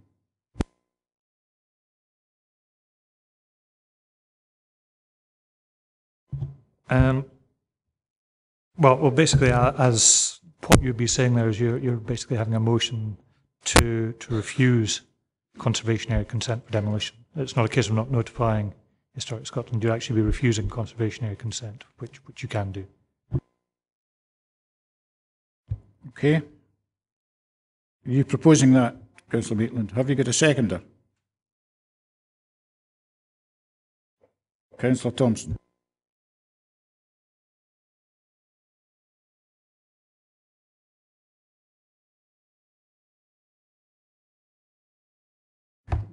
Did we have a motion to approve this from? Well, my understanding, sir, actually, I said I would have no compunction in moving it at the appropriate time, but my understanding was that Tom Ochiltree moved it and the leader seconded it. Yeah.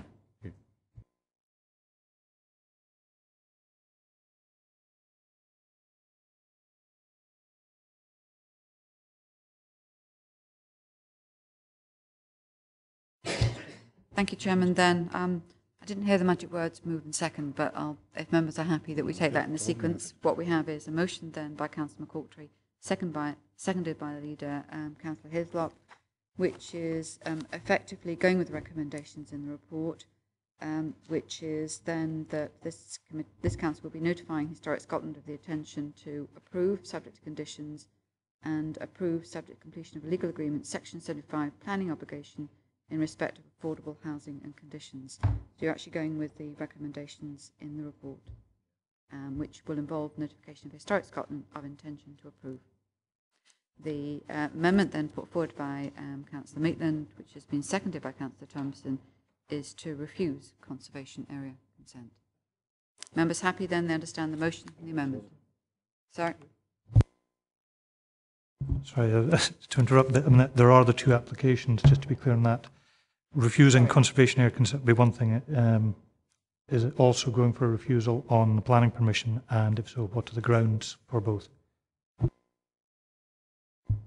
That's really the advice that I wanted to have earlier on, because if you can't demolish it, you can't then put in a planning application for it. Indeed, that would be the case, that if you refuse conservation area consent, then it follows that the planning application couldn't be implemented, but you would still have to presumably determine that application. You can't approve that permission and refuse the conservation area consent, and there's a tension there, I would have thought. But is that what you're wishing to do? If you want to have reasons, I would be perfectly happy to go along with the reasons which are stated on page 62 of 252.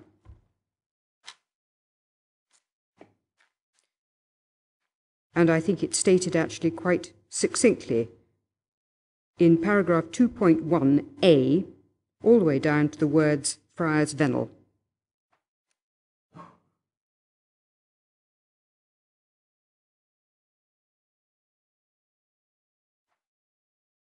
Okay, thank you.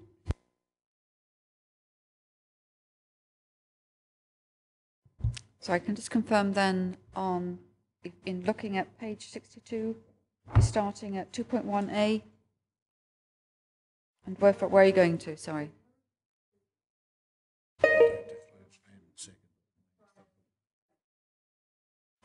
The current proposals down to Friars, Vennel. Yeah. Thank you. I just wanted to make sure for the minute. Thank you. Therefore, what we have in respect of the two planning applications, the motion from Tom Ochiltree, seconded by the leader, is to give effect to the recommendations in the report.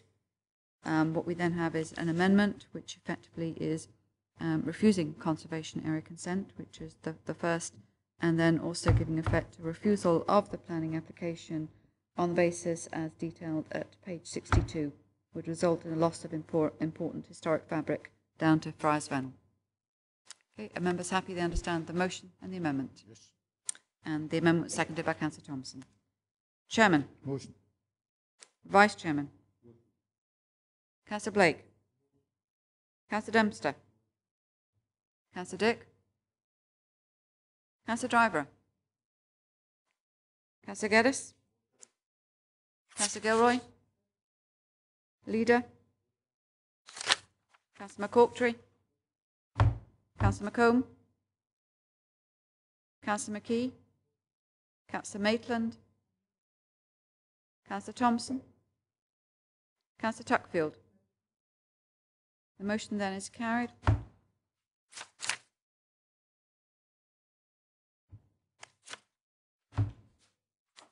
By 13 votes to 2, there being 50 members present. Accordingly, the two applications have been approved for the reasons as detailed in the report. Thank you. We'll move on to item 7, which is the construction of a wind farm comprising 10 wind turbines, permanent 75-metre anemometer mast, crane hard standing, access tracks, new and upgraded, underground cabling, control building and borrow pits at land at Garchew Farm and Penninghame Forest, Hill of Ochiltree. Sorry, Chair. I think we've got a lot moving going on. Could we just have 2 minutes? I'm trying to make progress. Chairman, can I also advise we do have to bring in one of the representatives? I know. She has to go to the toilet.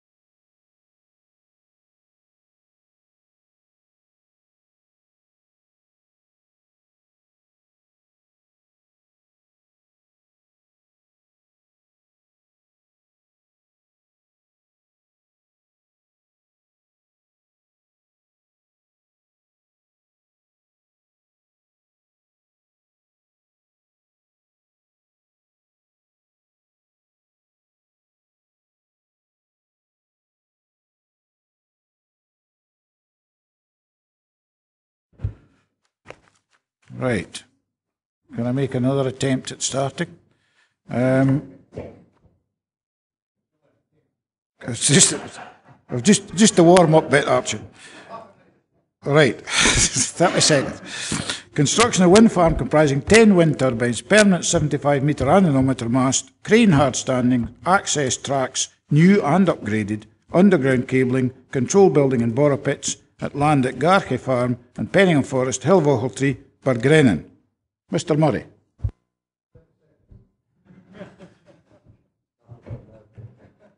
Yes, thank you, Chair. As you say, this is a proposal for a wind farm, the main components of which are 10 115-metre high wind turbines, internal access tracks, control and substation building. There's also formation and upgrading of forest roads to provide access to the site, and a short section of upgrading to the U59W public road. I'll take you through the slides. This is a location plan showing the location of the site, a closer view of the site. The site itself, you'll see of the wind turbines in the top left-hand corner within that square. The red line running north-south and then east is the access route from the A714 to the site running through Penninghame Forest. There's also proposed 4 borrow pits within the forest to provide material for the works. This is an aerial photograph centred on the application site itself, showing Loch Ochiltree on to the west, and to the right is the land within which the turbines are to be erected on Glenvernach Fell.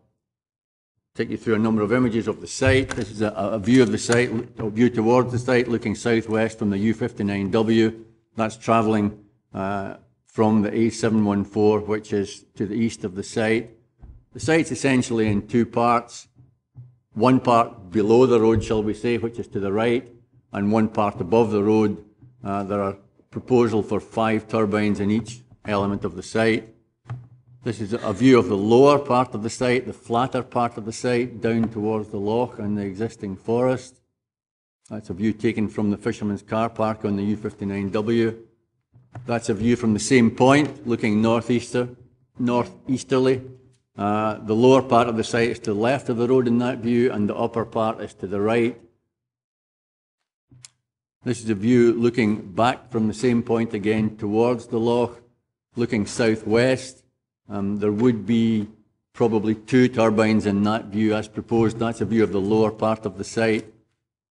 That's a view of across the upper part of the site from a point on the Southern Upland Way towards the high point of the land adjacent to the site. The Southern Upland Way runs very close to the eastern site boundary. So that's a view from a point on the Southern Upland Way looking over the upper part towards the lower part of the site. That's a similar view but in a slightly different direction towards Loch Ochiltree itself.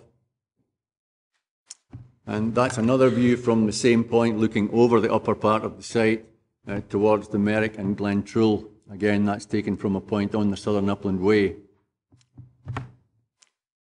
This is a view of the lower part of the site from a point just adjacent to Ochiltree Farm. That's a small improved hillock.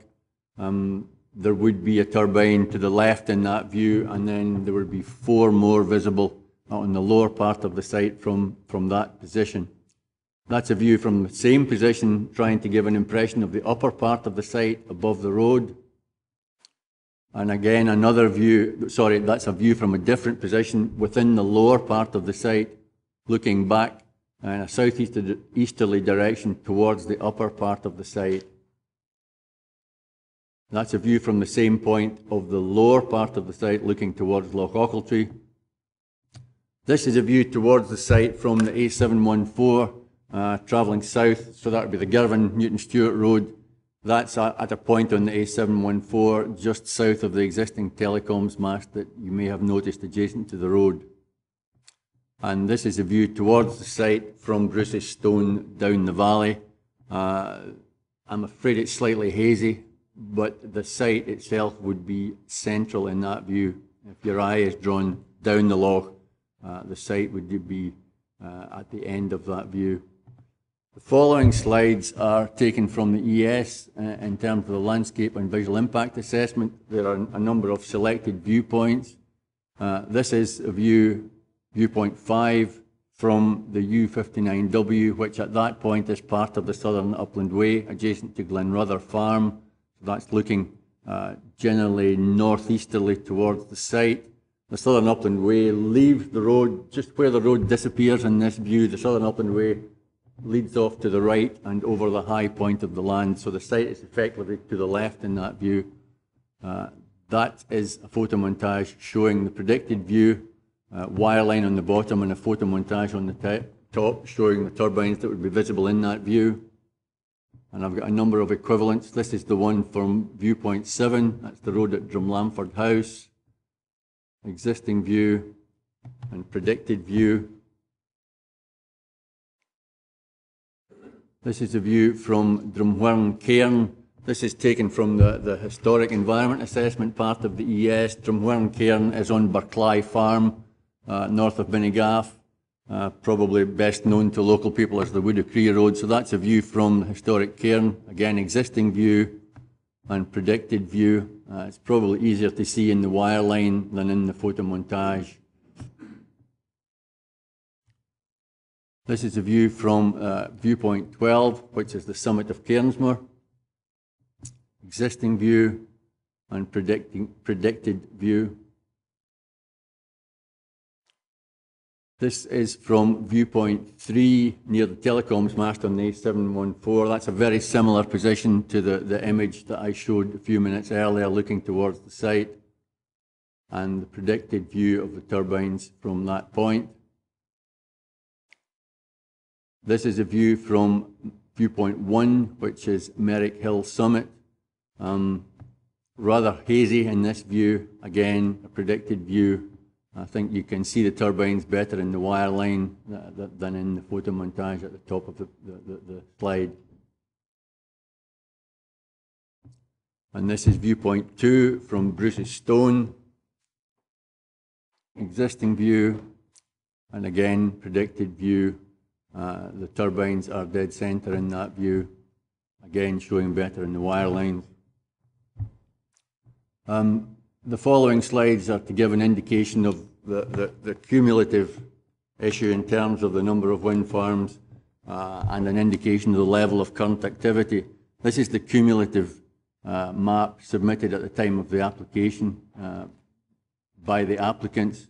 The application site is dead centre in that view, the blue turbines with other existing and proposed or approved wind farms shown. This is a view that we've produced. This is actually the cumulative plan submitted for Kilgallia, so that is a more recent one. That was the turbine situation at the time of the first Kilgallia reference to committee, which was in April this year. So the large red wind farm there is Kilgallia. The application site for Ochiltree is just to the right of that in that view. Again, this is just indicative, picking up on the background section of the report where I tried to give an indication of the level of interest in wind farm development in that area. This is a view, again, this is a map showing, picking up on that background section of the report, showing additional interest that's coming forward in more recent times. Most of these are in terms of scoping requests at this stage, although there are a number of applications. And maybe just take this as an opportunity to update members, because there have been changes even since the time that the report was written. It has been indicated to me in a telephone call yesterday that the Ballunton Hill proposal, which is 67 kilometres northeast of the application site, which was originally scoped in 2006, and we've been uncertain as to whether there was continuing interest in that site.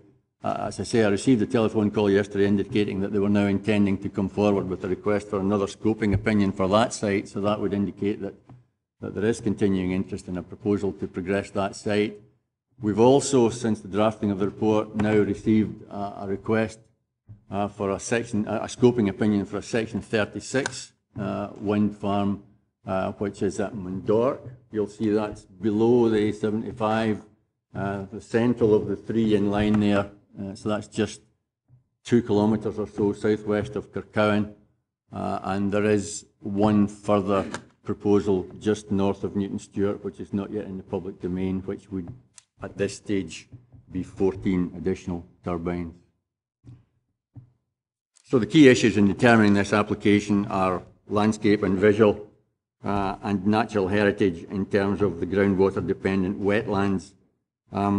I think it's recognised in the report that the natural heritage issue in terms of the wetlands could potentially be addressed. However, the objection from SEPA still stands at this stage, so a recommendation to refuse on that ground is also included. So overall, the recommendation is to refuse for the reasons stated.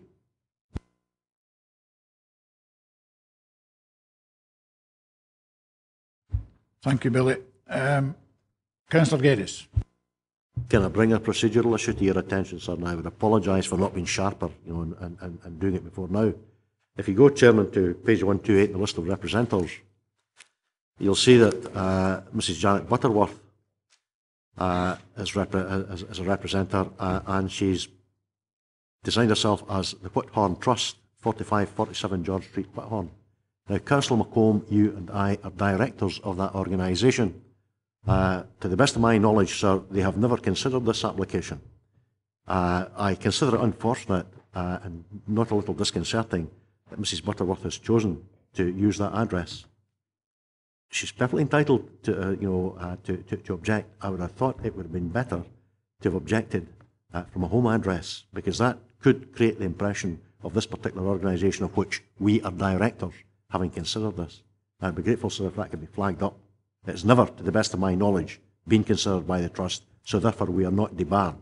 But it's a complication which I personally feel, in fact, we should not have had to deal with. I agree with you, Councillor Geddes. Councillor McComb. Thanks, Chair. Also with regard to the list of representatives, Mr Andrew Mackay of Sorby appears as an objector, but the self-same Mr Andrew Mackay appears also as a supporter.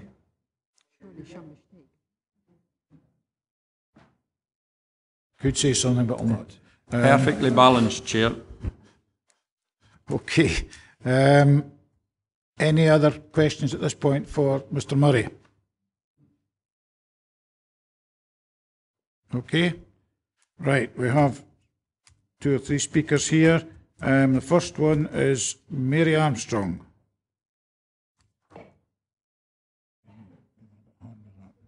Yes. Just somebody will sort it out for you. Thank you. You have 3 minutes. Mary Armstrong. Sorry, you have 5 minutes, Mary. Oh, thank you, because of the relevance. Mary Armstrong, Clachan of Penninghame, near Newton Stewart. Privileged to have been a working hill shepherd within the Minnoch and Cree valleys and that whole area all around. And our family were tenant farmers at Kilgallick besides. And also in 1997, I spearheaded the attempt to, and was successful in preventing 1,000 acres just below this site from being planted. And also in 2005, Cairnsmore Fleet, when SNH were going to hand it over to the Forest Commission, no longer as the Roney Hill Farm in Scotland. And we managed to stop that as well, single-handedly. I want to, further to my objections of 8th of January and September 2010, I wish to lodge these objections today. I've come from a very important conference that follows on from one of 50 years ago from Perth. I came by taxi home last night, interrupting today's follow-up, but I was heartened, it was in Perth, I was heartened at the closing address by the chairman supported what we are attempting to do today to object to these proposals. Following those objections then of 2010, I wish to reinforce those original objections which were on cumulative effect and no local work and everything being tendered out with the region. That applies to all Forestry Commission applications. They are very much in bed with the wind farm applications or wind turbine industrial site applications. I don't like to use the word wind farm because they gain monies from the woodland removal compensatory monies. Number one, the Scottish Government failed to consider the vital resource of sustainable human energy as the most important sustainable energy resource for Scotland, its own people, particularly for rural Scotland. Who can speak up for rural Scotland otherwise? Certainly not the silenced councillors at community meetings, or the public bodies, RSPB, SNH, Forestry Commission and SEPA, all silent. Number two, the Scottish Government must consider vital food security when considering this application. 3, the Scottish Government must consider vital environmental security when considering this application. 4, without sacrifice of all of the above, to the loss of our cherished people and landscape of Scotland, to the end of hill farming, which is the ground base for tourism, let's not forget, but hill farming has no voice whatsoever. And all that maintains rural Scotland, Dumfries and Galloway must reject this application. In contrast, to maintain Garchew Hill Farm as a viable, sustainable hill farm, it only takes payment of £120 per hardy hill ewe in hefted flocks per annum for 500 ewes to match the unsustainable equivalent for these 10 turbines. Number 5, which is revelationary, but is coming more and more into the public forum, there must be insistence on a geophysical survey, a ground-penetrating radar survey, for this and all similar applications for the internationally acclaimed Cree and Minnoch Valley. Otherwise, a civilization of 6,000 years therein is denied simply to be eliminated in the 21st century by such an application.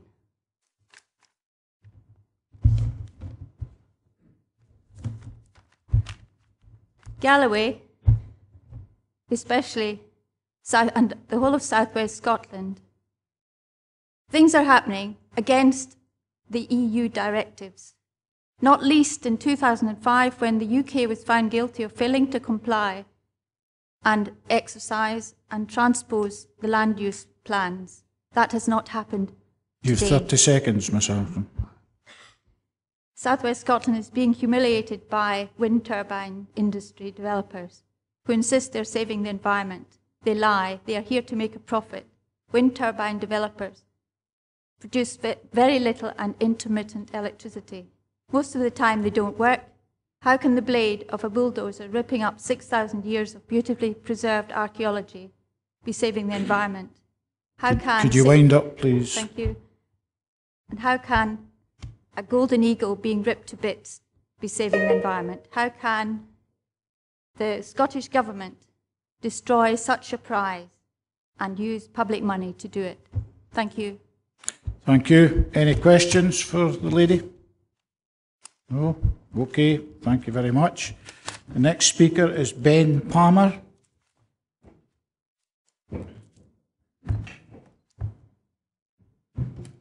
Thank you, Mr. Chairman. Mr. Palmer, you have 5 minutes. Okay, thank you very much. I shouldn't take that. My main objection is going to be on the cumulative impact of this proposal.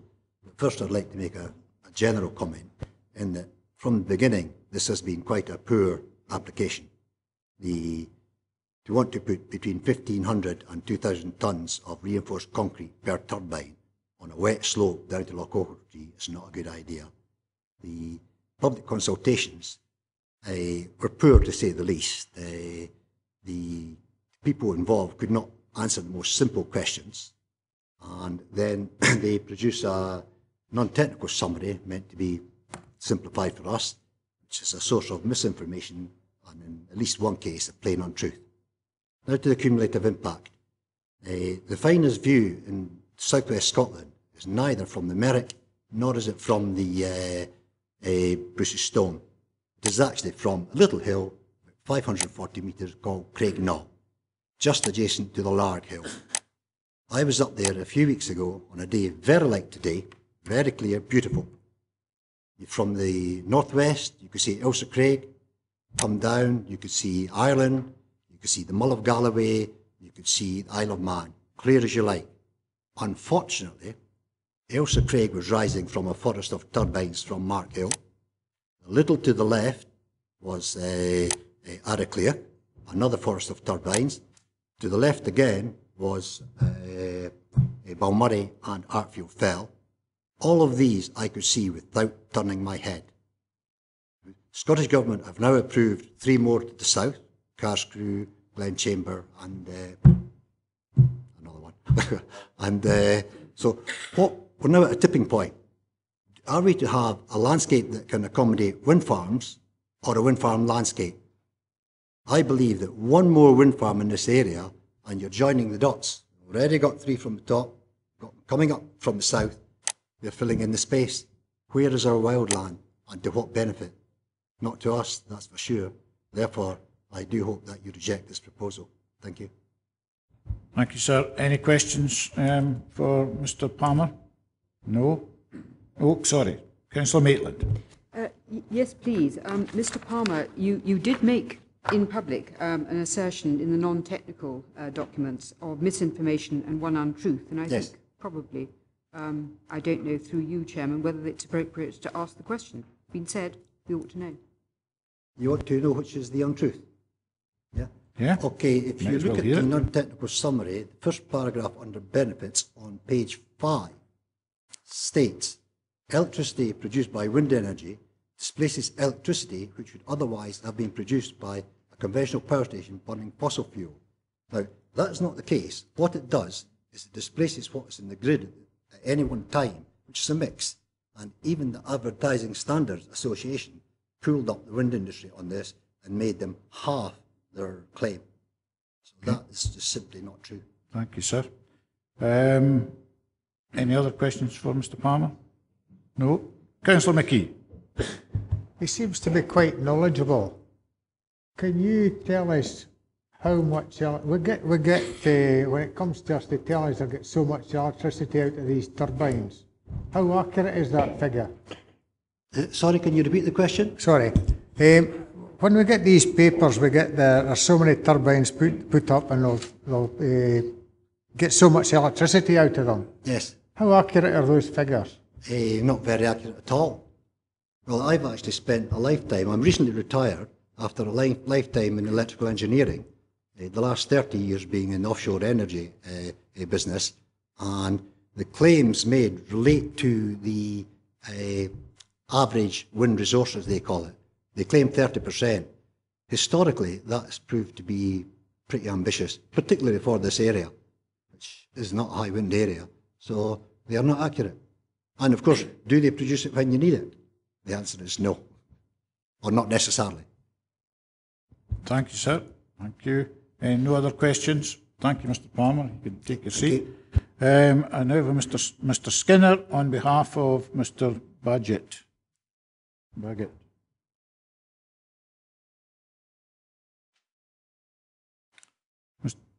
Mr. Skinner, you have 5 minutes.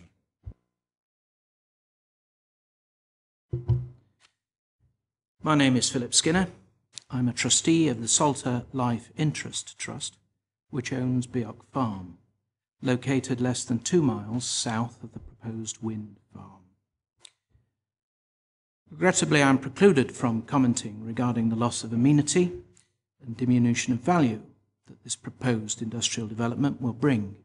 So I'm grateful to you, Chair, for allowing me to read a statement prepared by Mr. Jack Ochiltree for the trustees, Jack Ochiltree being the chair of Galloway Nature and Heritage Trust, a charity that the Salter Foundation supports. We urge the Regional Planning Committee to reject this proposal on the following grounds. The proposed wind farm would significantly degrade part of a moorland enclave within an extensively forested landscape, adversely impacting the district's biodiversity, particularly its open country bird communities. RSPB's own published research has confirmed that a number of moorland species avoid wind farm sites. These research findings contradict RSPB Scotland's contributed uncritical comments on this proposal. Preservation of biodiversity through retention of diverse habitats is a key feature of the newly formed Galloway and Southern Ayrshire biosphere, and sympathetic measures should be pursued by the Regional Council.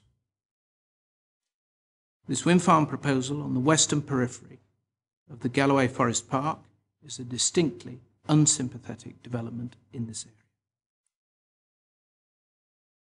Observations by Galloway Nature and Heritage Trust indicate that hen harrier, merlin, kestrel and buzzard utilise the hill of Ochiltree Ridge for soaring and foraging. These are species which are typical of this type of moorland enclave. Hen harriers from northern Scotland travel south and winter in Galloway, and the placement of turbine towers on the hill of Ochiltree would be detrimental to the survival of these species as wintering, passage and breeding season birds. This wind farm proposal is hostile to the local moorland and drumlin landscape. Industrialisation of this site would impoverish this highly scenic section of the southern upland trail and the nascent Galloway Barn Owl Trail. Finally, Mr. David Foote, the then head of Scotland's Forestry Authority, recommended in June 1997 to the FC Commissioners that all upland farmland in this area be safeguarded. FC Commissioners then did not permit any further losses of hill farmland to forestry. This was in relation to a hotly debated plan to a forest open ground at Creebank, close to the hill of Ochiltree. Now, FC Scotland is party to this industrial wind farm proposal, involving loss of open hill ground, thus undermining their own commissioners' earlier recommendation to preserve all unplanted hill ground in this area. And to conclude, surely this apparent conflict of views merits further examination by the Region's Planning Committee as well as by Scottish ministers. Thank you. Thank you, Mr. Skinner. Any questions for Mr. Skinner, members? No? Okay, thank you, Mr. Skinner. Thank you, you can take your seat. Mr. Philip Lewis, please.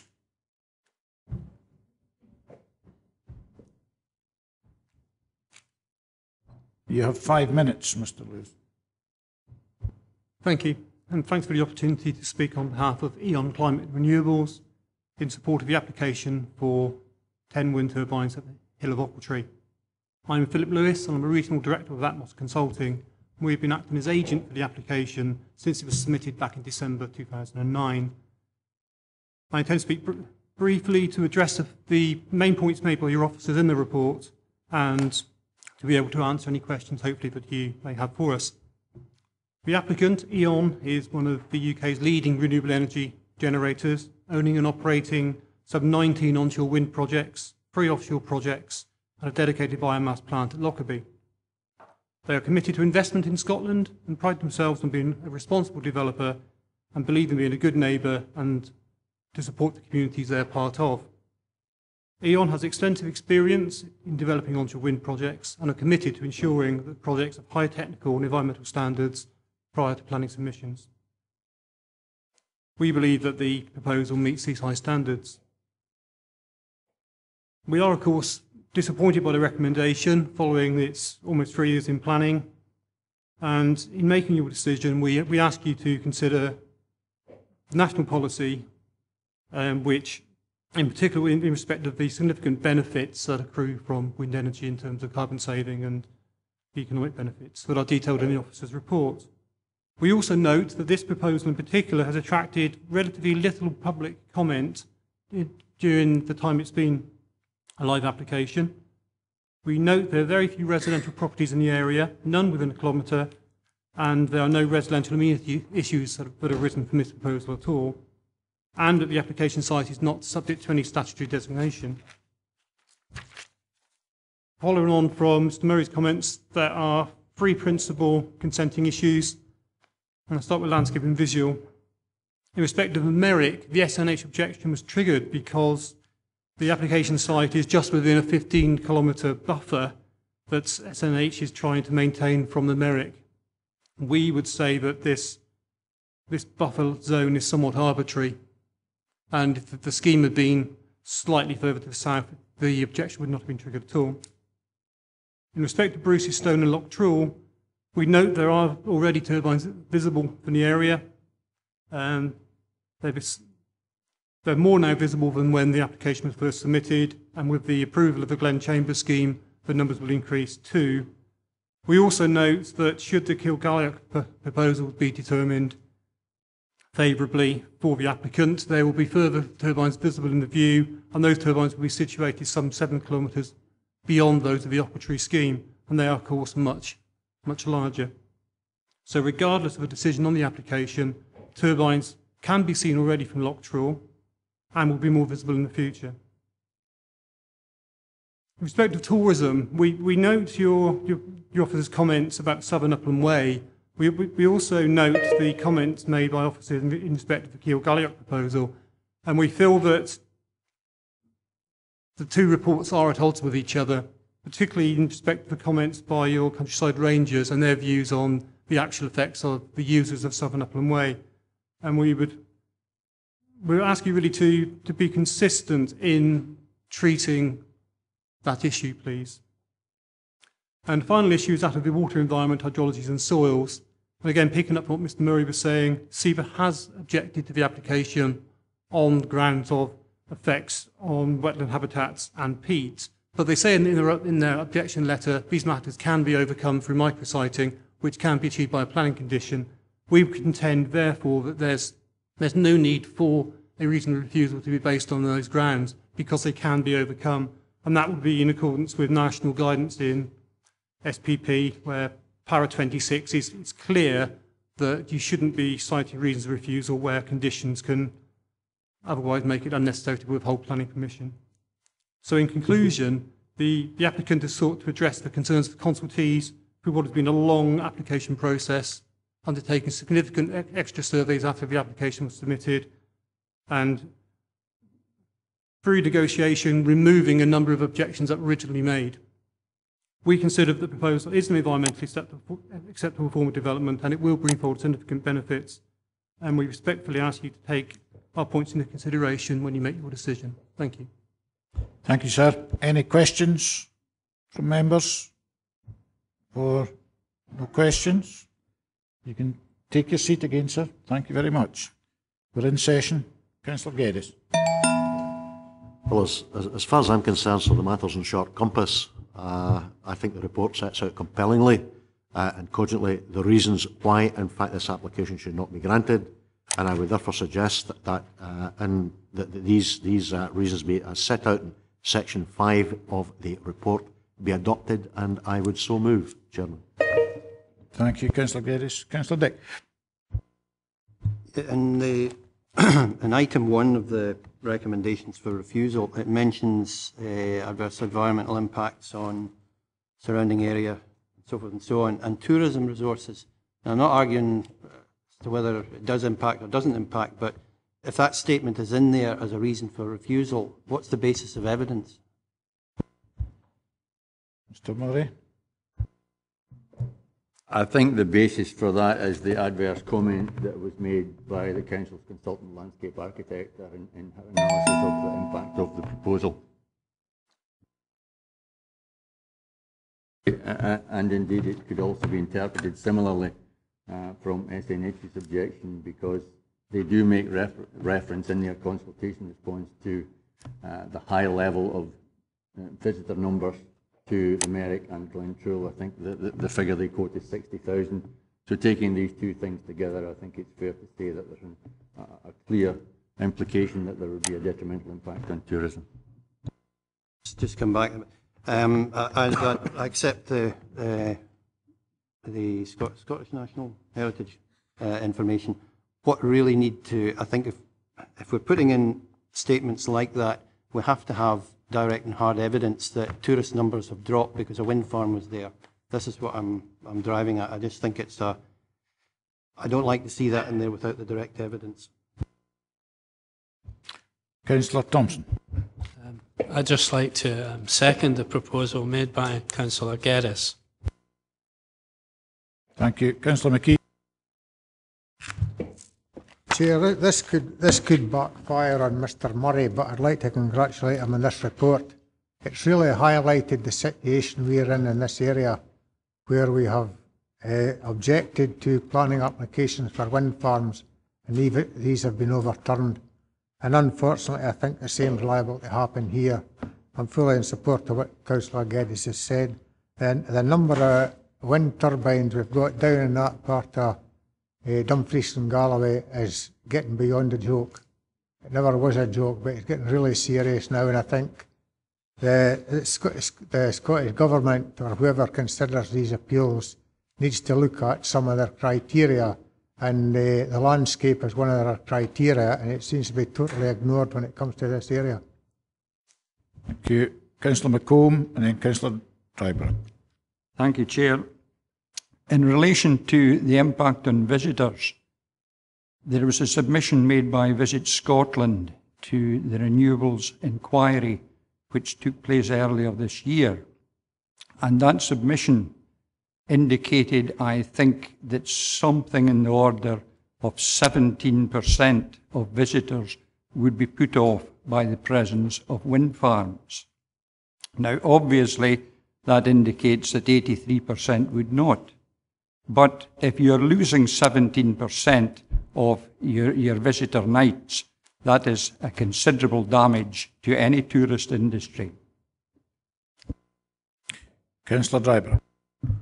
Thanks very much, Chair. I'm just coming back to what Councillor McKee said. I think previously when we had wind farm proposals on us, if we were to reject it, we wouldn't have an awful lot of reasons why we actually rejected it, and that's why the Scottish Government officers would actually take it forward. I think in this particular case we've got real hard evidence to state that there is a reason to reject it. One of my concerns, and it's certainly not just in this area, but when you look at the Highlands and Islands, Fife and places like that, they do have some serious concerns with the amount of wind farms that's actually going on. What we need in this country is a base load generator. We don't need wind farms at the end of the day. We need a base load generator. We need an infrastructure in place to make sure that electricity actually goes somewhere, and that's it at the end of the day. Now, you know, Mr. Palmer said that he'd been in the generation business, certainly the energy business and offshore. I've been in the energy business onshore, and I know the problems that these things actually have. No wind, no electricity, too much wind, no electricity, something else in the middle, okay, we'll make you 17% of what we actually say, end of story. These reasons here are good planning reasons for refusing this application. Thank you. Any further comments, members? Councillor Tuckfield. Thank you. I live right in the middle of where all the turbines are being built, and the cumulative impact for me personally is a real issue. However, I also live in a community and surrounded by other communities who welcome all the benefits. But in this case, I am happy to agree with the recommendations. Thank you. Any further comments? Recommendations to refuse? Agreed. Thank you. Just confirmed that the application then has been refused for reasons as detailed in the report.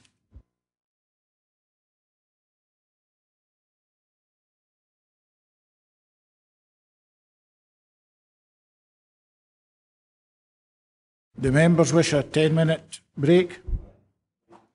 Okay, we'll reconvene at 20 past by my watch.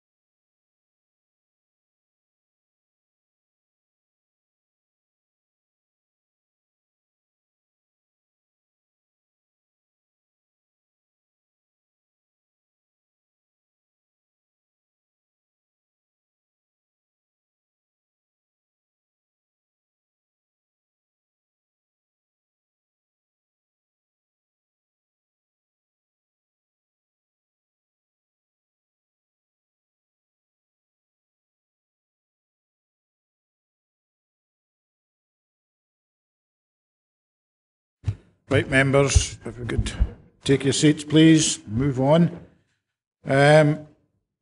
Next on the agenda is an erection of 2 wind turbines up to 45.5 metres tip height at Culraven, Borgue, Kirkcudbright. Judith Turnbull's the case officer. Thank you. Thank you, Chairman. Yes, this is an application for 2 turbines at Culraven Farm. This is the location plan for the turbines at the top left-hand side. The site is 2 kilometres northeast of Borgue and 3 kilometres from Kirkcudbright on a plateau of land just northwest of the Doon shore. The site is on agricultural land about 500 metres from the regional scenic area and about 8.5 kilometres from the Fleet Valley National Scenic Area. The site's within a drumlin pasture landscape, and the closest property to the site is at High Nunton Cottage, which is at the bottom centre of the plan. This is a block plan. The 2 turbines would be 145 metres apart from the centre of the towers, connected just by a central connection area of land to keep it within one application site. These are the turbines, 2 AXA A27s with an output of 225 kilowatts. The height to the hub, 32 metres, to the tip, 45.5 metres, and the rotor diameter, 27 metres. This is the ZTV zone of theoretical visibility for the turbines. There's close visibility generally contained within 5 kilometres on a north-south axis and 2 to 3 kilometres on the east-west axis. There would, however, be fairly extensive visibility from the east. That would be the eastern side of Kirkcudbright Bay and northeast along the Dee Valley. That would be this area here, round about Moot Hill at Kirkcudbright, and up the valley.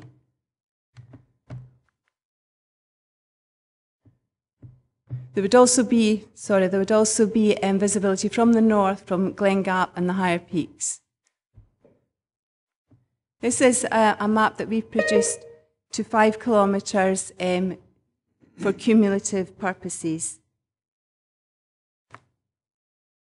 There are 12 applications for turbines implemented or granted within 5 kilometres. There's 1 presently undetermined at Rattra Farm, and there are 6 that have been refused, withdrawn or revoked. Just going into 2 kilometres, which reduces the numbers somewhat, we've got 2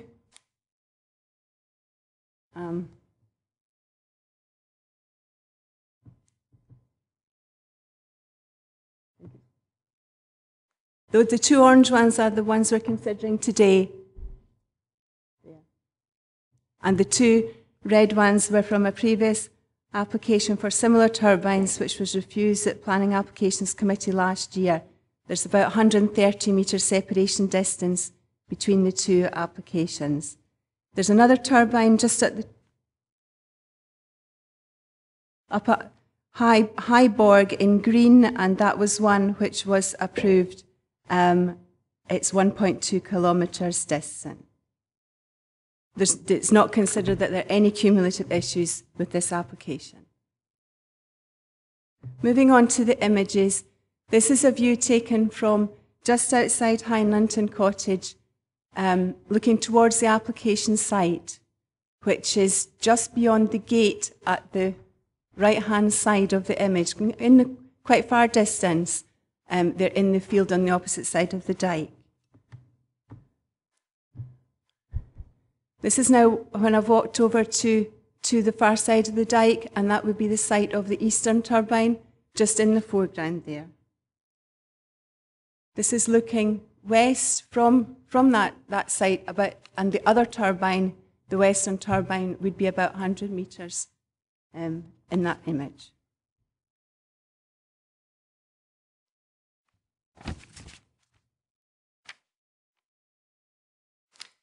This is a view looking southeast from the site, down towards Highnunton Cottage, which is at the right-hand side of the image among the trees, and looking over Kirkcudbright Bay in the distance.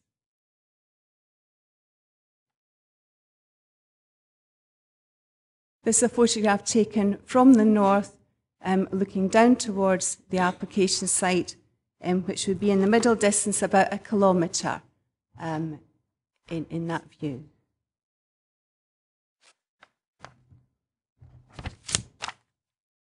This is taken from across Kirkcudbright Bay near Mute Hill, and the ZTV shows visibility from this point, and that's my best guess as to where the application site would be in that view. And it's about 4 kilometres.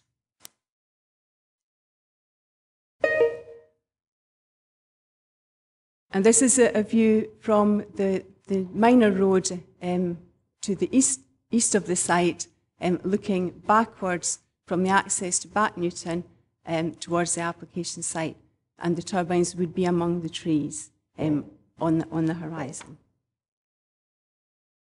In conclusion, it's considered that the turbines proposed would have a significant adverse effects on the visual amenity and landscape character of the Drumland pasture landscape and the Solway Coast Regional Scenic Area.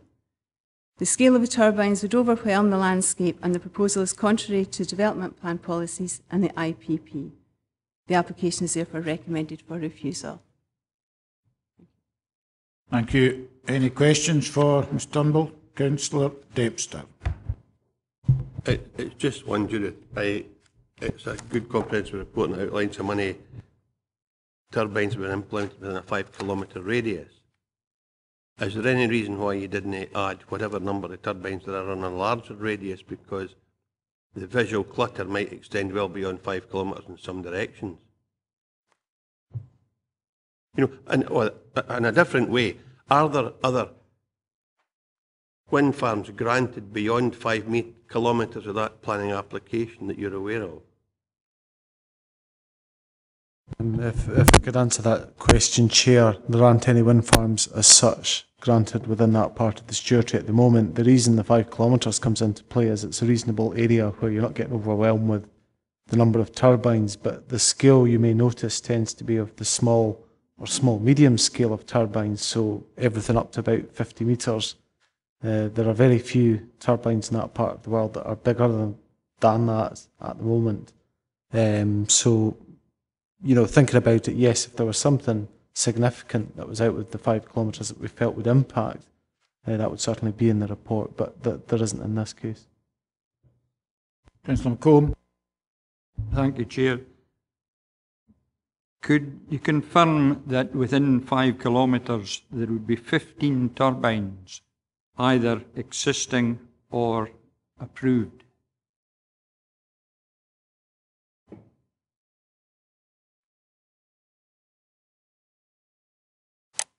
Certainly, looking at the report, that's what's listed, yes, at 4.14, Part 1. Those are those that are either implemented as we speak, or they've been granted permission and have yet to be implemented. That would have struck me as a fairly significant cumulative impact. 15 within a radius of 5 kilometres. It's a subjective thing, that. Any other questions for the officer at this point? Okay, no other questions. We'll move on to the speakers. The first speaker I've got is Jay Gibson, but I understand she's got a bad throat, and Mrs. Coles is going to back her up. Is that correct? Okay. You have 3 minutes.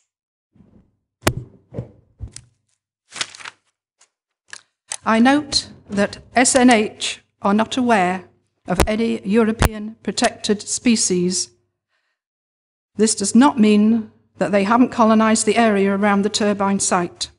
Great crested newts need an undisturbed ground of 500 metres from their ponds. There are multiple ponds in the vicinity. I have 2 other points. The proposed development would dominate the drumlin pasture landscape, which has a high to medium sensitivity and is better suited to turbines below 35 metres, as the IPP landscape capacity study describes. Nearby turbines are below 35 metres in height. The 20% of tourists who are deterred by turbines could see these both from Kirkcudbright and again when they visit the local beaches, and they need to be encouraged to revisit. Noise levels require further consideration, with dwellings as close as 440 metres, 720 metres, and several just over 1 kilometre from the proposal. Whatever the out-of-date and minimal ETSU R97 requirements, health should be an overriding factor. Peer-reviewed research in the international journal Noise and Health for September to October this year and last year shows a clear correlation between wind turbine noise and sleep quality and health. The new evidence should now lead us to greater protection of the health of people. I ask the councillors to support the planning officer's recommendation of refusal. Thank you. Thank you. Any questions for Ms Gibson? No? Okay. Next on my list I have Mr Mycock. Keith Mycock, please.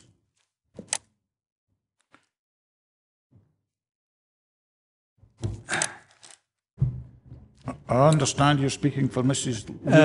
Yes. I think when I give my short presentation, you'll realise that I didn't collude with Mrs. Gibson, because I think I reiterate one or two of the points. Okay, well, you've 3 minutes on your behalf. Yeah, okay. The two Culraven turbines will be 45.5 metres high. To get an idea of how high they would appear, you only have to look at the single turbine already constructed and operational at Chapel Farm. It is located on the hill at the junction of the A762 and the A75 at Tar, on the recently constructed and operational. This turbine is 6 metres smaller than those at Culraven. At 45.5 metres, the Culraven turbines will have a significant adverse impact on the drumlin pasture landscape in which they will be situated, and be extensively visible from the coast roads, footpaths, and many parts of Kirkcudbright. From many viewpoints, they would also be visible against the skyline. The proposed site is situated only 500 metres. I made it a little bit less, but the planning officer came up with 500 metres, so I'll go with that. From the Solway Coast Regional Scenic Area, and the turbines would form a feature from numerous locations within it. The Dumfries and Galloway Landscape Capacity Study clearly indicates that turbines above 35 metres would be difficult to accommodate in drumlin pastures. Up to now, all the turbines approved between Culraven and the Brighouse to Carrick Coast are below this height. I could quote the numerous references in the Dumfries and Galloway Landscape Capacity Study which indicate that turbines of this size are unsuitable for this location. However, all these references are already in the officer's report, which comes to the conclusion that this application should be refused. I agree with this conclusion and hope the councillors will support the planning officers in their recommendation. Thank you. Thank you, sir. Any questions? No? Okay. Thank you very much, sir. You can take your seat. Mr Maitland, your turn to speak, sir.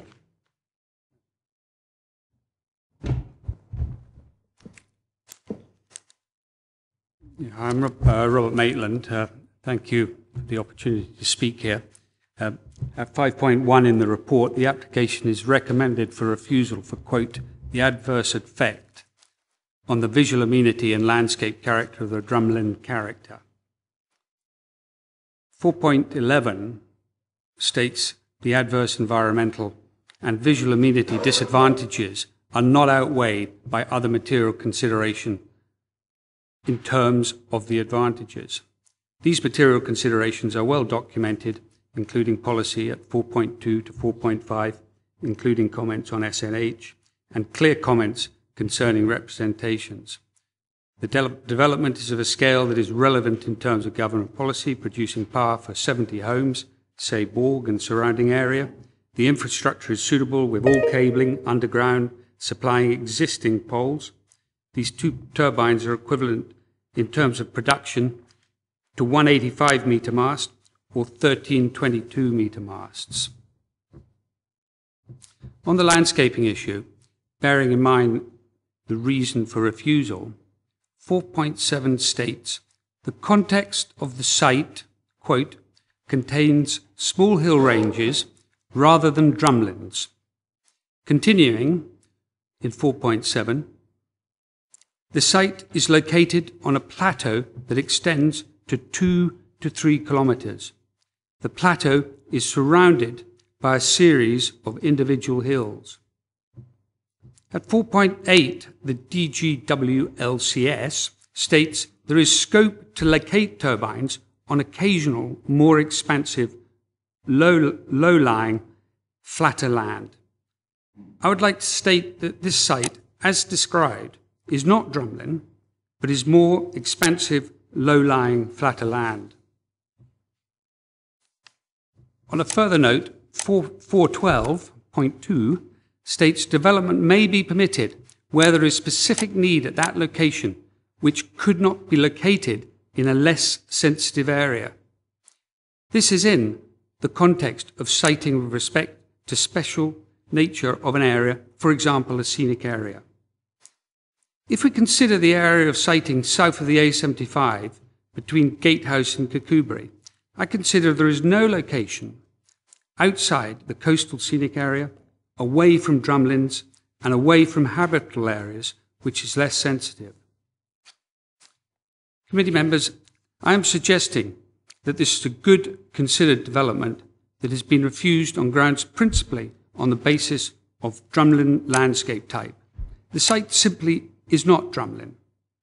I think that the decision remains subjective, and I ask that you consider approval or a site visit to assess the strengths of this location. Thank you. Thank you, Mr Maitland. Any questions for Mr Maitland, members? Councillor Blake. Just one question. You mentioned in 4.8, I'm sure you said there is scope to locate. Sorry. The report appears to say there is no scope to locate. Can you clarify that? 4.8, the reading of it is I would suggest, quite complicated, and it can come up that way. But it does state there is scope for masts over 35 metres in certain circumstances where there is more expansive, lower-lying land. I take it when you say that's more of an inference rather than it's actually stating that. Is that what you mean? No, well, I'm sorry, I'd have to actually go and read it, but I haven't got it right in front of me at the moment. But that was certainly my interpretation of it, that there was scope in those circumstances. Okay, Ian. I'm reading the first line. It does say there is no scope to locate the large or medium type. Yeah, we have to finish that on it, so I need to get that out.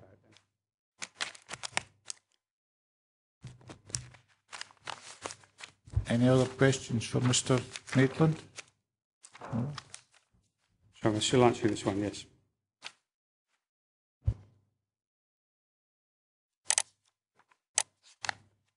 No, thank you.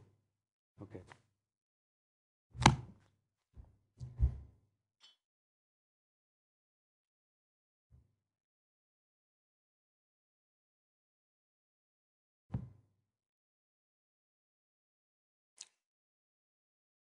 Well, reading from, although the lower side slopes of the slightly higher and more rugged hills, as well as occasional more expansive, low-lying flatter land, offer more opportunities to accommodate this size of development if carefully sited. That's from the 5th line down. As I said, it's an inference, not the actual words you're repeating. Well, okay. Any other questions for Mr Maitland? No. Thank you, Mr Maitland. You can take your seat. We're in debate, ladies and gentlemen. Councillor Gilroy. Yes, I just think we need some advice from the planning officers with regards to the recommendation. Very definitely says the development results in significant adverse environmental effects on the visual amenity and landscape character of the drumlin pasture. And as Mr. Maitland rightly points out at 4.7, the landscape character type and contains small hill ranges rather than drumlins. So either it's drumlin pasture or it's not. And it depends whether the recommendation stands because it is drumlins or because, or therefore we say actually that's not right because it's not drumlins. So I think we need clarity. Thank you, Chair. Just to clarify, the reference to the drumlin landscape character type in the recommendation is a direct reference to the IPP document and the Dumfries and Galloway wind turbine landscape character study that was done that forms the bedrock of that document. So that is the categorisation of the land in that document. Each area of land within Dumfries and Galloway is categorised as some kind of landscape character type. What you see at 4.7 is really the officer trying to describe and make sense of the topography of the site and the land cover in the surrounding area when she's undertaking her assessment. So the two are different. 4.7 is really a description of what is seen there. The reference in 5.1 is to a particular landscape type as it appears in the interim planning policy. Okay, Councillor Dick. I'm going to cut to the chase, and I'm going to move that the development would not result in a significant adverse environmental effect on the visual amenity landscape character of the drumlin landscape character type and the Solway Coast Regional Scenic Area, and as such does not contravene Council Development Plan policy. Okay, Councillor Geddes. Well, I would move as an amendment so that the recommendation at 5.1 in the report be adopted and that the application be refused on the grounds given. Councillor McKee. Second, Councillor Geddes. Sorry, we've also got to look at the cumulative impacts in 414, and we're within the protected area as well. So I've no compulsion, no problem with supporting Councillor Geddes. Councillor Ochiltree. Happy to support that, Chairman. What concerns me in this one and the last one and the next one keeps referring to the interim planning policy. We've now been told that interim planning policy has been rejected by the Scottish Government. Yet I can't find any reference to that any meeting the PHE and S Committee which determines planning policy. And I think it highlights the other issues raised in the first item about the medieval townscape and character assessments. Again, this seems to have been buried somewhere by the PHE and S Committee. I think what we've got to start looking at, we've got caught out on a couple of issues there because we did not have the required officers here, we did not have the expertise ourselves. And it really highlights the need for this committee to determine planning policy and not only carry planning policy out. It does not seem to be getting the regard it should have with the PHE and S Committee. So I think these matters should be considered by us and not another committee. This is only a committee of the Council which does not determine its own policies. Chair, just for clarification, the planning policies of the Council are determined by the PHES Committee. This committee is specifically here to consider the actual planning applications. It's not a policy-making committee. But that is a point I'm making. We're being asked to carry out decisions on policies we've had no part in making, and the sooner that is resolved, the better. There's no other committee makes policies for education. There's not another committee makes policies for social work. This committee is the odd one out. But again, as you'll be aware, in fact, tomorrow at full council, the LDP comes before full council. So the going forward, the policies will be a council-wide policy that all members will have had the opportunity to take part in. We're all looking forward to that. Councillor Geddes. If you'll entertain the sugary nail, Mr. Chairman, I would be grateful to you if you would. I mean, in the back of what Tom has said, of course, that looms large in the consideration of an item further on the agenda in relation to Kilgalleog. I must confess, when I read that, I was extremely disconcerted. I've made inquiries. I was concerned lest we had supinely accepted the situation. My understanding was, though, that on the back of the Glenchammer decision, there was legal advice taken as to whether or not that could be contested. My understanding is that the advice said, no, you couldn't contest it. So it doesn't provide much reassurance, but at least it gives some degree of background. Any other questions? Before we go to recommendations, I've one question for the officer. We had a similar application 100 yards away from where this one was about a year ago. What was your recommendation on that one? If I can clarify, Chair, we haven't hidden from that in the report. We've quoted the background, and it's something we've tried to deal with within the report. I mean, obviously my role is to try and screen officers' reports, edit them where I feel is necessary, and try and maintain an element of consistency across this part of the service I'm responsible for. A number of things have changed in a fairly short space of time. It doesn't seem that long ago since it was August 2011. We've had the IPP introduced February this year.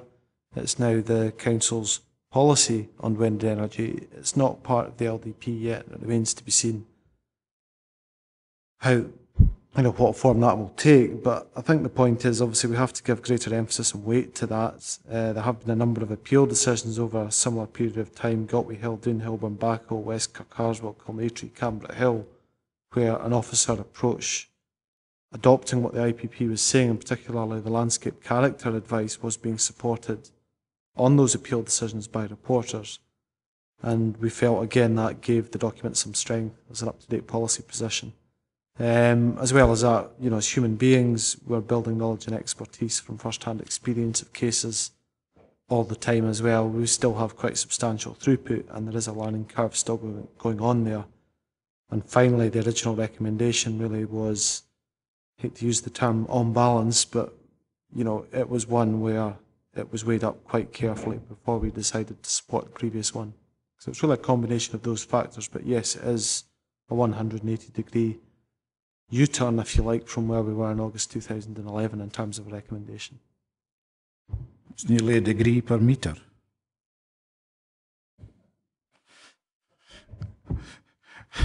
We have a motion from Councillor Dick. Has he got it? I'll second it, just to make it interesting.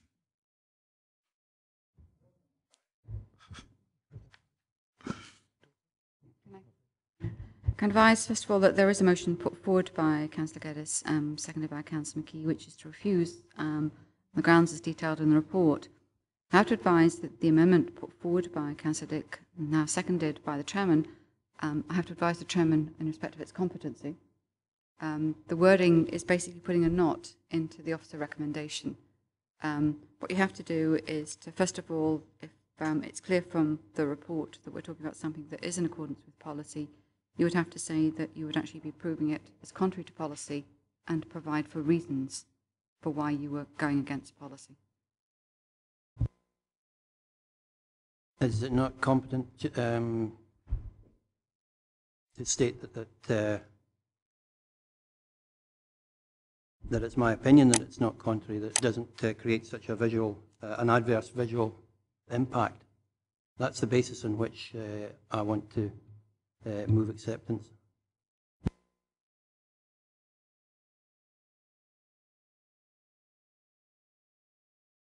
So basically it's an exception to policy on the basis that in this particular location your view is that it doesn't have an adverse impact. Can I just look at the... I'm being advised that obviously we're accepting that it's against policy, but you're looking at particular characteristics of the location, and that at this location that your view is that there is no visual impact, adverse visual impact. Yeah, and also accept the fact that there would be a few other locations that those two turbines could be placed.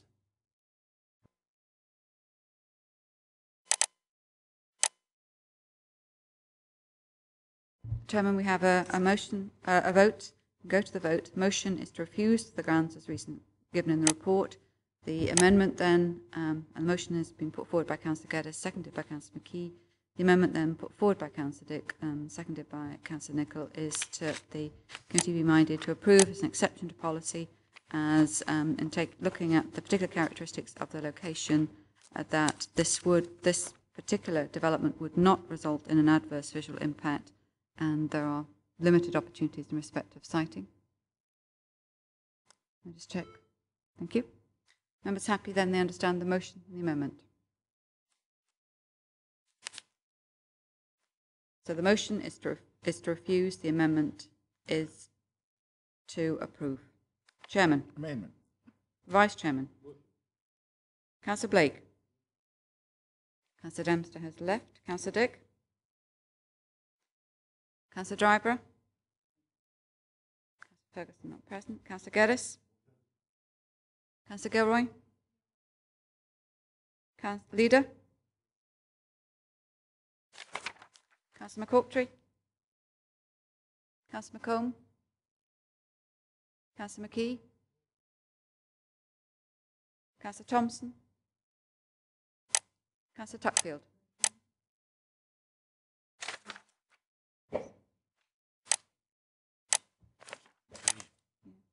The motion is carried by 10 votes to 3. The application has been refused. Okay, we move on to the next application before us, which is erection of 2 wind turbines up to 46.5 metres to tip height and the formation of temporary access track and associated works at Kirkbride Hill, Gatehouse of Fleet. Ms Turnbull again. Thank you, Chairman. Yes, this is an application for 2 turbines, 46.5 metres on the side of Kirkbride Hill, which is west of Gatehouse of Fleet. The inset site, the inset map on there is slightly misleading since that's not the sea, then the blue, that's the land owned by the applicant. So the site is within the blue, but it's better in the enlarged map, which shows the 2 turbine sites straddling an access track. The road kind of up the middle of the, going to the left of the drawing is the U22, which is from Skyreburn and Laganmullen up to the old military road. It's a single track road. The site is within the Galloway Hills Regional Scenic Area and 400 metres from the edge of the Fleet Valley National Scenic Area. The actual site itself straddles two landscape types, but the turbines themselves are within foothills.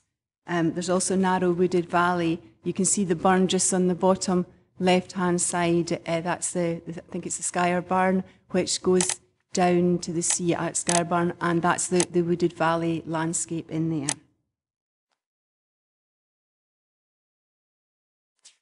This is just the block plan, 2 turbines. There's 175 metres apart from centre to centre near Vestas. V29s with 225 kilowatt output. They're 32 metres to hub, 46.5 to tip with a rotor diameter of 29 metres. This is ZTV. It's a bit faint. I hope you can see it. There's visibility is contained to within about 3 kilometres in short and medium views from the south, the west and the east, and to about 5 kilometres in the north. In longer views, however, there's extensive visibility from the east, including the eastern side of Fleet Bay and stretches of the A75. I'll just point that out if this is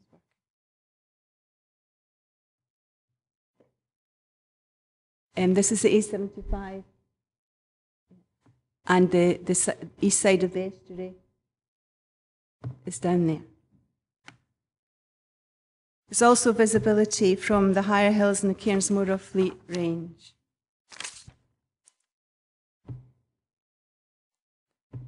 This is the cumulative map to 5 kilometres only. I haven't done a 2 kilometre one because there's only one application in that. It's just to the about 10 o'clock, and it's one for Cambric Hill, which was refused by Scottish Government reporters last year, so there are no cumulative issues. Moving on to the slides. This is looking up towards the site from the edge of the U22, that's looking up towards the top of Kirkbride Hill. The site of the first turbine is about the middle, just at the bottom of the wee outcrop, and the second turbine is towards the right-hand side of the image. This is the site of the northern turbine, and that's looking northwards.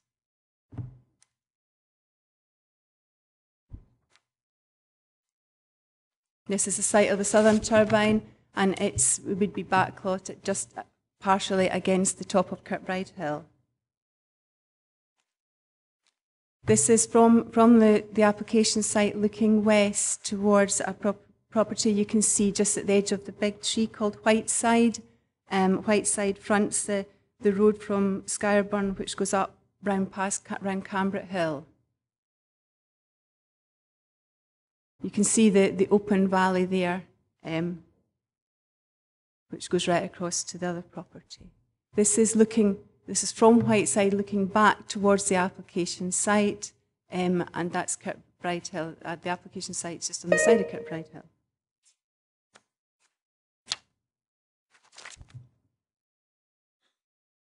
This is looking south, taken from a property called Lochentire, just to the east of Lochentire, looking south, and it's the two turbine locations.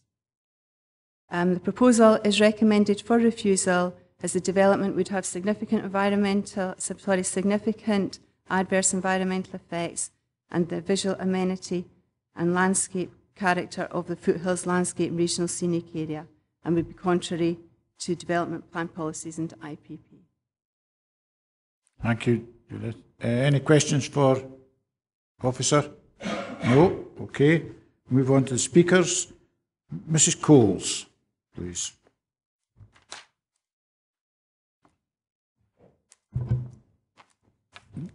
Thank you. Mrs. Coles, you have 3 minutes. If this application was approved, there was a reference to an infrared aviation warning light being appropriate. And I've always believed that this was preferable to a red light visible to the naked eye.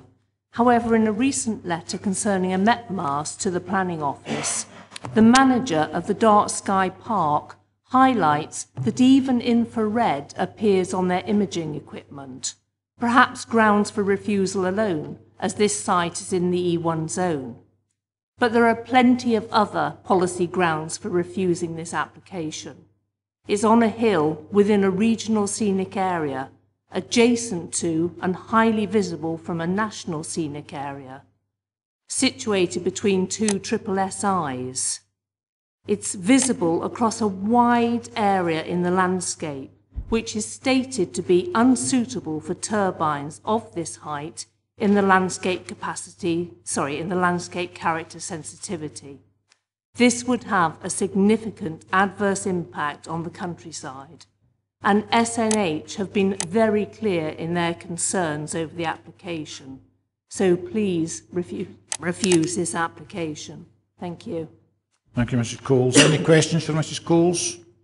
No? Okay. Next speaker is Mr. Mycock. Oh, no. Well, you're on my list, but it's quite all right. We can... Oh. I'm on number 9. I've got a different list from you. I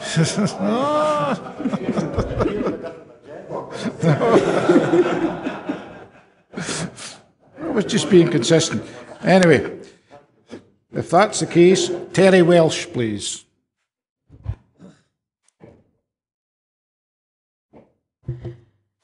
Good afternoon. Thank you for the opportunity to speak. I'm speaking on behalf of One Stop Renewables and the applicant.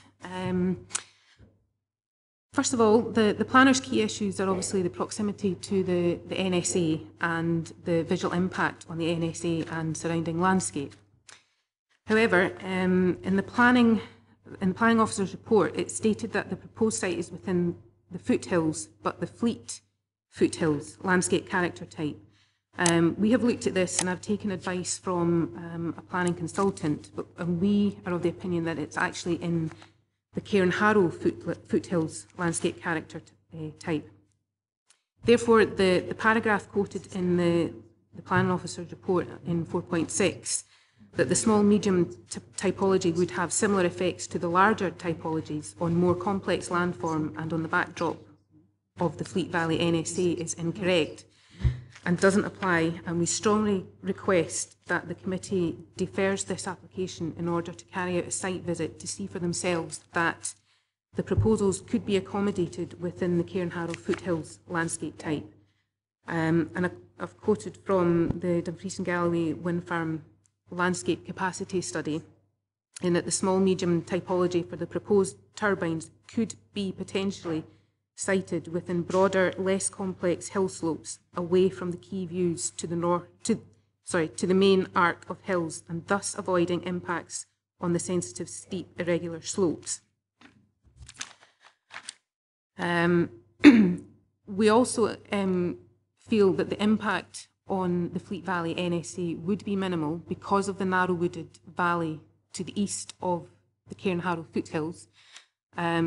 They would be heavily screened by the wooded valley, and further to the east, you would potentially see the turbines, but it would only be blade tips. The A75 has been mentioned, and it's obviously the main route from the east to the west in Dumfries and Galloway. And although there is a stretch of road that would potentially you would see the turbines from, there is a woodland on both sides of the road there, which would screen visibility of the turbines. I'd just like to address some of the objections from third parties.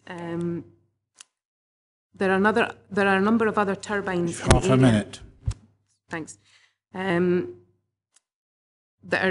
are much more visible than our proposed site. And the Dark Sky Park is 6 kilometres from our turbine site is approximately 6 kilometres from the Dark Sky Park, and therefore would not have an effect on this. We're also quite a distance away from the buffer zone for the UNESCO site, which was also mentioned in some of the objections. Thank you. Thank you. Any questions, Councillor McComb? Thank you, Chair. We do not accept that the Valley of the Skye Burn delineates the boundary between the Cairnharrow foothills and the Fleet Valley foothills. The Fleet Valley, going by, looking at the Dumfries and Galloway Windscape capacity study, and I've taken advice from a planning consultant on this, it looks like the Fleet Valley is on the eastern side of that, whereas the actual proposed site is on the west side of that. So we actually fall within Cairnharrow. I would have thought that the Valley of the Skye Burn would have marked the boundary between these two hill areas. Right. Okay. And it is to the east of the Skye Burn. Any other questions for Terry Walsh? No? Okay. Thank you very much. Thank you. You're in session, ladies and gentlemen. Actually, Councillor Dryburgh, sorry. That's all right, Graham, Councillor Michael.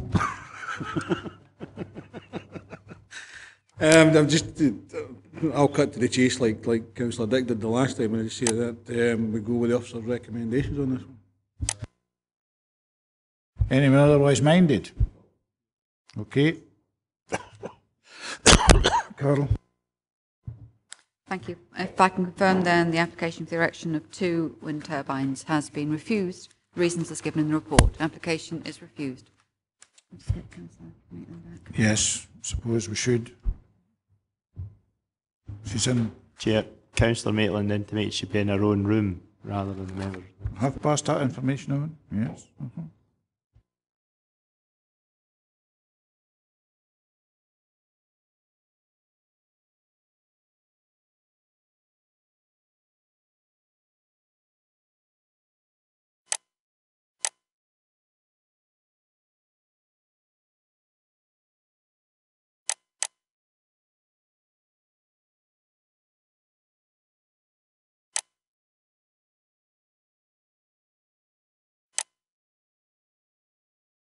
Thank you, ladies and gentlemen. The next one is the erection of 50-metre high meteorological wind monitoring mast for a period of 3 years at Hyber Capel Farm, Ringford, Castle Douglas. Judith, it's you again. Thank you, Chairman. Yes, this is an application for a meteorological mast. This is the location plan. The applicant's land outlined in blue. The application site is an agricultural land to the west of Hyber Capel Farm, and 800 metres, about 800 metres north of the U29 road, which goes from just outside Ringford to Mark Farm and across at Loch Hill. It's quite a high-level road. This is a closer in block plan. The application site is in a drumlin pasture landscape. This is a mast details. It's a tubular galvanised tower mast, 200mm diameter, anchored to the ground by sets of guy wires, and there would be several sets of data logging equipment fixed to the mast. This is a view of the site from the east. This is just looking into the field. The site would be about 50 metres into the field, and this is looking west towards the hill of Culraven, and there's one property, I think it's called Culraven, just at the left-hand side of that image.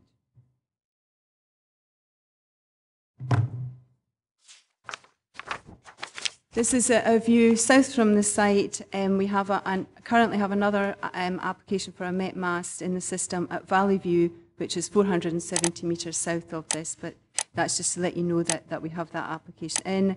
And cumulatively, there has been granted another met mast at Ochiltree, which is 1.5 kilometres to the west of this site, and it's 40.5 metres high.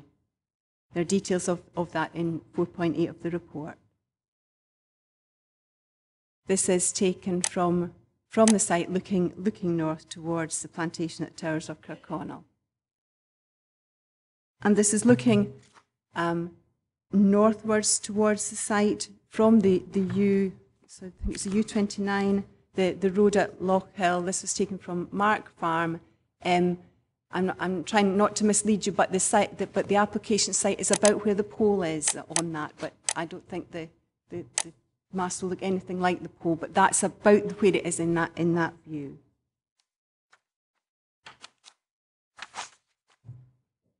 I know the mast won't look anything like the pole. Given the location of the site, the topography, and the streamlined profile of the mast, it's not considered there would be any significant adverse effect on the landscape character of this area. In conclusion, the proposal is considered to be in accordance with the development plan policies, and the application is recommended for approval subject to the conditions. Okay. Any questions for the officer? Councillor McKee. Just a quickie, Chair. How does this relate to the Dark Sky area in Galloway? Is it far enough away?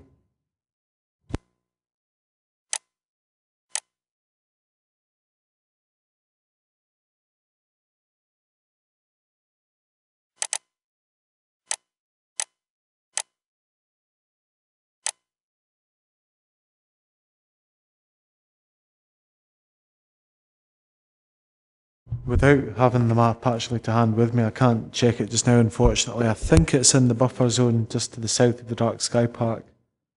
But I'll try and arrange for a copy of that document to be provided as soon as possible. It might be worthwhile, similar to a map where, you know, where the masts are and whatnot. It might be worthwhile having a map with that on it, just for reference at each. Mr. Duncan's got some further information. Robert. Thanks, Chair. I'm now in a possession of a map showing the Dark Sky Park boundary and buffer zone. It's actually just probably in the region of 3 to 4 miles from the southern boundary of that, but I'm quite happy to circulate this amongst members just now with your permission, Chair. Yeah, fine. Any other questions for Judith? No? Okay, we'll call on the speakers. Miss Gibson. Hope your throat's holding out.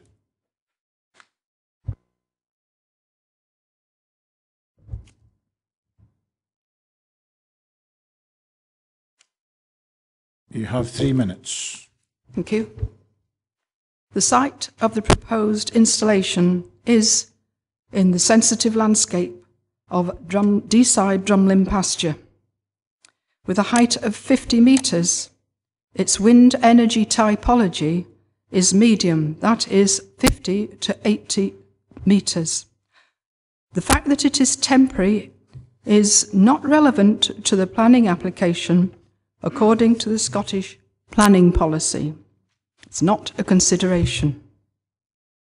If Borgue area Deeside Drumlin pasture is best suited to structures below 35 metres, so is this area of Deeside Drumlin pasture. All the sensitivities described in the landscape capacity study apply here. It would be seen widely and from Kirkcudbright, just as the nearby 40-metre high Trostry mast can be seen from Kirkcudbright. There would be a cumulative impact here, as the Trostry turbine would be 1.5 kilometres away from the proposal, and these developments flank either side of the road, which is a tourist route.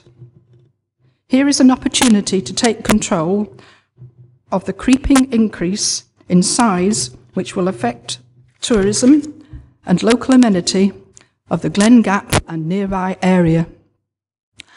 The planning department have already said this whole development is out of scale with the landscape. The roads to Glen Gap, contrary to belief of those resident elsewhere, are very busy, with many cars, many carrying tourists. It is a frequent haunt for cyclists, walkers, horses, and the local Glen Gap economy is built around tourism. We have an equestrian centre, an outdoor centre, a gaming estate, holiday cottages and bed and breakfast. The area is used by the Newton Stewart Walking Festival, local walking groups, Dumfries Ramblers and so on. This development would stick out like a sore thumb. The nearness of many homes will also give rise to questions of some sound damaging health. You've 30 seconds, madam. Recently proven in peer-reviewed papers. It makes common sense to stop this development now. Thank you. Thank you. Any questions for Ms Gibson? No? Okay, thank you. You can take a seat. Mrs Dorothy Waterworth.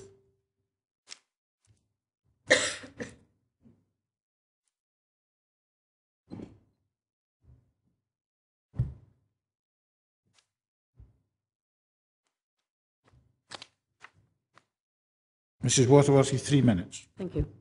I'm speaking here on my own behalf and on behalf of the working owner of Lockhill Equestrian and Trekking Centre, which is 850 metres from the proposed Manse site and is an established riding centre with some holiday cottages serving the tourist industry.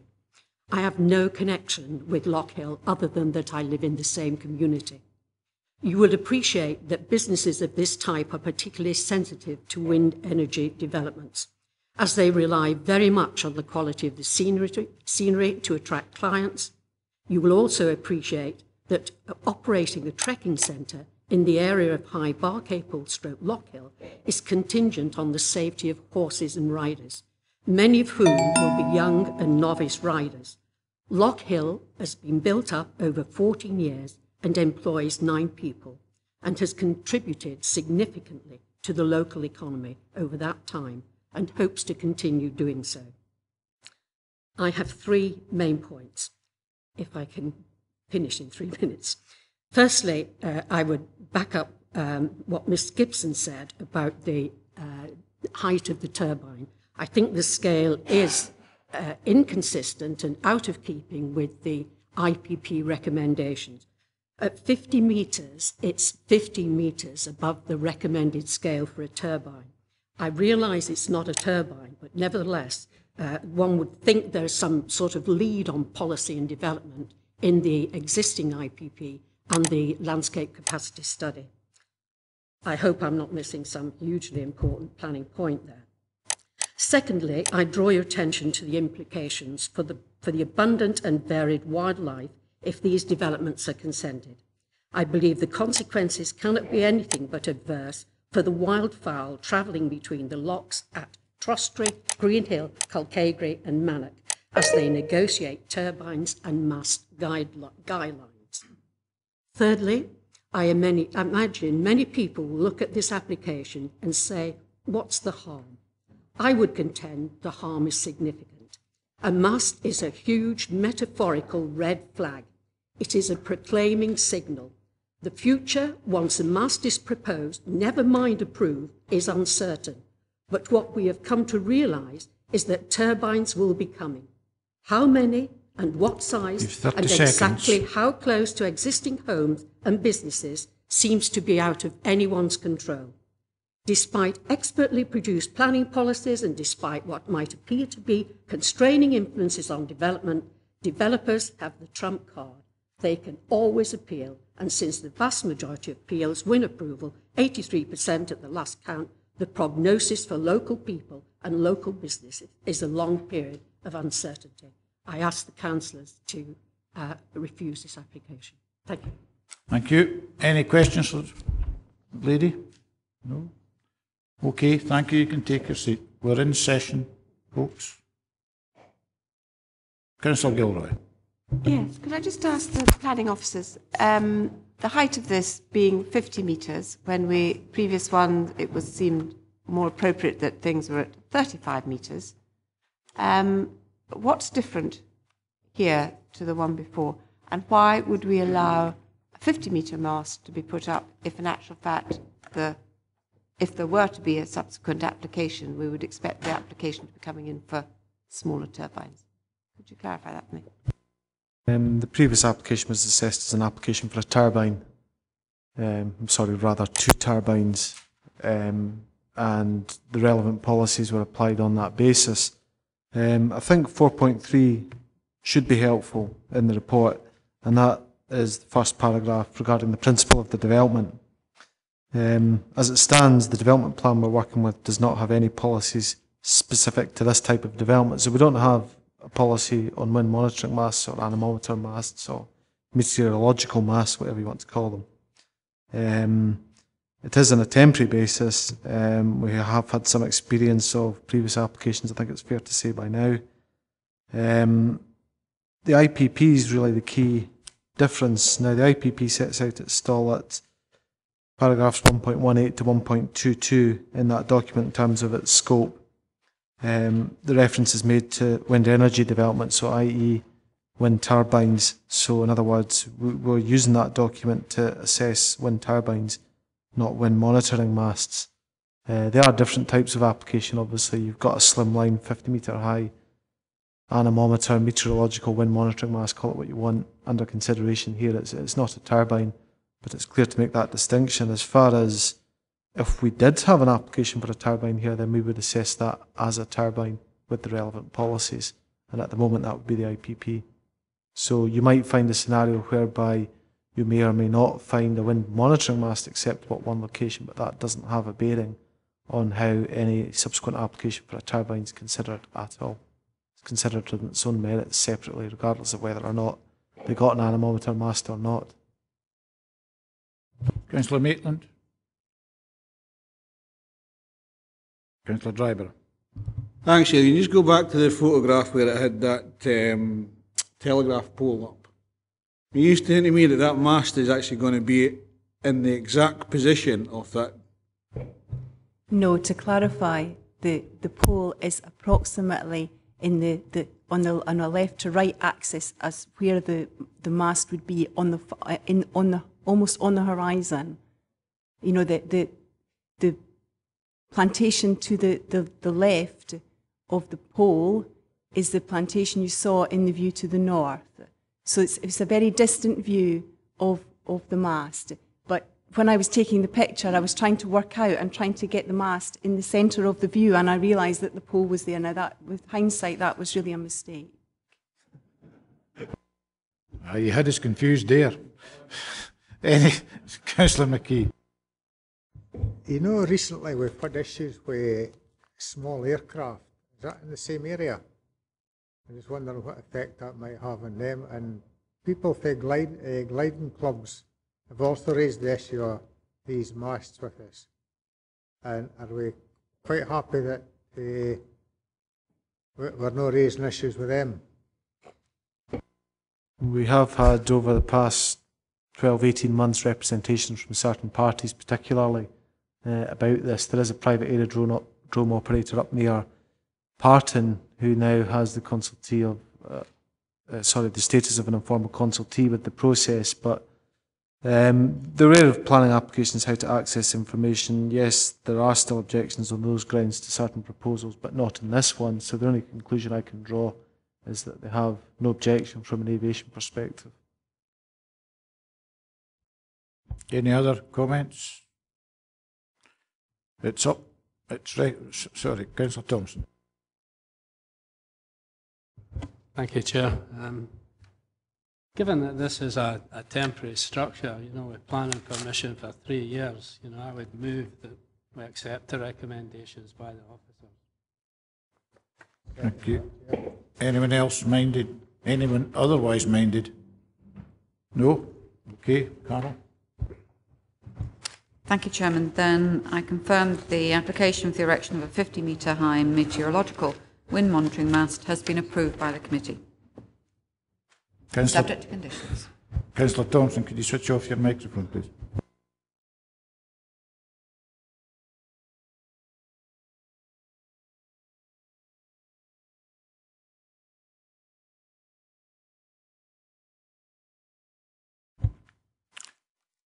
Okay, thank you very much. We've now moved on to item 11. We'll get there, folks. Change of use, alterations and extensions to 4 retail units to form 6 holiday units, alterations to access and formation of 6 car parking spaces at shops adjacent to Old Blacksmith Shop, Bensmore Road, Gretna Green. Lindsay Brown. Thank you, Chair.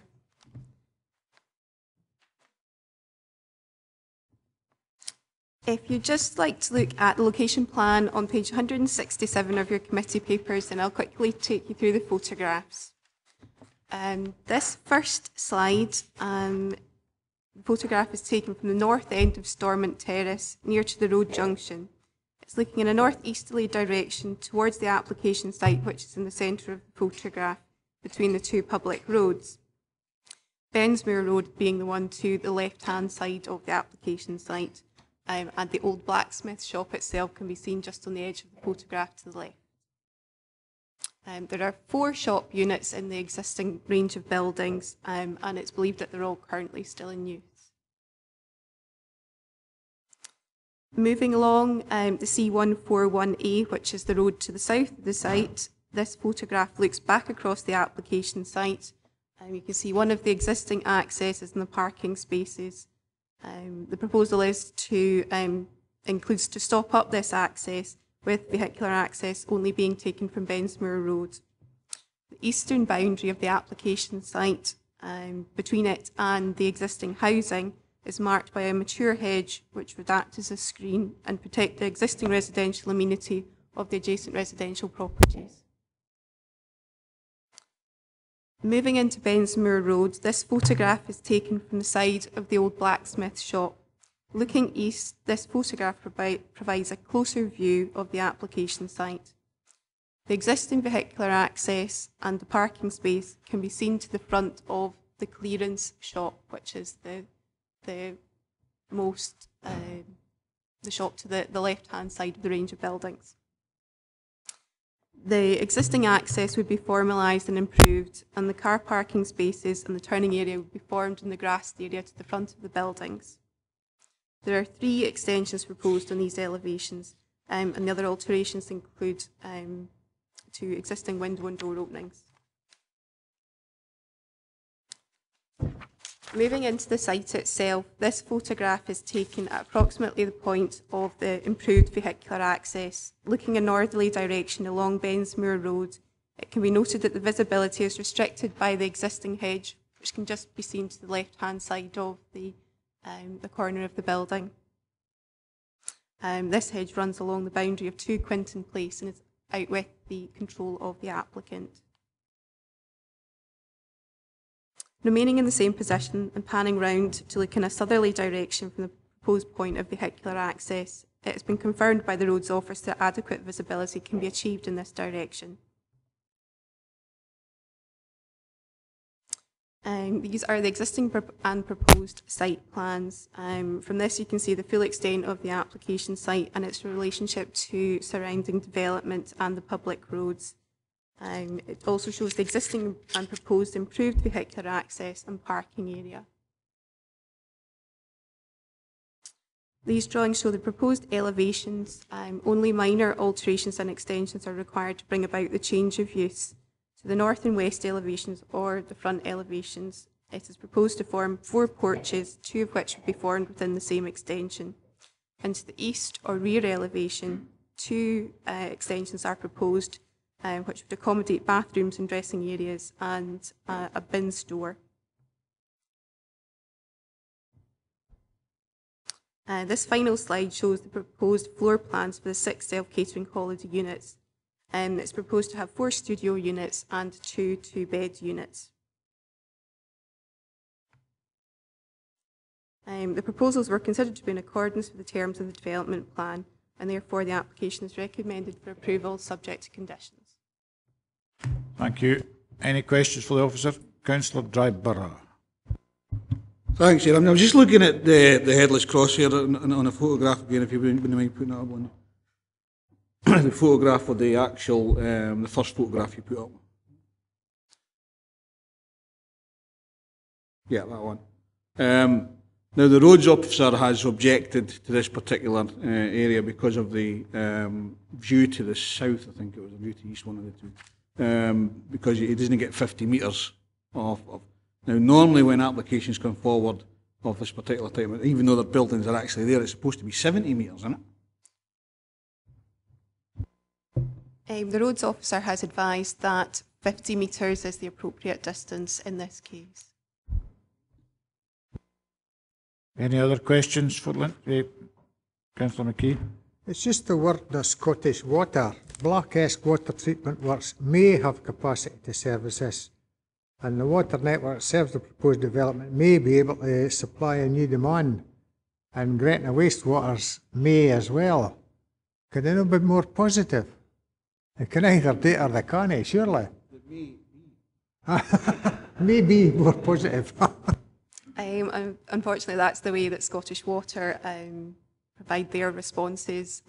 Even if it's indicated that there was sufficient capacity at the moment, that wouldn't necessarily guarantee the developer a connection to the water infrastructure.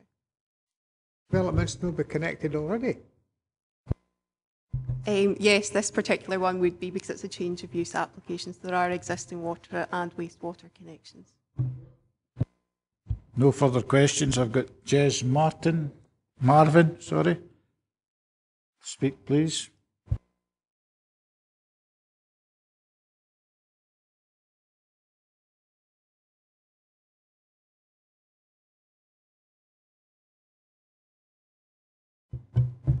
Thank you. You have 3 minutes, sir.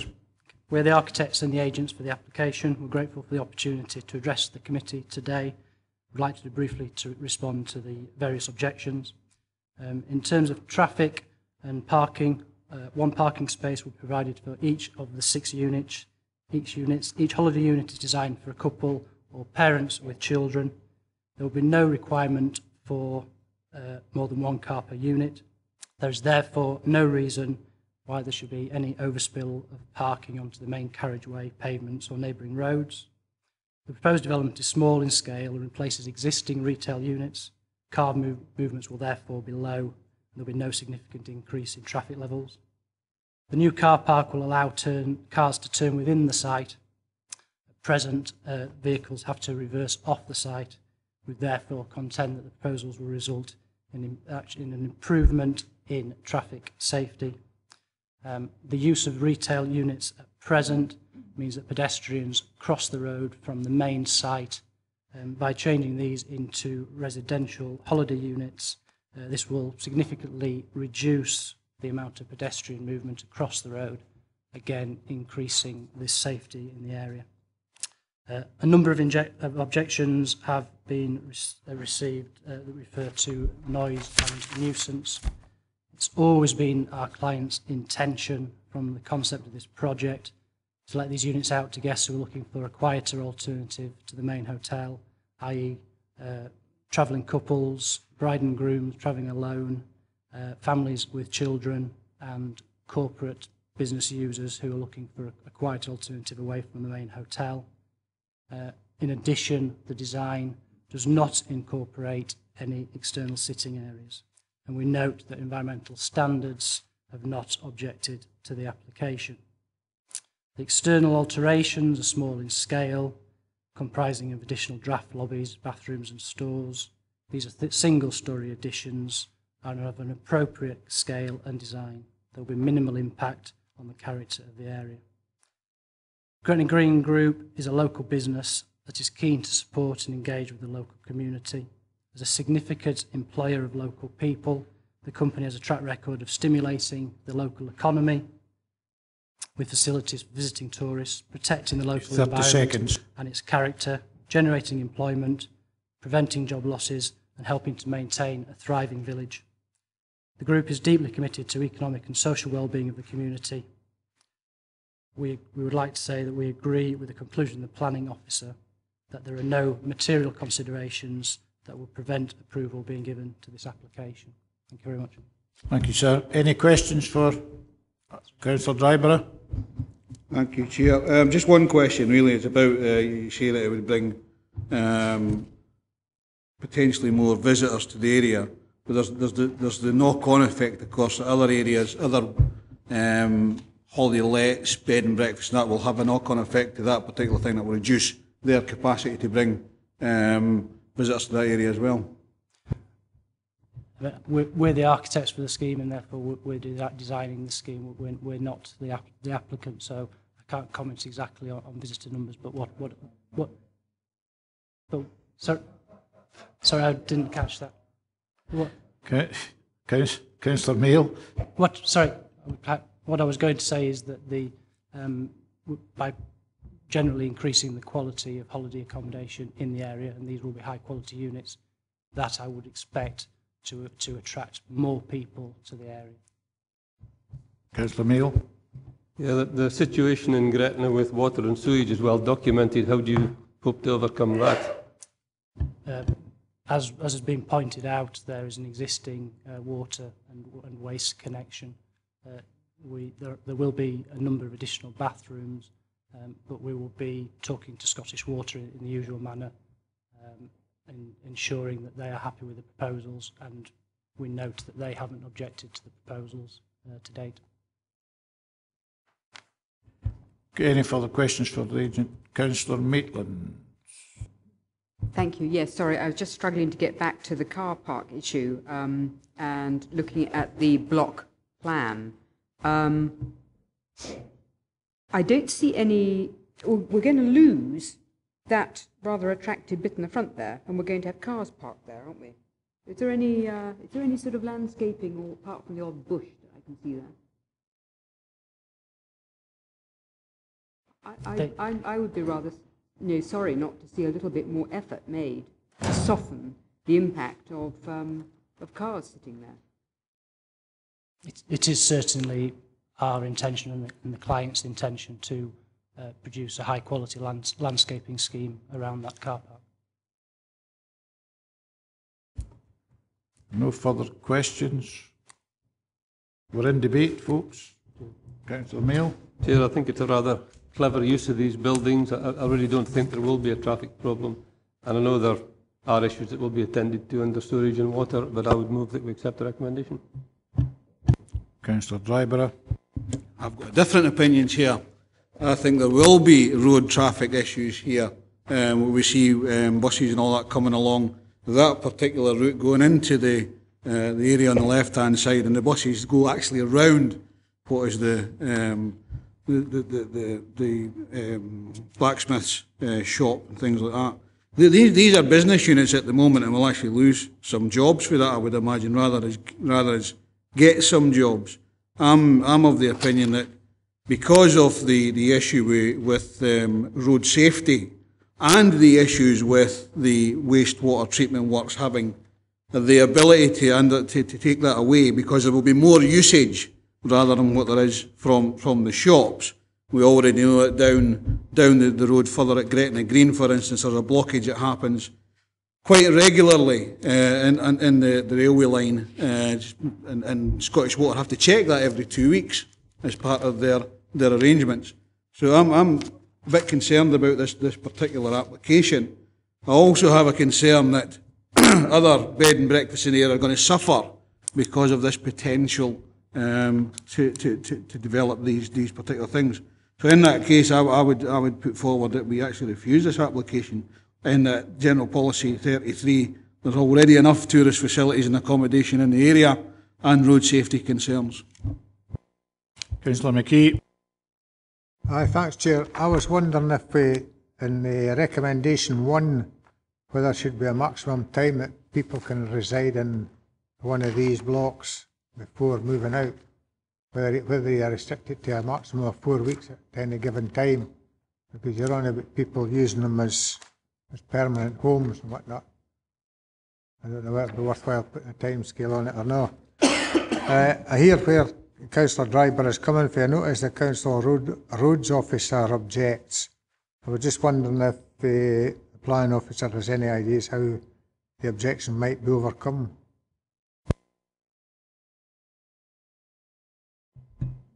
In terms of the roads objection, that would only be removed if they could achieve the minimum visibility required of 50 metres. The only way that could be achieved is by the removal of the existing hedge, which, as I advised previously, is on land out with the control of the applicant.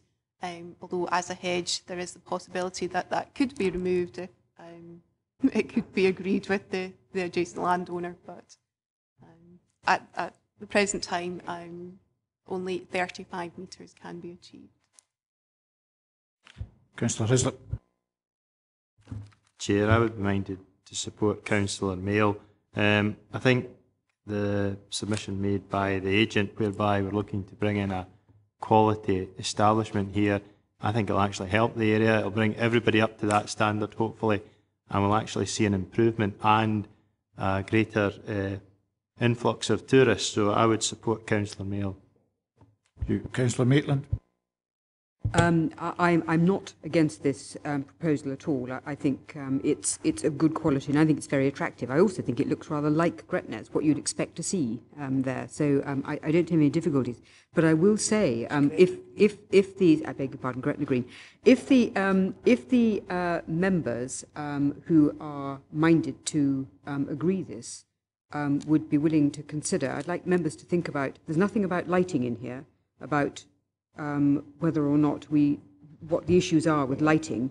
I mean, Gretna Green is lit up like Prestwick normally, and I don't think we should be adding to it.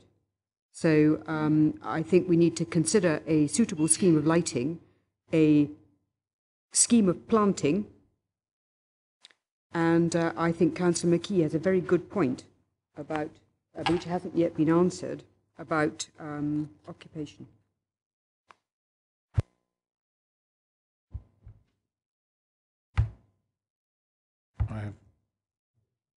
Somebody tell me about locking people in these houses for 4 weeks or whatever Davy was proposed. The reason I'm saying that, Chair, we've done it before with accommodation down in the beaches, beach accommodation, holiday accommodation.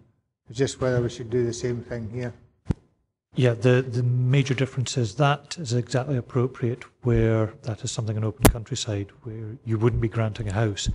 There would really be no impediment to housing being granted on this. The reason for putting condition 1 on was really to try and restrict it to basically what was being applied for. But I think it would be unduly onerous to actually have a time limit beyond that. it's open to yourselves as a committee if you want to put that on, but I would suggest that could be potentially challengeable. Okay. Any further points from the members? Questions? No? Lighting? What's anything about lighting? I believe you actually referred to lighting and planting, that you were looking for additional conditions, both of which, in the sense of you were looking for a bespoke landscaping scheme for front of the area, that can be covered by a condition which you can organise. In relation to the lighting, you're actually looking the other way around. You're looking to restrict it so you don't want lighting there. We can ask for a lighting scheme, but the lighting condition would need to refer to that concept. You're not asking for a lighting scheme to light it up, you're asking for a lighting scheme to keep it muted. Slightly harder. David? Yeah, I would... The Gretna Master Plan is going to look at the infrastructure and the street furniture in Gretna Green and Springfield as well. So therefore it will be an opportunity for the Council's Gretna Master Plan to look at that particular thing, get rid of some of the signs, that type of thing, and all that particular thing. But I'm still going to stick by my proposal or my amendment to refuse. Okay. We have a motion to approve. Councillor Dryburgh doesn't have a seconder at the moment. Councillor Thompson?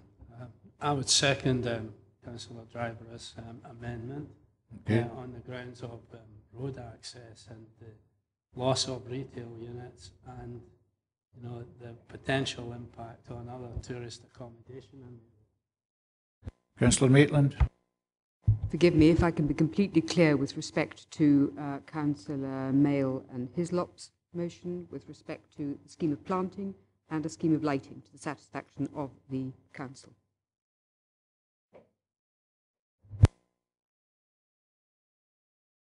Did you want to come in? Chair, it was only to say that I was willing to include those two. Plus, Chair, I would really like us to emphasise the fact that there is a water problem there is a sewage problem there, and that there must be a proper agreement on that, and that needs to be resolved before the development starts, because that has been it's a contentious issue every time, I think, at Gretna Green and Springfield Community Council. I'm guessing what Janice is going to say here, correct me if I'm wrong, but in terms of Councillor Dryburgh's reasons for refusal, there's some issues there which I would have to advise against. The loss of jobs, well, that could be closed tomorrow, and that's not a planning consideration, so I would advise against that one. Road safety, well, obviously you've got the roads officers' comments on that, so I think that's a safer one. The Scottish Water issue, I think, has been well covered. The effect on local B&B's competition isn't a material planning consideration, and certainly if you put that in, that would definitely be challengeable as an ultra vires reason. Okay, Carol?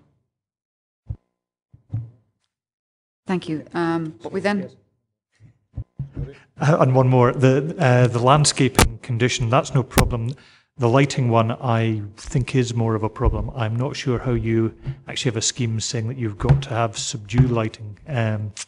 Some of the things would almost be permitted development right to do. I think it would be better if that was encompassed as part of the overall Gretna Master Plan, which Councillor Dryburgh has referred to. But the planting scheme, no problem with that. I mean, just to back that up, Chair, I mean, when you go to Gretna Community Council and Gretna Dean and Springfield Community Council, and you hear of the crime in that particular area compared to other areas, you would want more lighting in the area, never mind anything coming down for it. Carol. Thank you, Chairman. What we have, therefore, is a motion put forward by Councillor Mail, seconded by Lever, which is effectively to approve the application, conditions as in the report, but also to enhance the conditions in respect of landscaping. The members, mover and second, are happy. And we'll remit to the officers to ensure that members' views on preserving the landscape is built in appropriately. The amendment then put forward by Councillor Dryburgh, seconded by Councillor Thompson. Can I just confirm then that what we're looking for is a refusal which is founded on the basis of the adverse impact on road safety? Is the issue of the loss of retail units a consideration? Because that's the only other two that I had left. Yeah, it's a very tricky one, that because we, as a planning authority, can't control it. We can't keep it open. So I would suggest that is not one I would want to put forward. So we're founding the refusal in the amendment then on the adverse impact on road safety. Thank you. Therefore, we have a motion which is to approve with an amendment in the condition which will be remitted to officers to enhance the landscaping conditions. The amendment is to refuse this application on the grounds of the adverse impact on road safety. Chairman. Motion. Vice Chairman. Councillor Blake. Councillor Driver. Councillor Gilroy. Leader. Councillor Ochiltree. Councillor McComb. Councillor McKee. Councillor Maitland. Councillor Thompson. Councillor Tuckfield. Accordingly, the motion to approve is carried by 9 votes to 2, with 1 abstention, there being 12 members present. Thank you, Carol. Sorry. Next, item 12, erection of 2-storey detached building for additional 12 hotel bedrooms at Smith's Hotel on land adjacent to Stormont Terrace, Gretna Green. Lindsay. Thank you, Chair. Okay, if you'd like to refer to the plan on page 179 of the committee papers, then I'll take you through the photographs. And this first photograph has been taken from the east side of Gretna Loaning, looking in a westerly direction towards the application site, which is the area of rough grassland in the centre of the photograph. The southern end of Stormont Terrace can be seen on the right-hand side of the photograph and the motorway to the left.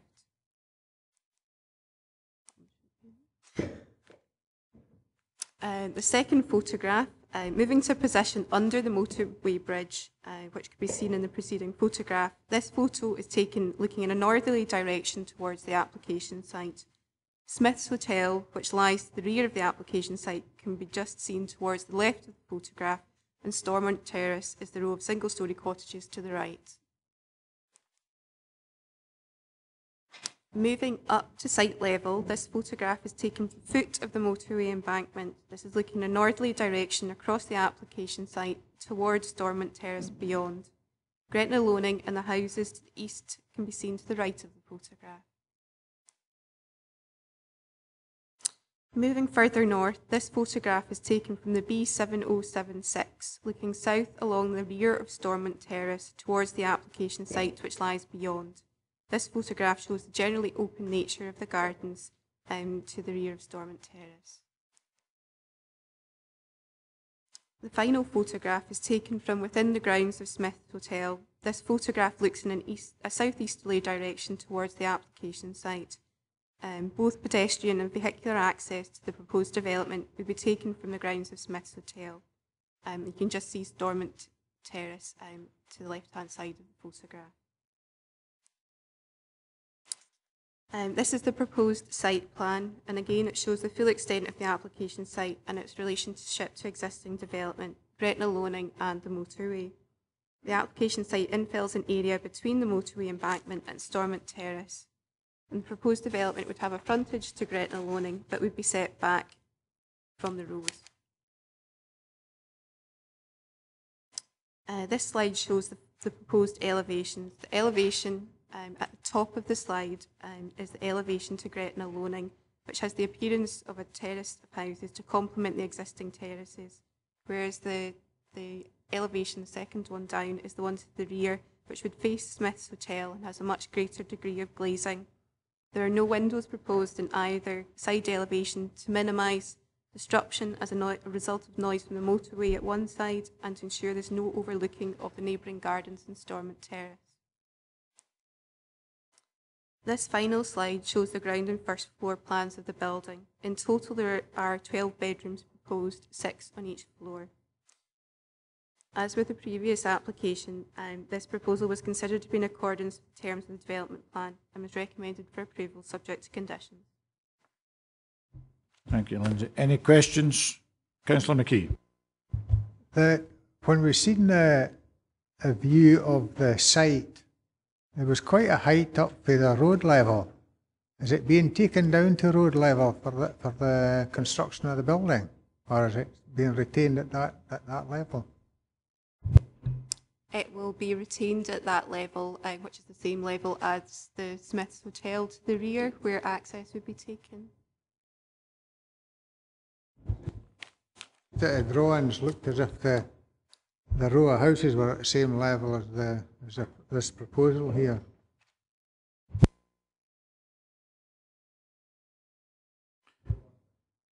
Councillor Dryborough.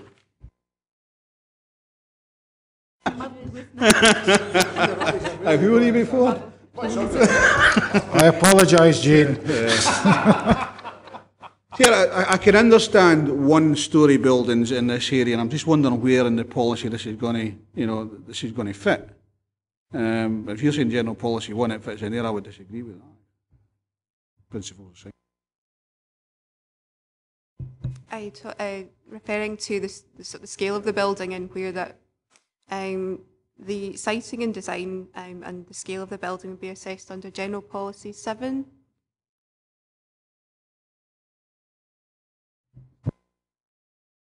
Okay. In the past, there's been discussions about this particular place, and there's been one-storey buildings, and this one's coming along with a two-storey building, which is causing me some concern, actually. And if it was a one-storey building, I would absolutely have no problem at all. This is just down the road for Headless Cross, as you can see, just up in the foreground there. We've already discussed the Scottish water issues and things like that. Here's another lot of traffic that's going to be going up that way. Here's another lot of foul waste and all that that's going to be going down the same block drains. So there's huge issues for me on this one. Dennis? Yeah, Chair, I agree with Councillor Driver. I think there are huge issues in this one, and say the double story and the whole water issue, I think, is something that's maybe one step too far. We have a speaker to hear, so an objector. Oh no, not objector, an agent. Sorry, he'll not be an objector, he'll be pushing it. Any other questions for Lindsay? No? Could we have Jez Marvin again, please?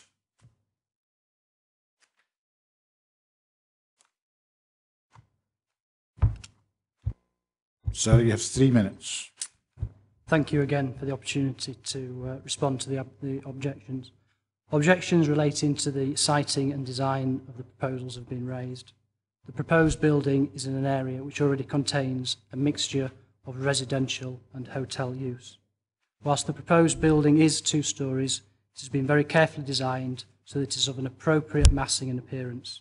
The elevation to Gretna Loaning is set back from the road and is deliberately designed to look like a terrace of houses. The elevations incorporate local stone and render to ensure that they are sympathetic to the existing street scene and the character of the local area. It should be noted that both Stormont Hall and the Church Hall have significantly higher ridges, and the building heights vary significantly in the immediate vicinity. Like the terrace houses which were previously granted approval on this site, the eaves line is lowered and dormers used to reduce the scale of the building. The upper story is partly built into the roof space, and the ridge line is only marginally higher than the previously approved scheme. Concern has been expressed regarding overlooking or loss of privacy as a result of the proposed scheme. Our original application drawings incorporated a first floor balcony at the Stormont Terrace end of the site. After discussions with the planning officer and regard to the objections, this balcony was removed. And secondly, an open entrance canopy at that end has also been closed up so that there's no longer an opportunity for smoking at that end of the building. We note the concerns that have been expressed regarding the effect of the proposals on the existing water and sewage infrastructure. Again, the proper processes will be followed with Scottish Water, and we note again that there has been no objection to the proposals from Scottish Water. In terms of noise and nuisance, objections have again been made. It's our intention to let these bedrooms to guests who are looking for a quieter alternative to the main hotel. The rooms will be spacious and equipped to the latest standards and will incorporate distinct sitting and sleeping areas, and will be aimed at couples who are travelling on business or on leisure. Again, we're looking to provide a higher quality of accommodation to lift the overall quality of accommodation in the area. We further note again that environmental standards have not objected to the application. The proposed scheme will further develop and promote tourism and business facilities in the area. The state-of-the-art bedrooms will allow Smith's Hotel to attract both leisure and business guests seeking hotel accommodation of the highest standards. They will bring in valuable additional revenue, which will enable Gretna Green Group to create jobs, support local businesses and the community. They'll allow the company to further strengthen the long-term sustainability of its business. We agree with the conclusion of the planning officer that there are no material considerations which will prevent approval being given to this application. Thank you. Thank you, sir. Any questions? Councillor Dryburgh? Yeah, you mentioned about more jobs, Mr Marvin. And in the main, I mean, these will be additional bedrooms for the hotel at the end of the day.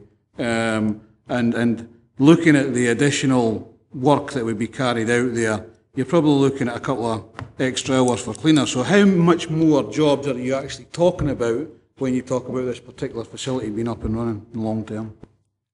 Not only is it additional cleaning staff, but this will mean extra jobs in the restaurant, extra management jobs. So by having 12 extra bedrooms throughout the year, it all adds to the overall levels of employment within the hotel.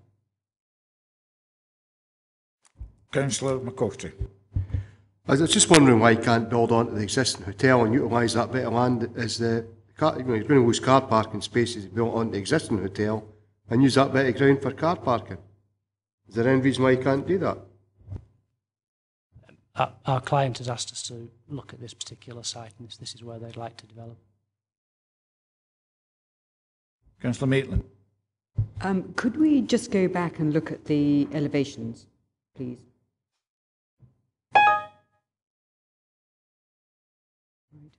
Okay. I thought I'd misseen it in here, but originally I looked at the rear elevation and thought, horrors, that's on the front, but it's not. So just to be absolutely clear, I've turned it round in my mind. Thank you. Am I right in assuming that the middle image there with all the windows is pointing to the hotel, not to the road? Yeah. Okay. Fine. Heard the upside down houses, but never back to front yet. Any other questions for the agent? No? Okay, thank you very much. Sir, we're in session. Councillor Gilroy. Well, I think this is a bit like the one before. I think this adds quite a lot to Gretna Green and is upgrading what already is a very good facility at Smith's Hotel. It seems to me at 4.4 it fits in with General Policy 33 of Annandale and Eskdale Local Plan, plus our own structure plan policy D23, and also at 4.9 the General Policy 1 of Annandale and Eskdale Local Plan. I understand the problem of the water, but it seems to be being addressed at 4.16. So I would just commend that we've got a business going ahead, which is very good for tourism, but very good for business as well. And I would be very happy to propose that we go with the recommendations on this. Okay, Councillor Dryburgh. Yeah, if this was a single story thing, I would agree with that in a lot, but I would suggest that we refuse this application on General Policy 7. It's site and design. It isn't a single story building. It doesn't fit in with the local area, certainly to those houses to the north of those, that particular, and across the road where they're single story, and we refuse it on that grounds. Thank you. Dennis? I'm quite prepared to second, Councillor Driver. Councillor McCoughtry. I'm just wondering if you granted permission for this. So I'm looking at the recommendations actually. But nothing to stop that, because it's got doors at the front and the back, nothing to stop that becoming a residential long-term property. I didn't see a condition in there that says it must be used as 12 hotel bedrooms. You were given planning permission. It's all about finishes. It says hotel annex, but it doesn't say that it can't be 3 bedroom houses and a terrace. So before, I think I'd like to see a condition in there that definitely ties that to the hotel. Because I think in the conditions it actually ties it to the hotel. Mr. Sutty? Other than the fact there is condition 2 on there, it's a materially different use class, so it would actually need a grant of planning permission to change into houses. So it doesn't actually need a condition, it's implicit. Yeah, but if I can go back to the point you made the last time about the holiday lets, right? I think it stop anybody staying in there for now to eternity. You know, if it'd been part of the main hotel, it's easy to police. But there's absolutely no way you can get any... I think Mr. Houston would be delighted if people were going to stay permanently there and pay for it. Any other points? Where are we with? And members, first of all, forgive me, I've just had to update my blood sugar levels. I think I've got a motion from Councillor Driver, seconded by Councillor Mayle, to refuse. Obviously, one thing is as we go into the vote, we need to be substantive on reasons. I'm picking up that the nature of the building being double-storey, I feel it doesn't fit with the neighbouring properties, but we'll have to distill that. And we have a proposal from Councillor Gilroy to move approval for the reasons given in the report. That doesn't have a seconder as yet. Councillor Hislop. Chair, I would be happy to second Councillor Gilroy. I must admit, the idea of an annex wouldn't appeal to me as if I was coming out of the bar at night. Usually sometimes you crawl, so it's a bit far to get there. But just think, you could put the children in the annex and you could stay in the hotel.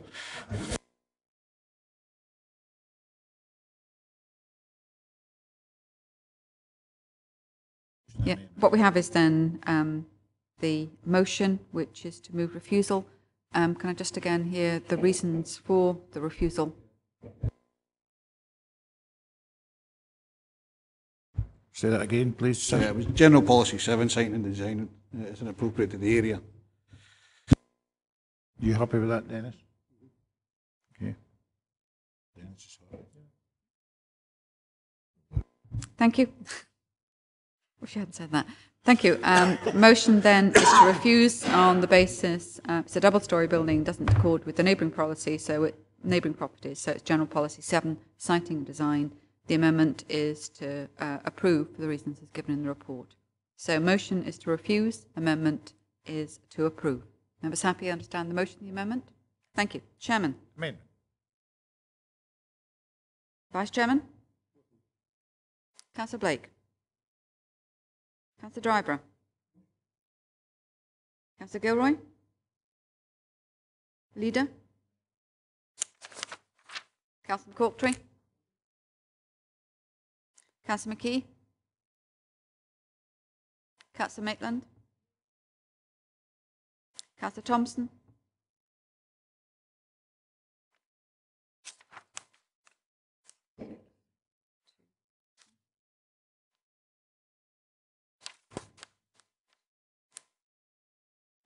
Accordingly, what we have is the motion is carried by 6 votes to 4. The decision of this committee is to refuse this application. Application has been refused. Okay. We move on now to item 13 the agenda. Erection of dwelling house with integral double garage, formation of vehicular access at Boundary Cottage, New Abbey Road, Dumfries. Claire Eckstein, I think, is the officer in charge of this one.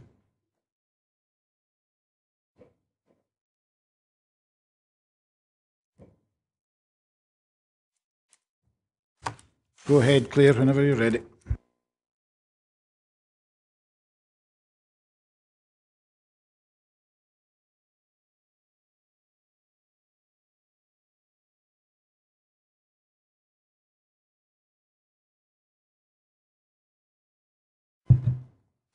Thank you, Chair.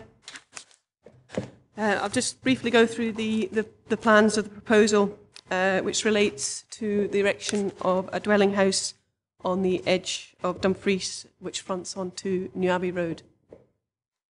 The application site is just beside this, just above the scale you can see on the site plan.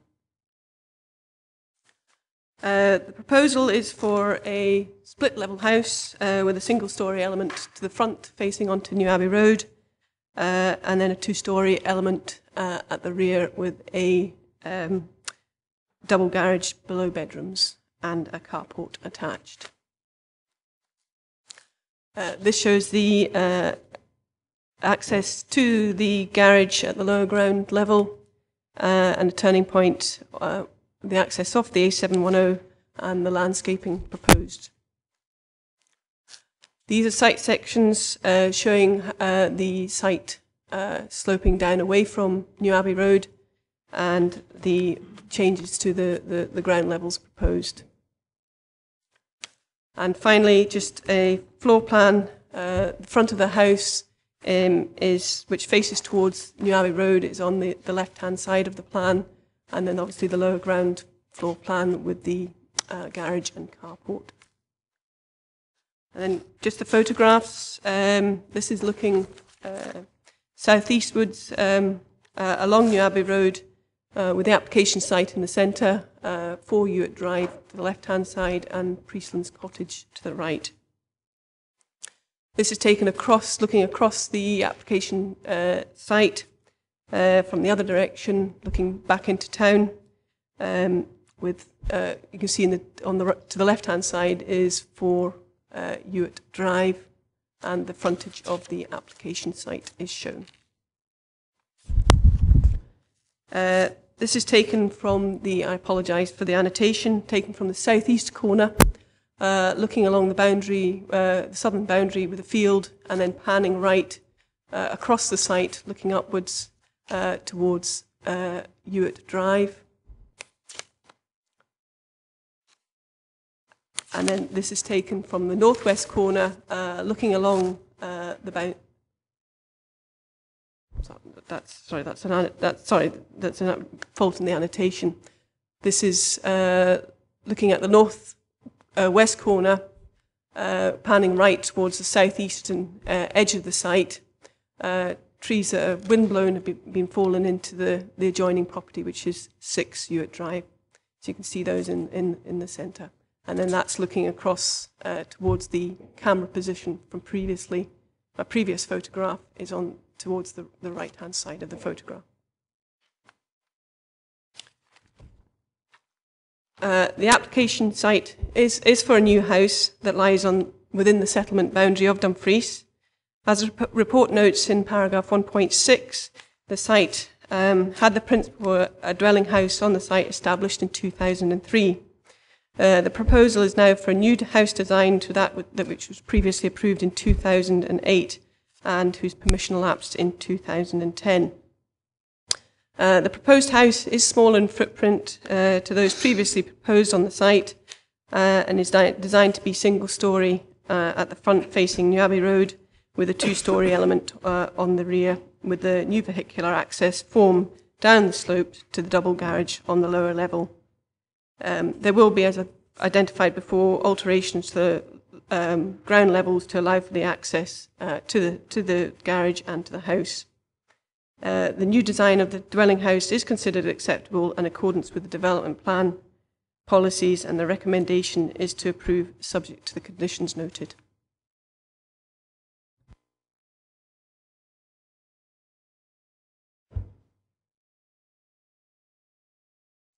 Okay. Any questions for the officer?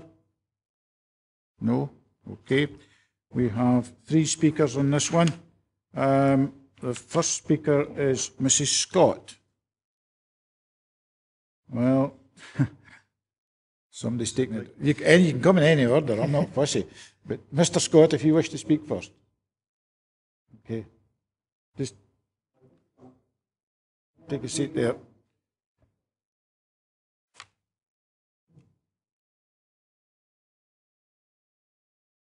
That's it. You have 3 minutes, sir. Thank you, Chairman. I also speak, apart from our own situation, at number 4 York Drive, on behalf of the Blunts, the Elliots, who are away from Dumfries at the present time.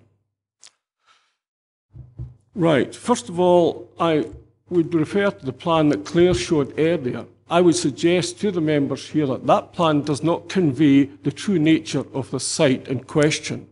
That site forms part of the natural woodland barrier that runs from that part of Dumfries. The reason that it's so bare is because trees have been felled within that site. Now, when this site was given planning outline consent several years ago, the outline consent was attendant with various stringent conditions which limited the size of build, the tree retention, and various aspects like this. Our concerns really are primarily where this current proposal departs from these basic conditions. When the planning officer proposed the conditions for the initial outline consent, he made the point that they were purposely designed with the prime objective of fitting the build to the site in the natural woodland site and not the converse. Now, taking first the size of build, the requirements for the planning outline consent was a 1 to 1.5 story build. What we have here today is predominantly a 2, if you look at the north, east, and south elevations, what you have is predominantly a 2-story build. Also, what has happened since the last application is the whole floor level has been raised a further metre to make it above the existing road, which produces the overall height of the build beyond what was anticipated. Excuse me. In conclusion here, really, the overall height of the build at the southeast side of this proposal is in the order of 9 metres, which single story, you're talking about almost 3 stories in total height, which is totally contrary to what the original outline consent required. Excuse me. The proposal also involves a substantial infill of material to the site. You've 30 seconds, sir. Sorry? 30 seconds left. Oh dear. Right, okay, the infill to the site will lift the level of the site such that it will counter and put an artificial barrier across the ground immediately adjacent to our property. The axis that is proposed to run on top of the site is going to sit at a certain level, at least 1.5 metres higher than the ground, and therefore if you take the stable side slope, the width access road, the verge width, etc., there is insufficient width from the build to the fence line to provide a protective zone for the trees along with the boundary fence. Now, that was one of the requirements of the outline consent, was the retention of trees and protection of trees. Now, the other aspect, which I'll quickly rush to, relates to surface water.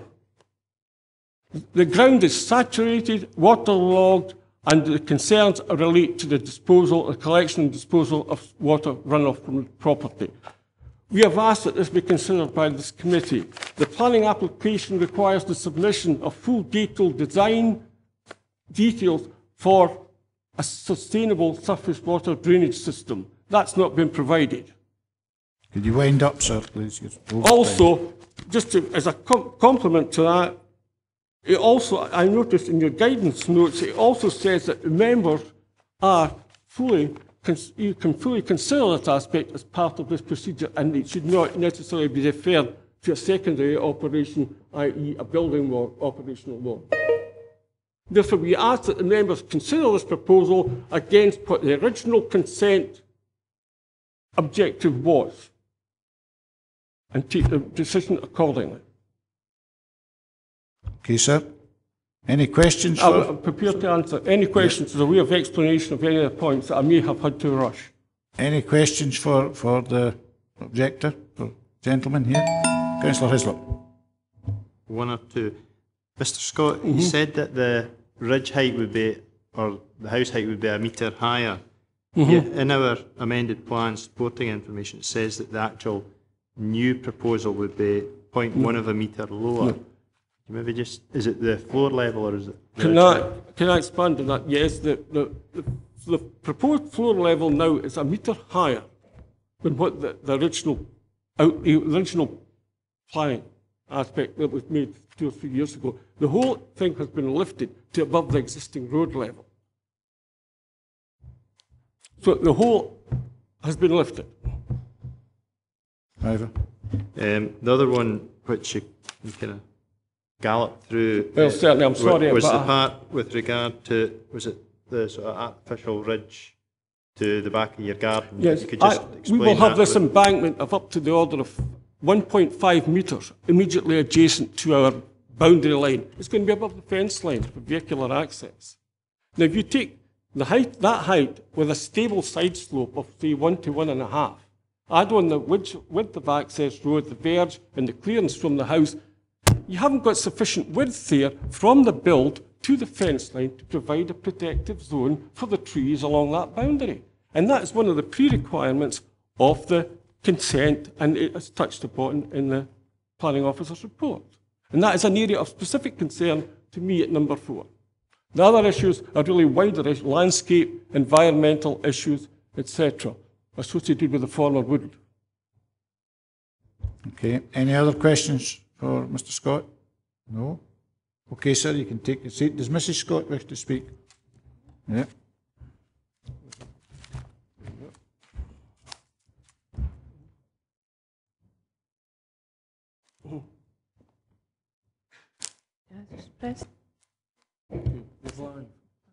Mr. Scott, you have 3 minutes. Right, thank you. I'm speaking on behalf of Mrs. Blake, who's in hospital at the moment.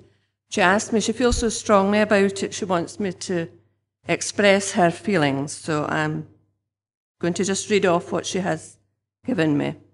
The Blakes purchased number 6 Stewart Drive, that's our neighbour, earlier this year, and in their representations to the council have expressed their serious concerns regarding the build proposals which they consider will spoil and ruin the natural woodland that runs along the back of our gardens. Their main concerns are primarily the overall height of the proposed building, which they view as well over 2 stories, and the massive amount of infill that's going to happen on the site. They consider that these aspects will dominate their garden and have serious impact on their property. They also ask why the trees on their land immediately adjacent to the boundary fence have not been shown on the drawings. Their garden has already suffered from tree damage from the wind-blown trees from the site, bringing down trees within their property. This damage occurred well over 12 months ago, and no steps have been taken to date by the applicant to remove them. And if this matter is not addressed, they're going to take legal action. The garden of number 6 adjoining the site is at a lower level and currently suffers surface water runoff and seepage from the site. The additional roof and surface water from the proposal will make the situation intolerable. While infilling and lifting the level of the ground may help in keeping the infilled site dry, it does nothing to safeguard their garden or our garden from the additional water aggravation and nuisance arising from this build. Mr. and Mrs. Blake view such a situation as totally unfair, unreasonable and unacceptable, and may consider appropriate legal action. They ask why is their aspect not fully examined at this stage, but deferred to a later date. Surely it must be the part of the consent process that they look to the council members to consider this matter with the diligence. Thank you. Thank you. Any questions for Mrs. Scott? No? Okay, thank you, Mrs. Scott. Thank you. We've now got C. Pearson Harvey. Mr. Pearson Harvey, please.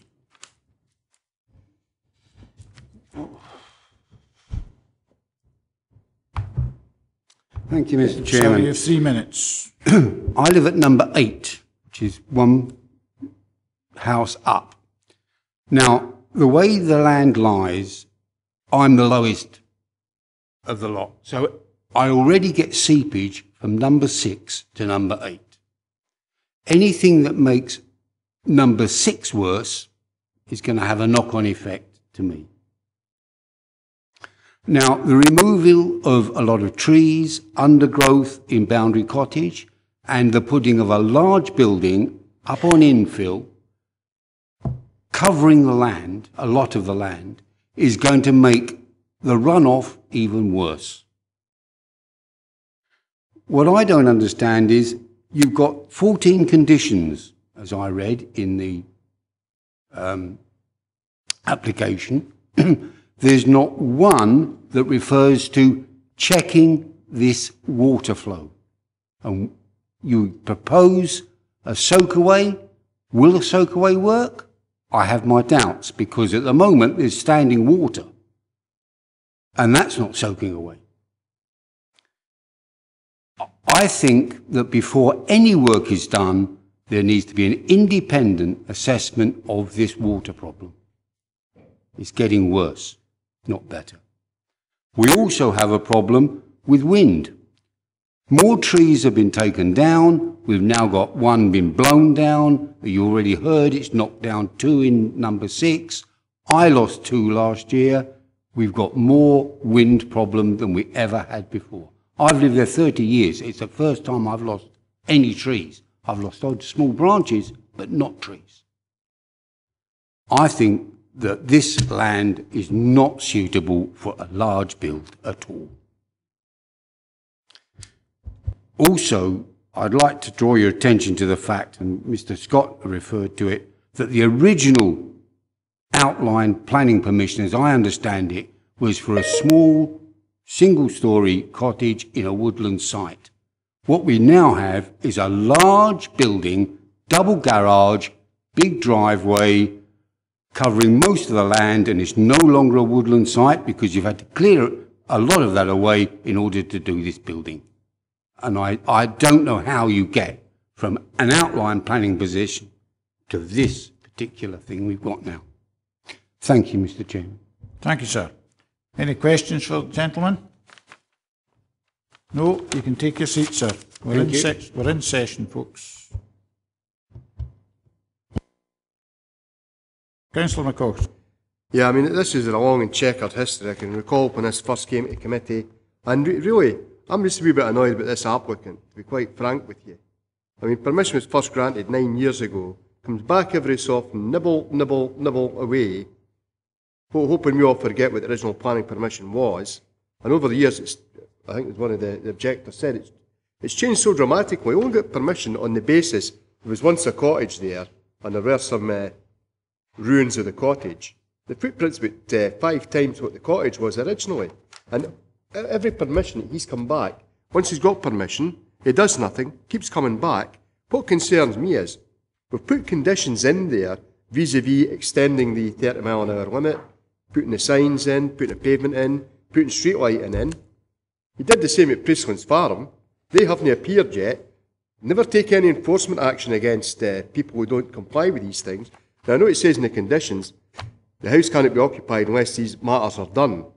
You show me an instance in this authority where we put conditions on like that and folk have moved into the house, we've taken no action whatsoever. So a lot of these conditions I find are just a bit of a sop, to be quite frank with you, because we're putting on conditions there that we never enforce. And I've really lost my tether with this particular application. I don't know why he keeps coming back and back and back. That proposal there is totally different from what he first asked for 9 years ago. Totally different. He's changed the height levels. He's supposed to be keeping retaining walls. He's done away with them now.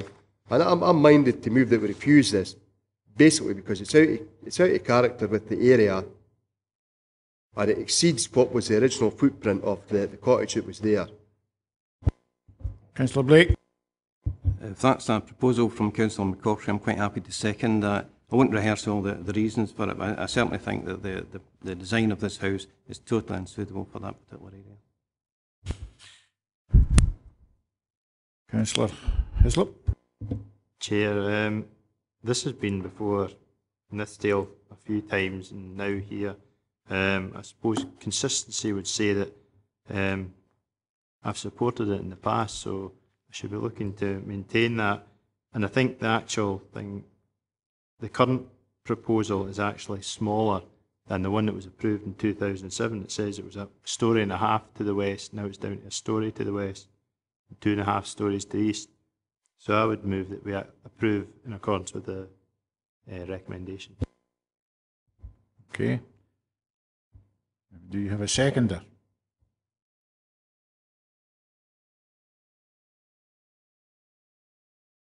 Councillor Mickey. Just while somebody's deciding whether to give them a second them or not, there's issues raised about the ground conditions there and the height of the ground level in accordance with the back of your drive. Is there anything we can address that issue with? Because the last thing we want is to create flooding in other people's property by giving permission to a house over the fence, if you like.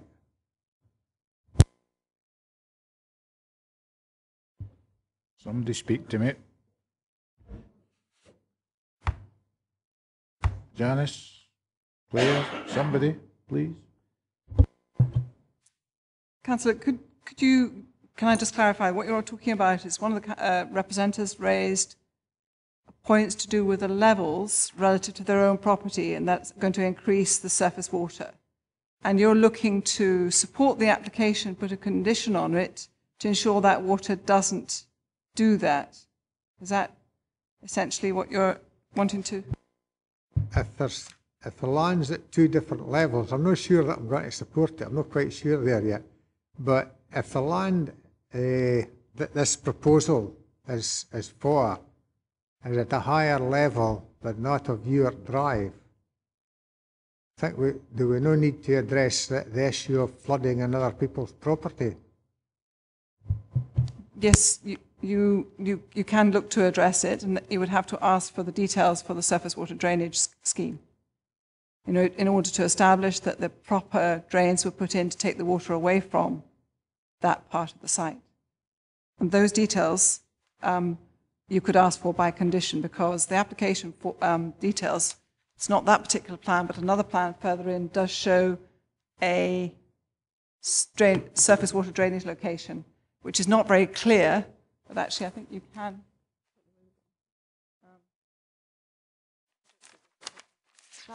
Oh, no, wrong one. Oh, David. Exactly so. I was trying to be very clever and do what Judith did. That's cured that problem. Oh, dash, it's come back. Like Lazarus.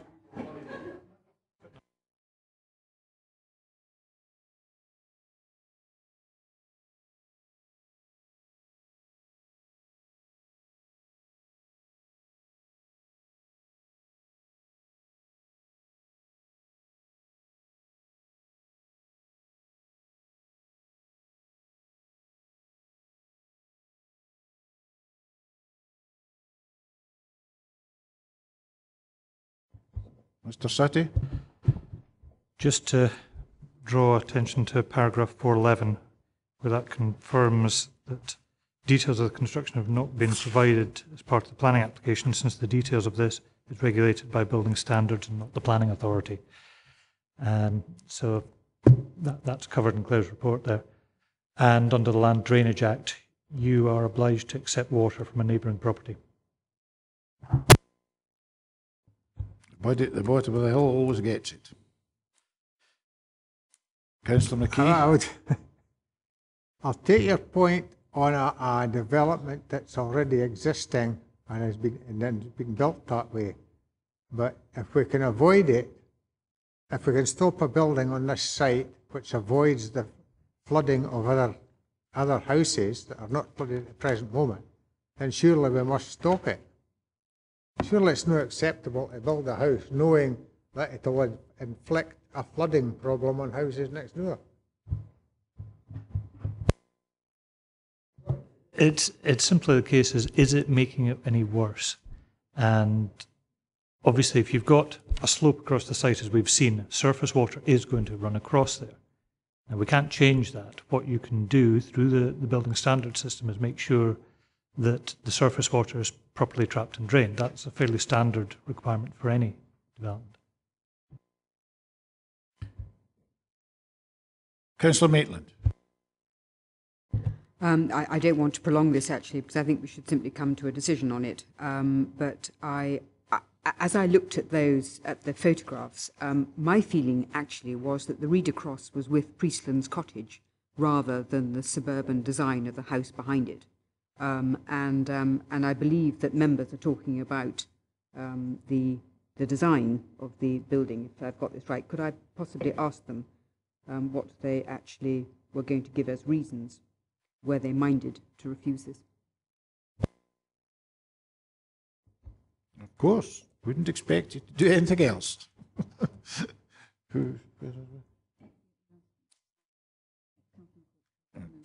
Yes, Councillor Ochiltree, your reasons for refusal?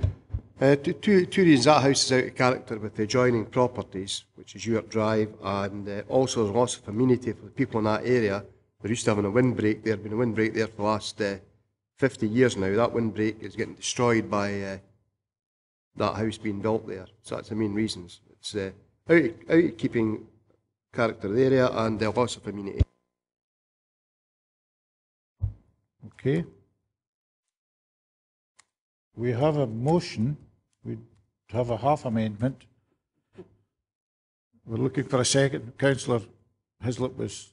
Has anyone willing to second Councillor Hislop? So the motion is to refuse. Is anyone otherwise minded apart from Councillor Hislop? Carol? Can I just confirm with the planning officer he's happy with the sufficiency of the reasons as stated, bearing in mind the planning history? Can you read back what you've actually got there, please?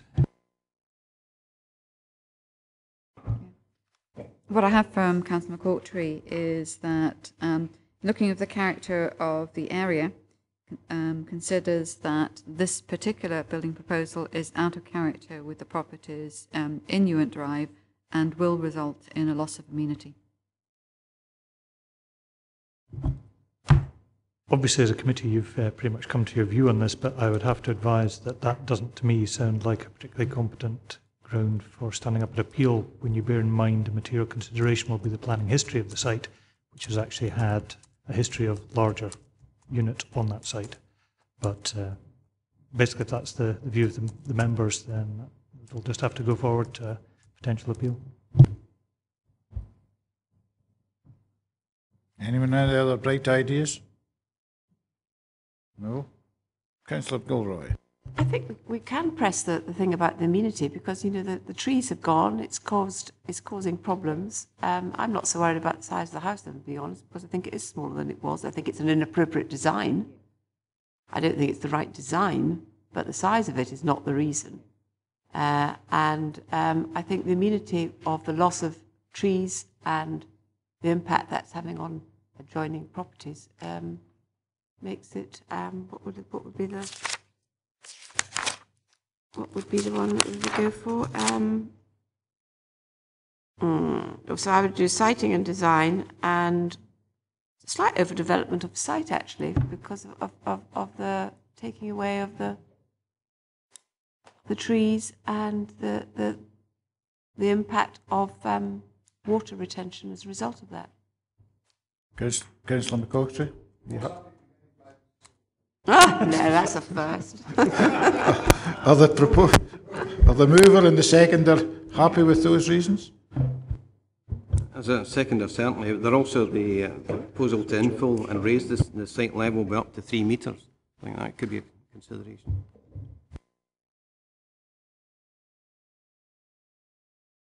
Where are we now, Carol? Speak to me. Thank you. What we have is obviously from representations that members have heard and the information before them, members are minded to refuse. The elements of refusal appear in the main to link with the siting of design, what is perceived from the members' viewpoint of an overdevelopment of the site, which involves taking away the trees, and the impact then that this will have on the neighbouring properties. Actually, stronger is having. Having, yes. And I think the issue of the infill up to 3 metres as well, and the impact that this will have. Happy with that? Proposer, seconder? Okay. Do you wish your dissent recorded, Mr. Hislop?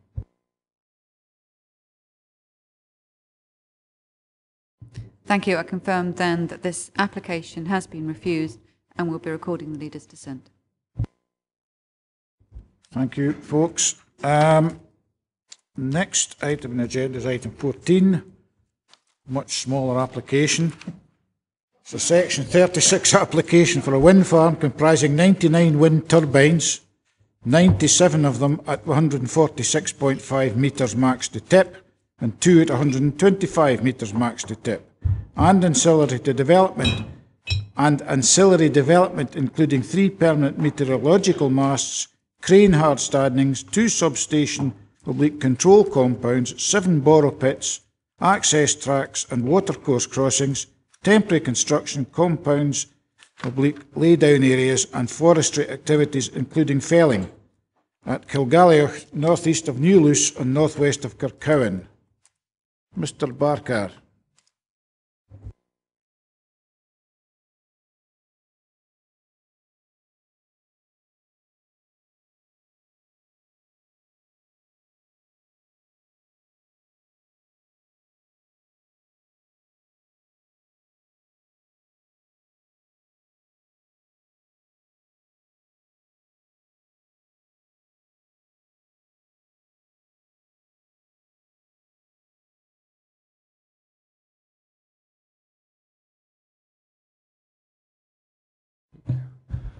Right, thanks, Chair.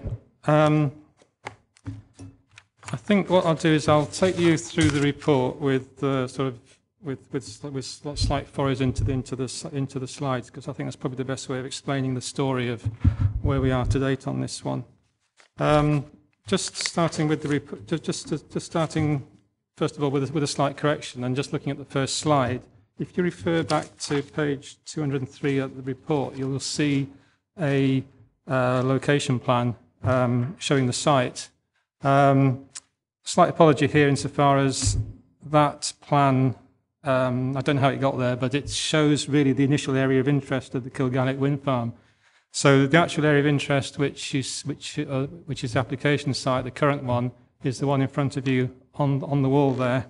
So it's effectively lost quite a sizable chunk on the southeast corner. It's lost a fairly big sliver on the southwest corner, and also it's lost a small lobe on this sort of central east area, and it's also lost a lobe heading northwards into South Ayrshire as well. So I'd estimate it's probably about 20-25% smaller than the site that is shown actually on the block plan, and that shows part of the evolution of the site. First of all, just to clarify that the application is a Section 36 application, so the Council is only a consultee in the decision-making process on this one. And as you see, and as some of you will recall, it went to committee earlier in April this year.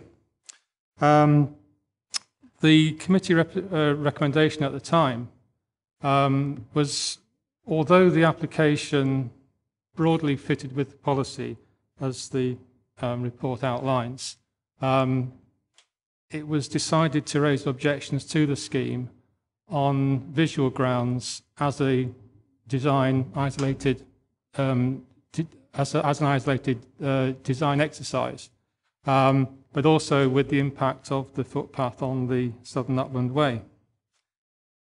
Since then, two things have happened. One is that those representations were reported back to the Scottish Government Consents Unit, and the Consents Unit essentially had discussions with the applicants, and they were basically told to try and sort things out with the council so as a mutually acceptable position could be devised. In the meantime, also, as you'll see in 1.2 of the report, and as has been alluded to earlier in the committee with the Hill of Ochiltree scheme, there have been a number of developments over the last 6 months. The most significant of which of these is the allowing on appeal of the Glen Chamber wind farm, which is, as you will probably be aware, outside the council's preferred area, in an area of constraint, in an area where wind farm developments are not, where this council does not wish to see wind farm developments consented. In addition to that, next to Glen Chamber heading in a southerly direction is the Car Screw scheme, which was also allowed on appeal, and just the immediate south of that is the Barlocket scheme, which was also allowed on appeal. So effectively, the council has been landed with 3 sites tailing off in a southerly direction in an area where it didn't wish to see turbine developments take place as potentially a southern extension to the Kilgalliag and Artfield Fell schemes, because Artfield Fell is actually just immediately to the south of this one. So, given the status quo of where we're now at, we've sort of, as officers, we've tried to assess the situation professionally, pragmatically, realistically, and we thought that maybe the best thing to do now, given that the visual improvements to the original scheme, which the original committee's recommendation was trying to achieve, is actually perhaps now no longer reasonable and is actually probably unnecessary, and it wouldn't actually achieve anything in the context of the appeal decisions that have been made to the south of this. So rather than try and continually sort of say no, no, no to things, what we've thought may be best is to actually try and, in acknowledgement of the fact that the scheme in principle is essentially all right, and previously a lot of the scheme was all right. We thought, why not turn this about and actually try and seek some positive benefit out of it, more positive benefit than would maybe have been the case had the scheme just struck through ordinarily, and there maybe been some community benefit at the end.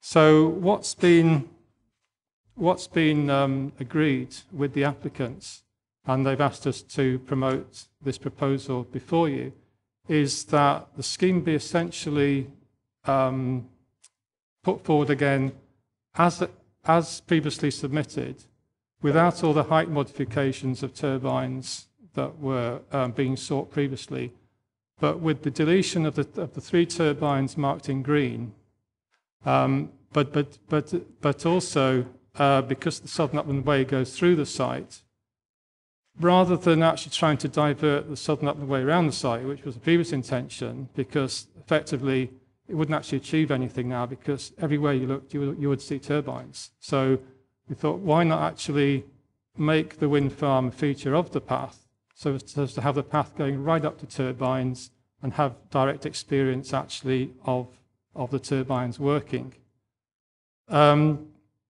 So what we thought was, in order to develop the Southern Upland Way, why not actually have more people actually engaged working on it? So as a result of that, the Scottish Power have agreed to fund the positions of 2 rangers, 2 countryside rangers dedicated solely to the Southern Upland Way for the next 25 years, i.e. through the life of the wind farm, and that sum would be index linked. Just to sort of briefly take you through this sort of just nuts and bolts of the proposal, because a lot of you have probably heard this before. I mean, as you can see, the scheme is large, can't hide the fact it's going to have a significant impact, but the site has been through the IPP, it's been through the landscape capacity study, and it is the preferred site, or one of the preferred sites, where the council would wish to see turbine developments take place. So, in acknowledgement of that, that the council is through its policies accepting the fact that this large wind farm development can take place here, acceptably, but not without impact. But at the same time, in acknowledgement of the fact that its achievement in actually trying to curtail development is actually being undermined by the Scottish ministers in the subsequent allowing of planning appeals. And who knows, we don't know whether that planning appeal allowing process is still going to continue. Time will only tell. But the council can only, at this juncture, go by its beliefs and try and implement the policies, which it has approved, and of which it has sound basis in trying to promote. So the nuts and bolts of the scheme are, I mean, the disposition of the developments around, which you saw earlier this morning, you can see there. We are getting quite a continuous band now, but if you imagine that, you know, there would have been that hub there, which obviously extends into South Ayrshire as well. It's this southern lobe which seems to be the problem, which is, you know, it's certainly in terms of visual terms, which is extending the grouping beyond what the council would have originally intended. Of the turbines proposed to be removed, they do have particular sort of local impacts. Turbines 1334 are two of the turbines to be removed, and the next two sides are a left-hand side of the view and a right-hand side of the view, but it's just up by the sort of railway corridor, just up at Glenwilly. So that's the right-hand side of the view. That's the left-hand side of the view. There's the steading there, which called Milton Ives, which has got some historic archaeological value, and the inference was at the time of the original consultation that the removal of those two turbines, 1334 on the top there, the bold ones, would actually have quite a significant benefit on the setting of the steading there. The next view, which is probably not too far away from the Hill of Ochiltree area, actually. The Hill of Ochiltree area is actually sort of in the left middle ground. This is the view from the 714, just before you cross into South Ayrshire. Again, you know, can't hide the fact it's a large wind farm, but it's purpose designed. It sits on that hilltop, largely in the forest, fairly distant from populated areas. You know, that's why it was chosen as a preferred site. I mean, obviously there's the other developments around it as well. That's just the right-hand side of the view. So that's the left-hand side, that's the right-hand side going up the road, and that's looking towards Arclere, which you can just see sort of popping over the brow. You know, it's there, and I think the montage, quite honestly, probably gives a more realistic on-the-ground motorist view, i.e., if you know where to look, you'll see it, and you'll get fleeting glimpses through the trees. But unless you stop the car and actually say, yes, there's a wind farm there, I want to try and see, you know, that's the point at which you'll actually see it the most. Another view from the north, the best shot that we got, for clarity-wise, was this one, which is up by the railway. Looking down, that's the right-hand side of the view, that's the left-hand side of the view. You can probably see Cairns Moor and Flute actually just at the back there, sticking up. So it gives you a rough idea. And the other turbine to be removed is actually the very prominent one in the very centre there, in the foreground, which is actually just in front of the New Luce to Bar Hill Road. So whilst I haven't actually got the slide here showing the view of that turbine from the road, it does actually have quite a localised impact with that particular turbine being removed. And then from a southern view, this is from the Castle Kennedy to New Luce Road. And once again, the turbines are at this point at distance, occupying the ridge in the far distance. But obviously, as the text on the frame there is pointing out, that on the left-hand side, just out of view, you do have Arclere, and on the right-hand side, you then get the sequence of Artfield Fell, Glen Chamber, Carscrew, and Barlocket. So it is the wind farm area, some of which was planned for, others of which have not been planned for. As part of the exercise, the Consents Unit have also asked us to supply a suite of conditions. The suite of conditions I've devised is using our house style.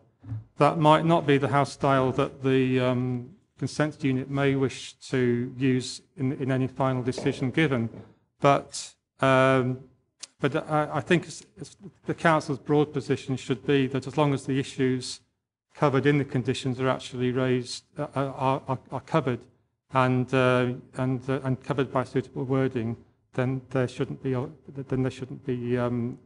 any concerns.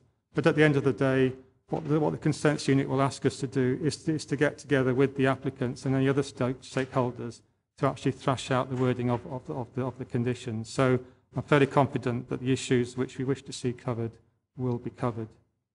I think that's probably all I probably need to say. I mean, you know, there's a fair bit included in the report. Probably not a particularly usual item, but if there's any questions on any points I may not have covered, then please let me know. Thank you. Thank you, Peter. Councillor McKee. What view do you get from South Ayrshire? What views do they express about the conglomeration of turbines in the area? South Ayrshire has a particularly, or has a very similar problem issue as we have ourselves. With this particular scheme, it actually creeps over into the South Ayrshire border. So actually some of the turbines, about 12 of them, are actually within South Ayrshire. And it's been to the South Ayrshire Planning Committee, and they've, and simply, I think on the basis that their portion is quite a small proportion of this scheme, they've decided not to raise objections. What I would go on to say is that in the South Ayrshire area, there are also, quite close to the common boundary, there are a number of current proposals and proposals about to be submitted. And as a consequence of that, I mean, some of these you'll actually get consultation reports to committee on in the fullness of time. But in the meantime, South Ayrshire Council have themselves actually commissioned a landscape capacity study to be undertaken, so that they can actually go through the same process that we've gone through. So hopefully come up with their version of an IPP, which obviously takes cognizance of what's happening on our side of the border as well. That's quite good that they're taking precedence. Just wish the Scottish Government would do the same, instead of running over the top of us all the time.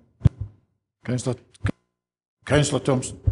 Thank you, Chair.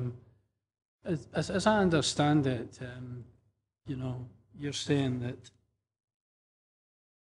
we have little option but to actually go along this route. That the area that's actually being considered is one that's acceptable to the council or to the council policies in terms of a large-scale wind factory. Yeah. Yes, that's the right conclusion. The area of search actually extends further eastwards as well.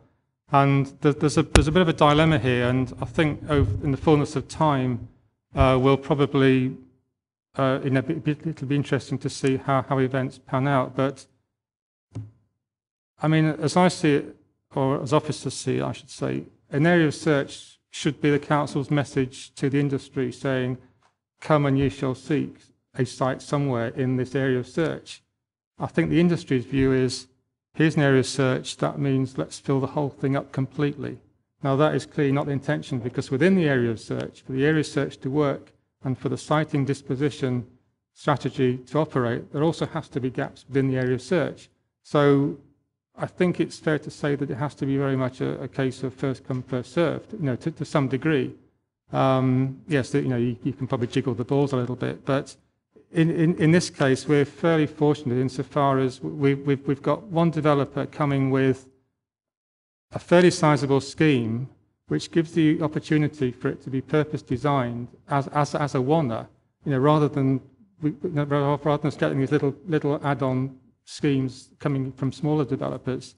And it's given the opportunity to actually impose a design on that part of the area of search that actually reasonably fits.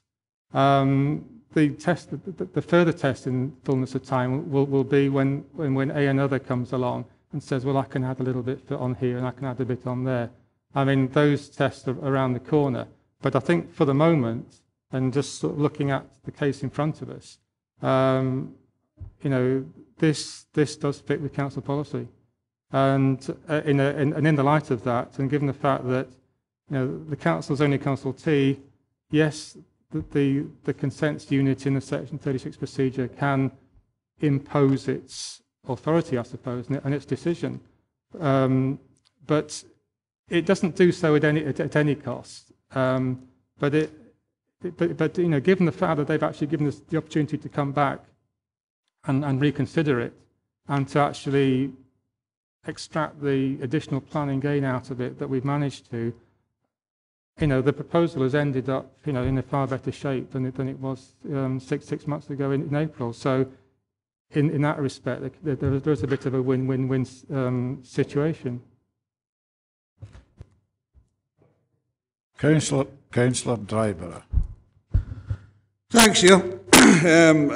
I understand that we're just consultation this particular application, but you mentioned planning gain there. Are we going to have policies in place by the time this goes through? Can we actually do this with the policies that we've got in place at the moment? So that's the question I'm asking. Yes. That's a shorter answer. Any other questions? Oh, Councillor Maitland first. Just please, about the lighting issue. I'm not familiar with what's happening at the moment with lighting, but I peered through the conditions and I don't see any mention of lights at all. To be honest, I'm not sure what the lighting situation is likely to be. And I say that because of the way the procedure has been conducted, insofar as the council's a consultee, as is the MOD a consultee, but we don't know what the MOD's actually responded in saying. I would imagine, you know, being that's what character I am, you know, I would imagine that the MOD would probably insist on there being some infrared lighting on certain taller turbines or highest altitude turbines, but I might be wrong. I mean, that's just an opinion based on probably other schemes in similar topography. Come back. Just very briefly. Well, if we can suggest that infrared would be the right thing to have, because it's dark skies very close by, and let's please make that clear at this stage. That's what we prefer. Councillor Ochiltree. The MOD could tell us, but they'd have to shoot us. Any other points to make to Peter? No? So are you happy to go with Peter's recommendation?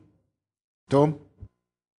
No, I think we objected to this, and okay, you know, they went straight to Scottish ministers. We objected. They made some concessions. What I don't like is the fact that, and it's mentioned in the report, the reputational loss to the council by accepting a bribe from the developer. Now, part of the recommendation is that we accept this this bribe of 2 new posts plus associated costs. I've long felt that the reason we don't get proper engagement on a lot of these wind farms is because local communities are bought off by the thought of the wind farm owners' goal.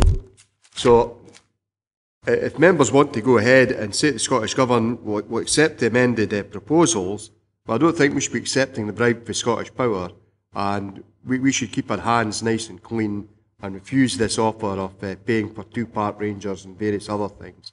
I think that just it just makes us as corruptible as the Scottish Government, quite frankly. Is that a proposal? So I'm proposing we do not accept this bribe. If we want to have a go at the Scottish Government with their policies and wind farms, we're just being bought off.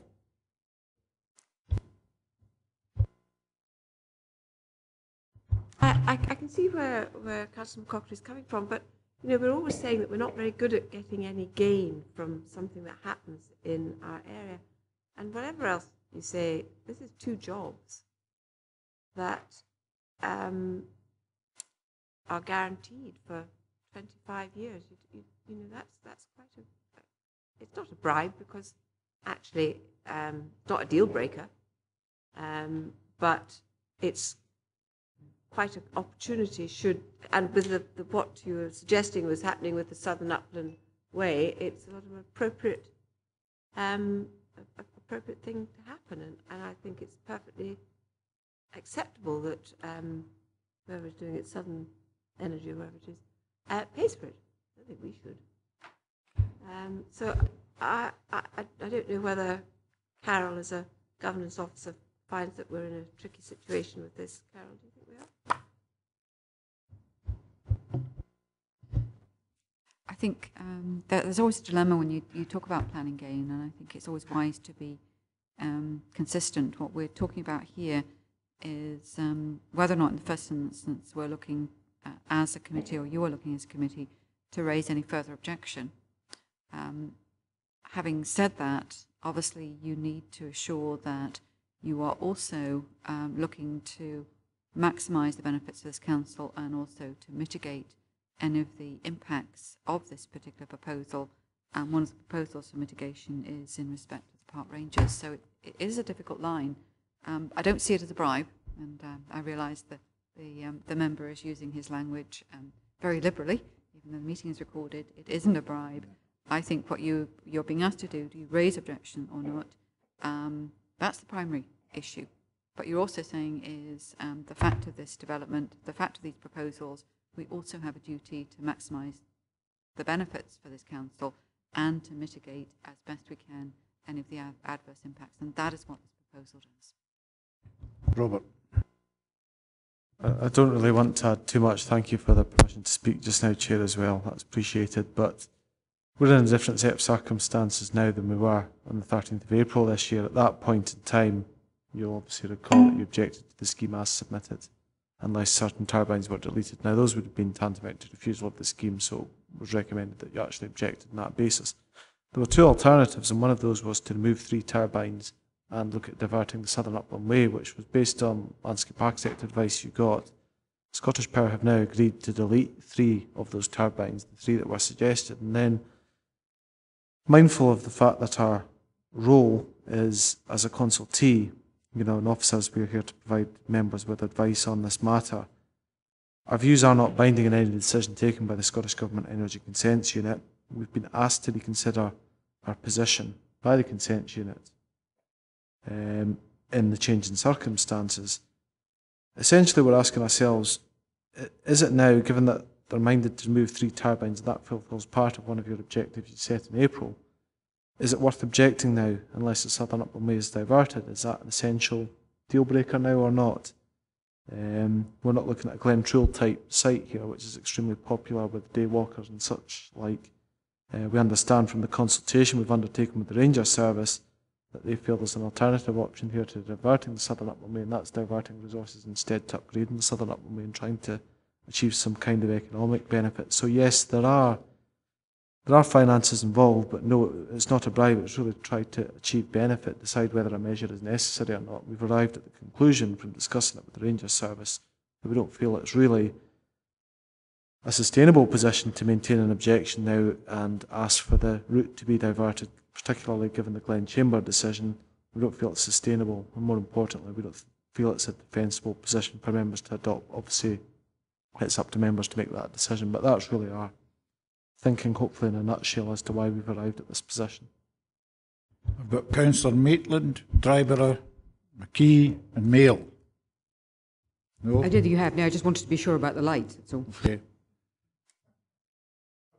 Archie.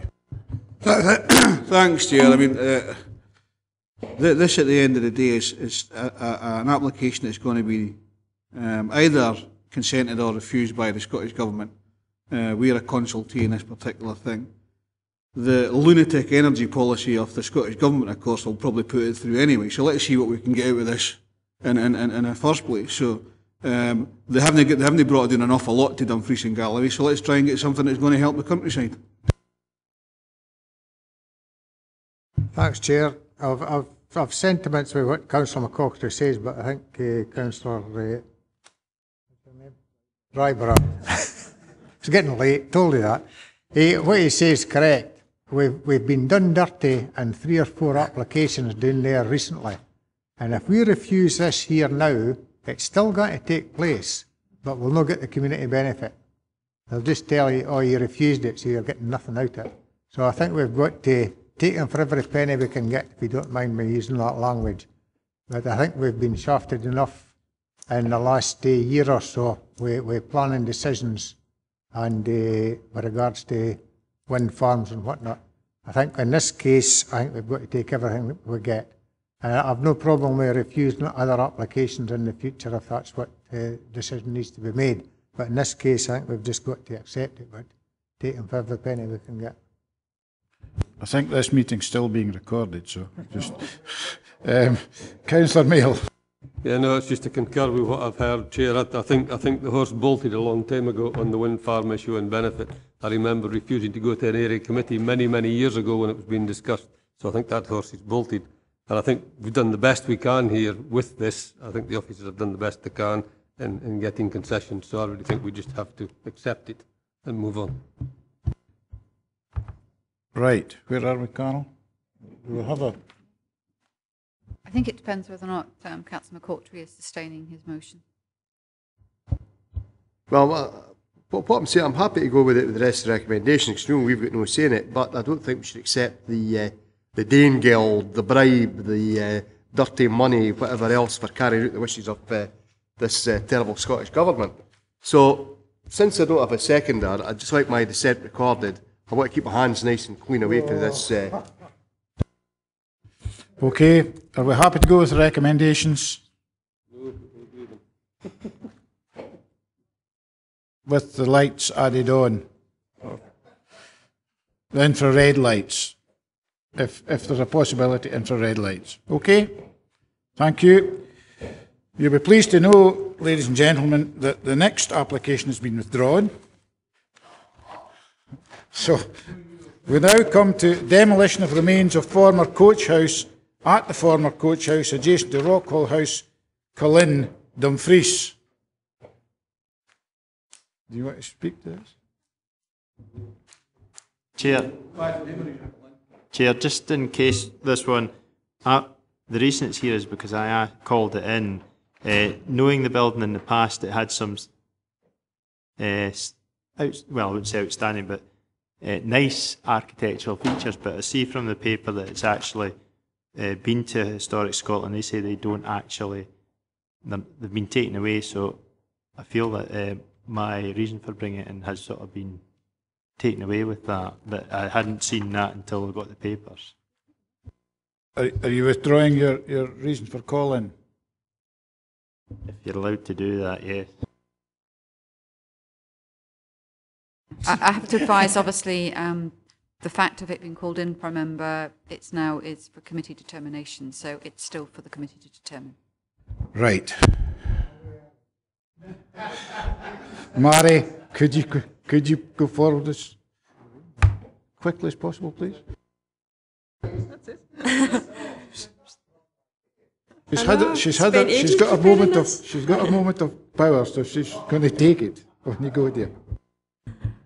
Okay, fine. I'll run through them as quickly as possible.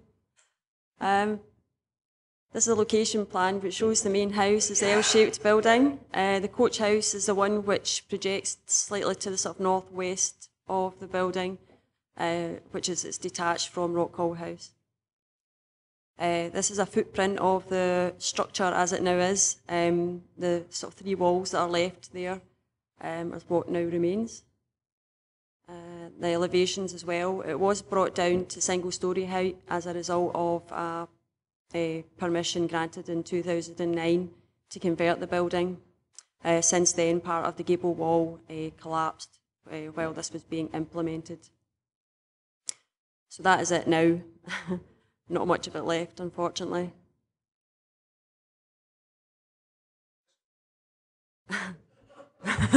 Yeah. Another view of it.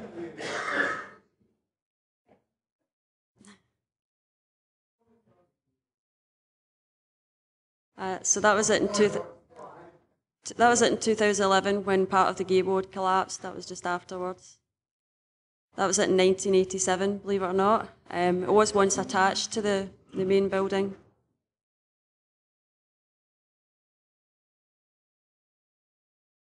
That was it in 2009, so it had gone into serious disrepair by then. 1987.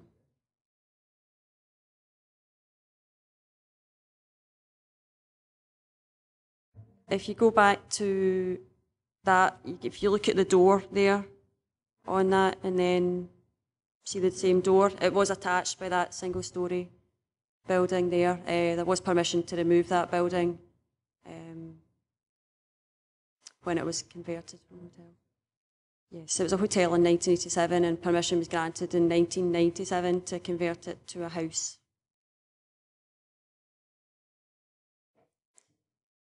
So basically, because there is so little of it left now, we are basically accepting that it should be, or it can be demolished. That's a recommendation anyway. Historic Scotland haven't raised any objections to this on that basis as well, as that there's really nothing left of it now to save. Thank you. Thank you, Mary. That could be the Vennel in a year or two's time. Anyway, Councillor McCoxey. What a question. I know he's a very formidable person, this guy, you know, when it comes to few duties and baronies and all that kind of thing. But is that really his name? Brian Hamilton, or is it Brian Hamilton? Yes. I think it is Mr. Brian Hamilton.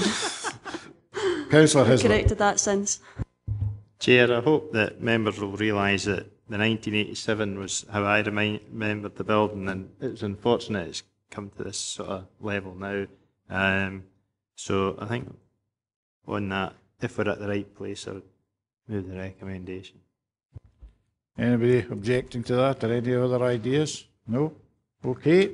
Thank you very much. Carol? Thank you. Members are then minded they're agreed to notify Historic Scotland of intention to approve the application unconditionally. Thank you. Item 17, request for use of direct action powers on unauthorised advertisements. Mr. Sutty, I presume. Thank you, Chair. This is basically something that we realised.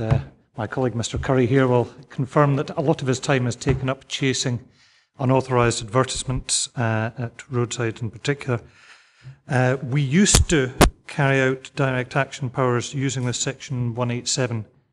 And it was suddenly a realisation when Michael was looking for a way to actually try and speed things up a little bit and be more cost effective in the way we were dealing with these.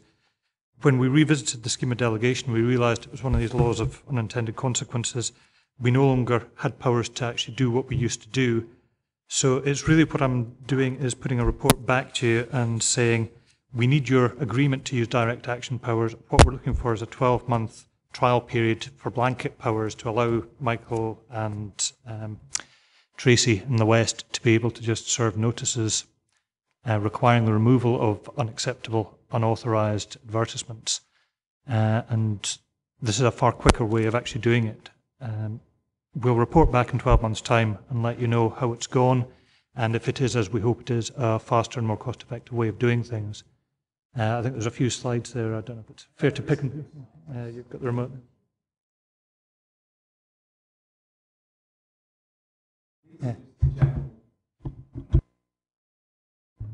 Yeah, these are just a general view of some of the advertisements I've been involved with. It's a problem that's increased dramatically in the last 12, 18 months. The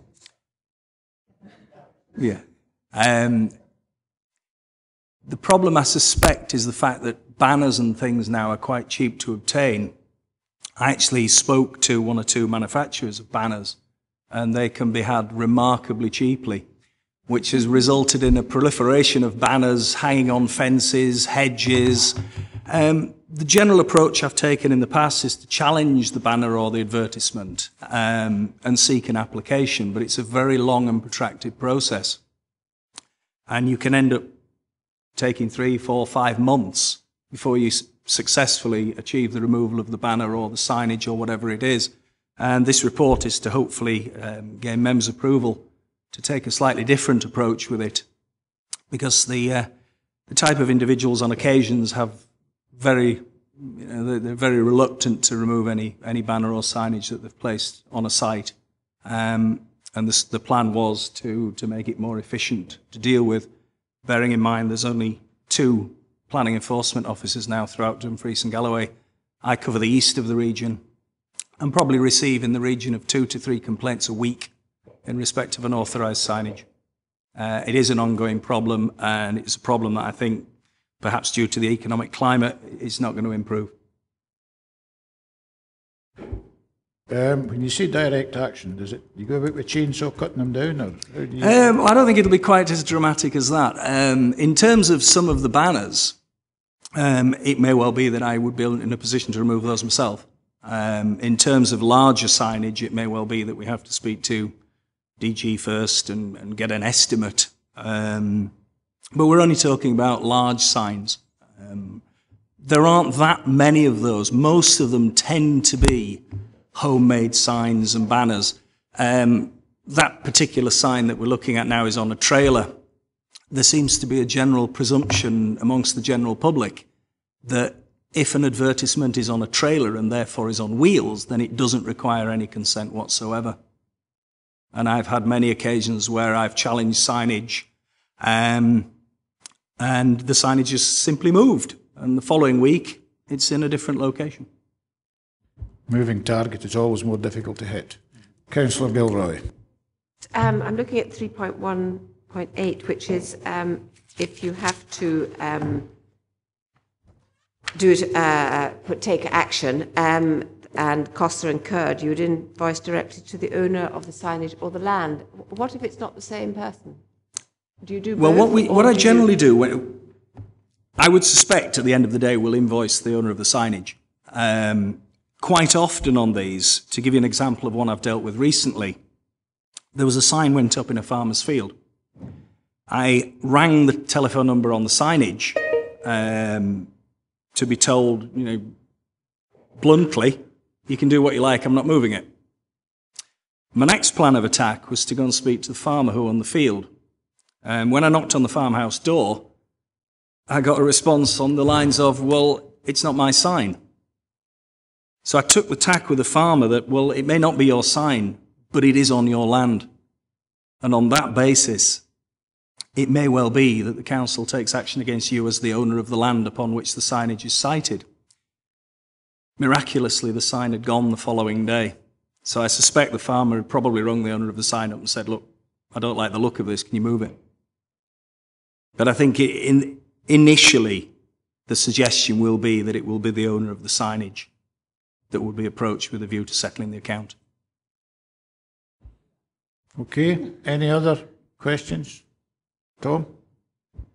I'm happy to go along with the recommendation, but I would point out that having these signs in fields doesn't necessarily aid somebody to boost their business or whatever else. And I can recall, 2 years ago, going from here to Shenran, but every second farmer's field had vote Duncan, vote Conservative. So the signage didn't actually aid that particular cause. Problem was I was responsible for putting them up. These signs have express advertisement consent, don't we?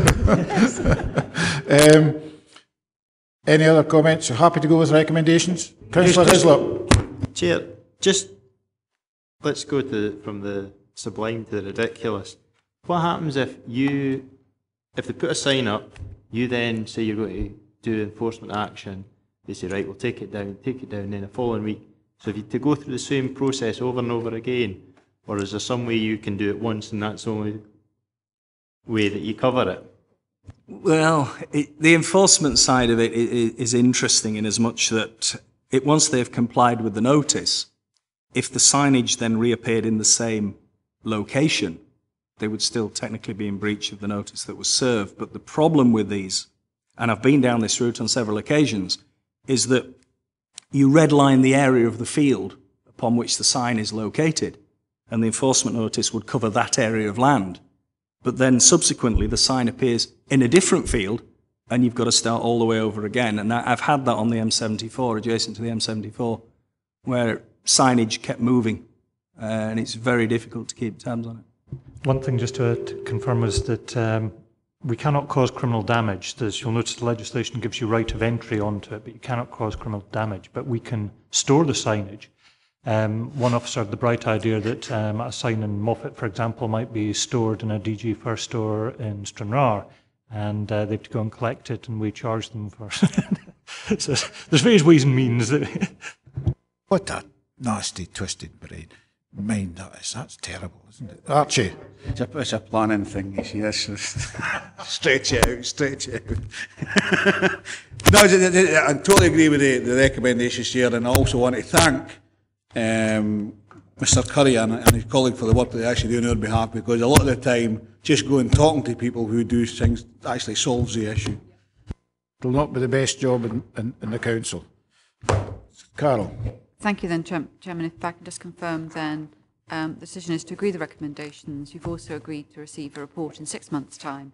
And the final word is, despite remembering it has been recorded, this council only acts reasonably and proportionately. 12 months. In 12 months' time. Okay, I would like to thank you all very much for your stamina, and have a safe journey home, folks.